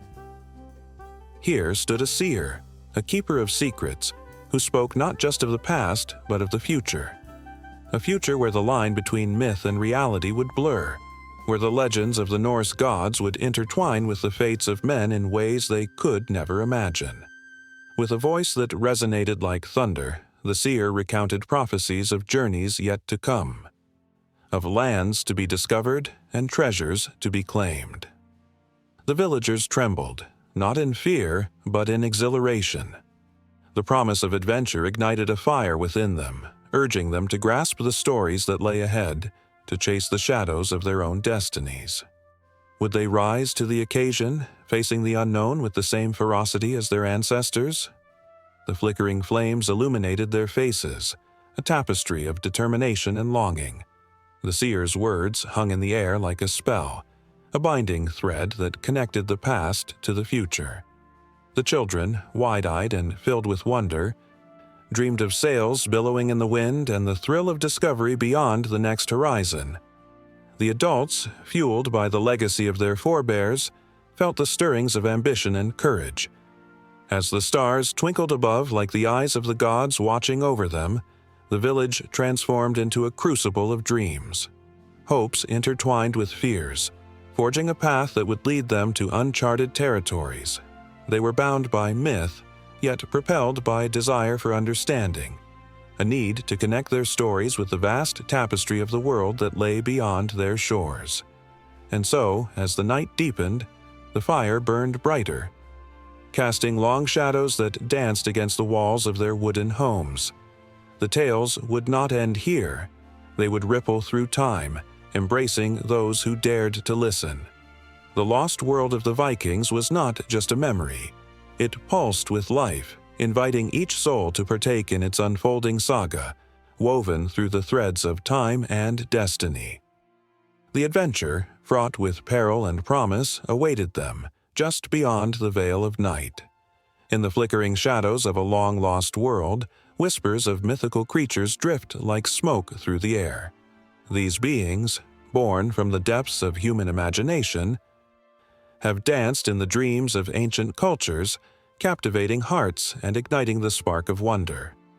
Imagine a night lit by the silver glow of the moon, where stories of dragons, phoenixes, and mermaids echo in the rustling leaves, each tale holding the power to thrill, terrify, and transport. In ancient Mesopotamia, the fearsome Lamassu stood guard, a creature with the body of a lion, the wings of an eagle, and the head of a man. With its towering stature and fierce visage carved from stone, it was said to protect cities from malevolent spirits. Picture a weary traveler approaching the gates of a bustling city, their heart racing as they catch sight of the Lamassu. They can almost feel its unwavering gaze following them, a protective presence that promises safety from the chaos beyond. The lamplight casts long shadows, and for a moment, it feels as if the creature might come to life, its wings unfurling to sweep the visitor away from danger. In the lush, mysterious jungles of Mesoamerica, the feathered serpent known as Quetzalcoatl soared through the minds of the people. This deity was more than just a creature. It was a symbol of creation, weaving together the elements of earth and sky. Imagine a ceremonial gathering, the air thick with incense and the sound of drums echoing through the trees. The priests adorned in vibrant feathers chant praises to Quetzalcoatl, calling upon the serpent for wisdom and protection. As the sun begins to set, the sky transforms into a canvas of oranges and reds, mirroring the colors of the serpent's breathtaking plumage. The crowd gasps, convinced they can see the great winged creature soaring across the horizon, reminding them that divinity is never far away. Meanwhile, across the sea in ancient Greece, the sirens sang their haunting melodies, luring sailors into treacherous waters. These enchanting beings, half women and half birds, were symbols of beauty and danger intertwined. Picture a ship rocking gently on the waves, the salty breeze in the air, when suddenly, a soft melody drifts through the sound of crashing waves. The crew, entranced, leans toward the sound, hearts racing with a mix of hope and dread. They can almost see the sirens, their golden hair flowing in the wind, beckoning them closer.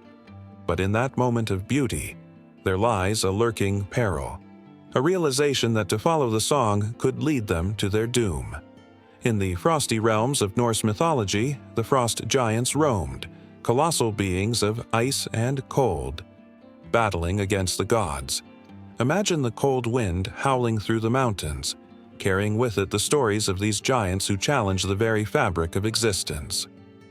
A lone warrior stands on the edge of a precipice, staring into the stormy abyss, feeling the chill seep into his bones.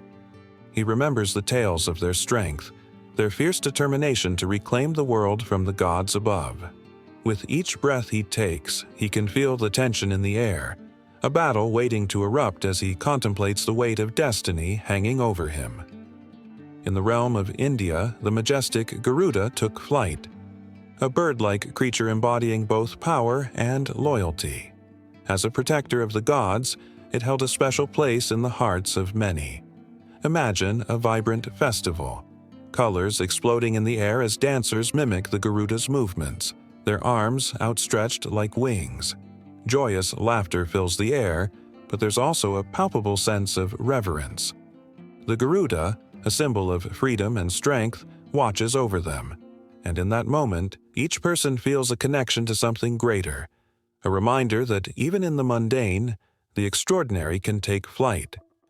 Yet not all mythical beings brought hope or protection. In the shadows of folklore, the Wendigo haunted the forests of North America, a terrifying spirit of insatiable hunger. Picture a cold winter night, the moon hidden behind heavy clouds. A group of explorers gathers around a fire, sharing tales of their encounters with the Wendigo. With every crackle of the flames, fear creeps in. They can almost feel the creature's breath on their necks, a chilling reminder of the darkness that lurks just beyond the circle of light. The thought of becoming one of those lost to its curse fills them with dread, making every noise in the night sound like a warning.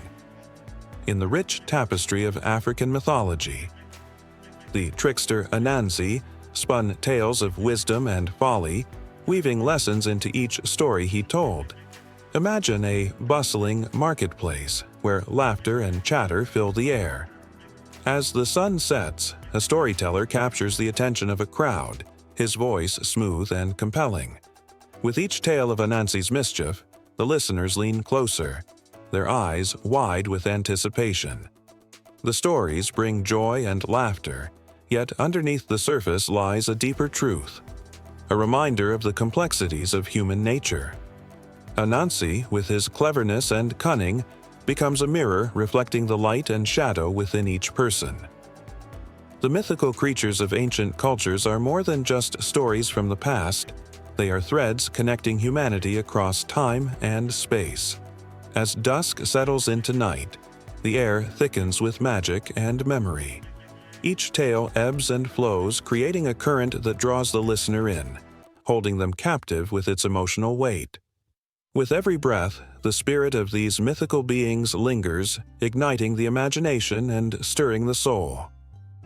As the moon rises higher in the sky, the stories continue to weave through the hearts of those who dare to listen, each heartbeat echoing the timeless connection to a world that once was, and still is, in the whispers of the wind. Beneath the vast expanse of the night sky, an ancient lantern flickered dimly, casting eerie shadows on the cobblestone streets of a long-forgotten village nestled in the folds of China's majestic mountains. The whispers of dynasties long past carried through the air, secrets etched in the very stones of the earth. Thousands of years of history thrummed beneath the surface, waiting for someone to listen. In the time of the Shang dynasty, around 1600 to 1046 BCE, the world was a tapestry of rituals and reverence. Kings ruled not just as leaders but as intermediaries between heaven and earth. Each decision, each decree, felt like a thread woven into a fabric that stretched into eternity. The people looked to their king with both fear and adoration as he communicated with the ancestors through oracle bones, writing in ancient script to decode the will of the divine. It was here that fate danced on the edge of a sharp blade, where lives could change with a whisper or a roar. As the Shang dynasty fell, the winds of change ushered in the Zhou dynasty, a time marked by philosophy and upheaval. Confucius walked the earth, sowing the seeds of thought that would blossom centuries later into a garden of moral teachings. His words lingered in the minds of scholars, echoing through the halls of time. What you do not wish for yourself, do not do to others. The weight of his wisdom hung heavy in the air, a stark contrast to the bloodshed of the Warring States period that followed. The clash of swords rang out like thunder across the plains, soldiers clad in armor driven by honor and ambition. In the chaos, the stories of legendary warriors emerged, like the fierce and cunning Sun Tzu, who penned the timeless art of war. His strategies, sharp as the edge of a sword, transformed the art of battle, turning the tides in ways that left nations trembling. Each battle was not just fought on the fields but in the minds of men, and the strategies he devised resonated through the ages, painting a portrait of a world forever changed. Then came the rise of the Qin dynasty, a moment when ambition knew no bounds. Qin Shi Huang, the first emperor, envisioned a unified China, a dream that would ignite a fire in the hearts of many. With an iron fist, he crushed dissent but also laid the foundation for a nation that would last for millennia. The Great Wall began its ascent, a monumental feat of human will and labor, stretching across the landscape like a sleeping dragon. It stood as a testament to both protection and oppression, a bittersweet symbol of an empire forged in blood and sweat. As the Qin dynasty crumbled, the Han dynasty arose like a phoenix from the ashes. This era birthed inventions that would change the course of human history: paper, the compass, and the rudder. The Silk Road blossomed, winding its way through deserts and mountains, connecting east and west in a cultural exchange that sparked imagination and wonder. Merchants and travelers shared tales of distant lands, while silk and spices traveled in both directions, weaving together the fates of civilizations. Yet, with prosperity came turmoil. The Empress Dowager, a figure cloaked in shadows and whispered rumors, wielded power from behind the throne, her influence both feared and respected. Power struggles turned familial bonds into battlegrounds, and the once great dynasty faced its own decay. Stories of loyalty and betrayal danced through the courts, and the air crackled with tension as plots thickened like the fog that rolled through the valleys. As the dynasties rose and fell, the people endured. A farmer in the fields, hands calloused from hard labor, looked to the skies for blessings. His heart beat in rhythm with the seasons, each harvest a prayer to ancestors long gone. The scent of jasmine filled the air during moonlit festivals, where laughter echoed against the backdrop of lanterns swaying like stars come to visit. These moments were fleeting, yet eternal, woven into the fabric of a nation's soul. The Tang dynasty ushered in an age of enlightenment, where poets and artists flourished. Li Bai and Du Fu crafted verses that would linger in the hearts of generations, their words flowing like water, capturing the essence of love, loss, and longing. The streets of Chang'an pulsed with life, bustling markets alive with chatter and vibrant colors. Paintings adorned the walls, each stroke a window into the emotions of the time, as tea-houses hummed with the songs of scholars and dreamers. But even in the heights of triumph, shadows lingered. The Anlushan rebellion tore through the land, a brutal reminder that peace is often as fragile as porcelain. Families were torn apart, cities burned, and the echoes of laughter turned to cries of despair. Yet, through it all, the spirit of the people remained unbroken, their resilience a testament to the enduring strength of the human heart. And as the centuries passed, the Ming dynasty rose, a beacon of brilliance where the arts flourished once more. The great voyages of Zheng set sail across the ocean, braving the unknown in ships that glided like swans over the water. The world expanded, horizons broadened, and with every wave that crashed against the hull, the quest for knowledge deepened. The Forbidden City rose in all its glory, a palace of dreams and desires, a sanctuary of power guarded by stone lions. Yet beneath the surface, cracks appeared. The whispers of discontent grew louder, the cries of the oppressed ringing out like a clarion call. The people, who had watched their dynasties rise and fall, yearned for justice, for a voice in the storm. The winds shifted once again, and a new chapter beckoned, the narrative of change and upheaval, of revolutions that would shape the future.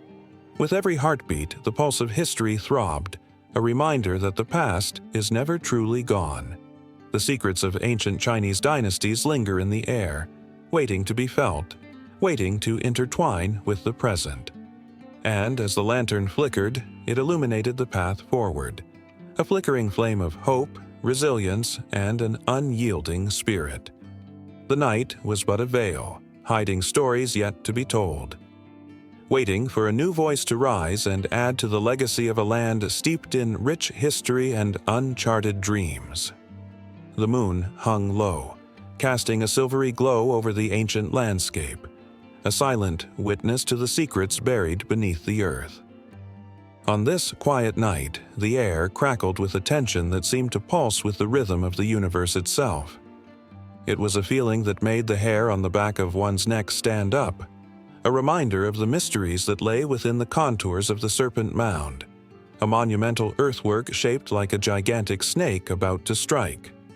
As shadows danced across the ground, whispers of the past echoed through the trees. The Serpent Mound was not just a creation of soil and stone, it was a grand tapestry woven with threads of celestial significance. Many had gazed upon its winding shape, wondering what it truly represented. Were the builders honoring a powerful deity, or perhaps marking the passage of time? Each undulation of the mound told a story, one that cradled the celestial bodies just as it cradled the earth. Nestled in the rolling hills of southern Ohio, the mound stretched over 1,000 feet, its sinuous body curving gracefully through the landscape. It rose and fell, a serpent slithering forward. Yet the true artistry lay not in its form alone, but in its connection to the heavens. Astronomers, historians, and curious souls alike had pored over its design, trying to decode the messages etched in earth. The way the mound aligned with the sun, moon, and stars drew people in, awakening a visceral sense of wonder. On certain nights when the moon waxed full, the shadows of the serpent mound elongated, creating a mesmerizing dance between light and darkness. The sight evoked a feeling of awe, a reminder of the ancients who stood where one stood now, looking up at the same glowing orb. They believed that the celestial bodies were alive, entities that influenced their lives and guided their spirits. Perhaps they gathered here to celebrate the cycles of the moon, their voices mingling with the rustling leaves in a song of reverence. What if the serpent mound was not merely a marker of earthly significance but a cosmic calendar, a tool for tracking celestial events? Some believed that the mound was aligned with the solstices and equinoxes, a gigantic pointer to the heavens. Each year, as the sun reached its zenith or dipped below the horizon, the mound would signal the passage of time, a reminder of the eternal dance between light and dark. The thought sent shivers down the spine, a reminder of the sophistication of the ancient minds that had constructed this giant piece of art. As the sun dipped below the horizon, a soft glow spread across the sky, turning it into a canvas of oranges and purples. It was a moment steeped in magic, where time seemed to collapse, and all that existed were the stars and the earth beneath one's feet. The mound was alive, thrumming with energy, as if it were a heartbeat connected to something much larger and more profound. In that moment, the significance of the celestial alignments became a palpable entity, drawing those present into a sacred embrace. People had gathered at the site, their eyes wide with anticipation, hearts racing with excitement as the sky darkened. They felt the weight of history pressing around them, a palpable energy that surged through the air. With hushed whispers, they recounted the legends passed down through generations, tales of the serpent winding through the cosmos, a symbol of transformation and renewal. They spoke of the sacredness of the earth and sky, where every star told a story and each alignment was a message from the divine. Then, as if on cue, a brilliant streak of light tore across the night sky, a meteor shower. Gasps erupted from the crowd, and for a moment, time stood still. The meteors illuminated the mound, drawing an interplay of light and shadow across its surface, creating a scene that felt otherworldly. Eyes turned skyward, faces illuminated with awe as the ancient spirits seemed to dance among the stars. The energy was palpable, a surge of connection between the heavens and the earth below. The realization hit hard. The builders of the Serpent Mound had understood something profound about their world, something that transcended time. They had woven their lives into the very fabric of the cosmos, and now those who walked upon the earth could feel that connection. It was a thread binding past to present, a reminder that humanity had always looked to the stars, seeking meaning and understanding. With every passing moment, the celestial alignments whispered secrets of the universe. The sun, the moon, and the stars were not just distant objects. They were allies, guiding forces in the lives of those who sought their wisdom. And here, at the Serpent Mound, the alignment became clear. This was a place of powerful energy, a nexus where time and space intertwined. The first rays of dawn began to creep over the horizon, throwing soft light onto the serpent's back. As the sun's warmth spread across the landscape, the crowd felt a collective sigh of relief mixed with a lingering sense of wonder. It was as if the earth itself had spoken, revealing pieces of a puzzle that had remained unsolved for centuries. The Serpent Mound stood tall, its purpose still shrouded in mystery, yet brimming with life and meaning. In that moment, the connection between the celestial and the earthly reached a climax, leaving an indelible mark on all who stood in its presence. The history of the mound was not just a record of ancient peoples. It was a living testament to humanity's eternal quest for understanding, a challenge to uncover what remained hidden in plain sight. But as the sun rose higher, questions hung in the air, tantalizing and unresolved. What other mysteries did the Serpent Mound hold? What stories lingered beneath its verdant embrace? As the light of day took over, the thrill of discovery remained, a siren call beckoning the curious to seek the truths waiting to be unearthed. The journey was far from over. It had only just begun. The golden dome of Hagia Sophia glimmered under the sun, casting a warm glow that flickered like a heartbeat across the marble stones of the ancient city. Here, where whispers of glory mingled with shadows of betrayal, the legacy of the Byzantine Empire lived on, not merely in the remnants of its architecture, but in the stories etched into the hearts of its people. It was a world rich with splendor, intrigue, and contradictions, a place where myths took root alongside undeniable truths. In the bustling marketplace, merchants called out, their voices rising like a chorus, each vying for attention amidst the fragrant spices and vibrant fabrics. Yet, beneath this vibrant surface, a tension simmered, a reminder of a past that was as tumultuous as it was magnificent. The Byzantines were known not just for their wealth and culture, but for their resilience in the face of relentless invasions and internal strife.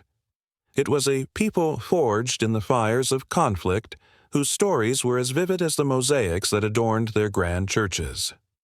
Beneath the surface, myths began to intertwine with reality. Some proclaimed that the Byzantine Empire was a pale reflection of its Roman predecessor, a shadow cast by a fading light. But this was an oversimplification that did a disservice to a civilization that preserved and transformed the very essence of Roman law, philosophy, and art. The Byzantines were not mere imitators. They were innovators. They preserved ancient texts that might have otherwise slipped into oblivion, their libraries brimming with knowledge that would eventually ignite the Renaissance. As dusk fell, the streets of Constantinople were alive with activity. The clang of swords echoed in the distance, a reminder of the ever-present threats that loomed. Emperors rose and fell, with names that still resonate through history. Justinian, who sought to bring back the glory of Rome. Theodora, a woman whose cunning and strength shattered the chains of convention. Their lives were a tapestry of ambition, sacrifice, and love, a narrative marked by the struggle to maintain the fragile balance of power. The Nika riots erupted in a violent wave of chaos, a moment when the city's loyalty was tested. The people turned against their emperor, fueled by discontent and betrayal. It was a scene ripped from the pages of a tragedy, as blood stained the streets and screams filled the air. In the aftermath, Justinian stood defiantly, refusing to be cowed. His vision for a united empire drove him to rebuild not just the city, but the very spirit of the Byzantine people. The rebuilding of Hagia Sophia symbolized a renewed hope, an extraordinary feat of architectural brilliance that awed the world. Yet, as history would have it, their triumphs were accompanied by devastating losses. The empire, so vibrant and powerful, crumbled under the weight of time and relentless attacks. The fall of Constantinople in 1453 marked not just the end of an era, but the shattering of dreams. Many believed the Byzantines had fallen due to their decadent ways, a symbol of moral decay. But the truth was far more complex, a blend of economic strife, political intrigue, and the overwhelming force of the Ottoman Turks, who saw the city as a jewel to be claimed. Even as the empire waned, its influence never truly vanished. The Orthodox Christian Church, the heart of Byzantine life, continued to thrive, spreading its roots far beyond the borders of the fallen empire. The icons that once adorned temples and homes became symbols of faith, transcending the ruins of the past. The Byzantine tradition of art inspired countless generations, influencing the Italian Renaissance with its vibrant colors and spiritual depth. Night enveloped the city, and the moon cast an ethereal glow over the remnants of ancient walls. A sense of reverence filled the air as people gathered to recount stories of their ancestors, tales of valor and sacrifice that would become the lifeblood of cultural identity. Each story was a thread woven into the grand tapestry of history, revealing the complexity of a civilization that had once stood at the crossroads of East and West. Truths and myths danced together under the stars, a reminder that history is never a single narrative, but a chorus of voices that echo through time. In the silence of the night, one could almost hear the whispers of the past, urging the living to remember. The legacy of the Byzantine Empire was not merely in its buildings or artifacts, it was in the spirit of its people, a tenacity that defied the odds. The stories of emperors and commoners alike became intertwined, an unbreakable bond that spoke of resilience and hope. The Byzantine Empire had not simply vanished, it had transformed, leaving traces on the fabric of modern culture that are still felt today. As dawn broke over the horizon, the city awakened, its heartbeat steady and strong. The lingering shadows of myths began to fade, replaced by the light of truth. The legacy of the Byzantines, filled with both brilliance and blunders, remained a vital thread in the story of humanity. In every corner, from local churches to grand museums, echoes of their triumphs and trials resonated, reminding all who would listen of the rich tapestry of history that connected them to a past filled with both glory and grief. In the flickering candlelight of a dimly lit chapel, a cloaked figure knelt before a wooden altar, whispering fervent prayers to the shadows. The air was thick with incense, and the silence was punctuated only by the distant sound of a bell tolling. This place, steeped in mystery and longing, felt the weight of untold stories, tales of seekers who had come before, all yearning for the same elusive treasure, the Holy Grail. It was said to hold the power to heal the deepest wounds and grant eternal life, a promise that beckoned from the pages of history, drawing in those brave enough to chase legends. Across time and civilizations, the Holy Grail has appeared in numerous forms, each narrative entwined with the values and beliefs of the culture that cradled it. In Arthurian legend, the Grail was a simple cup, a vessel that held Christ's blood, sought after by noble knights like Sir Lancelot and Sir Galahad. These valiant warriors traversed treacherous landscapes, embodying chivalry and purity, driven by a quest that was as much about self-discovery as it was about the physical object itself. The quest was laden with trials that tested their faith and fortitude, often leading them to confront their own dark shadows. Meanwhile, in the realms of Celtic mythology, the Grail was often depicted as a cauldron, overflowing with rich sustenance, symbolizing abundance and fertility. It served as a reminder of the connection between the earthly and the divine, where the mundane aspects of life were touched by the extraordinary. In these tales, the quest for the Grail was not just about a drink, it was about the nourishment of the soul, a reflection of the community's longing for harmony and balance. From the rich tapestry of legends in the East, the Grail took on the guise of a mystical stone or gem, known as the Philosopher's Stone, capable of turning base metals into gold and granting immortality. Alchemists, with their secret codices and arcane symbols, sought this elusive treasure, poring over texts filled with cryptic messages and hidden meanings.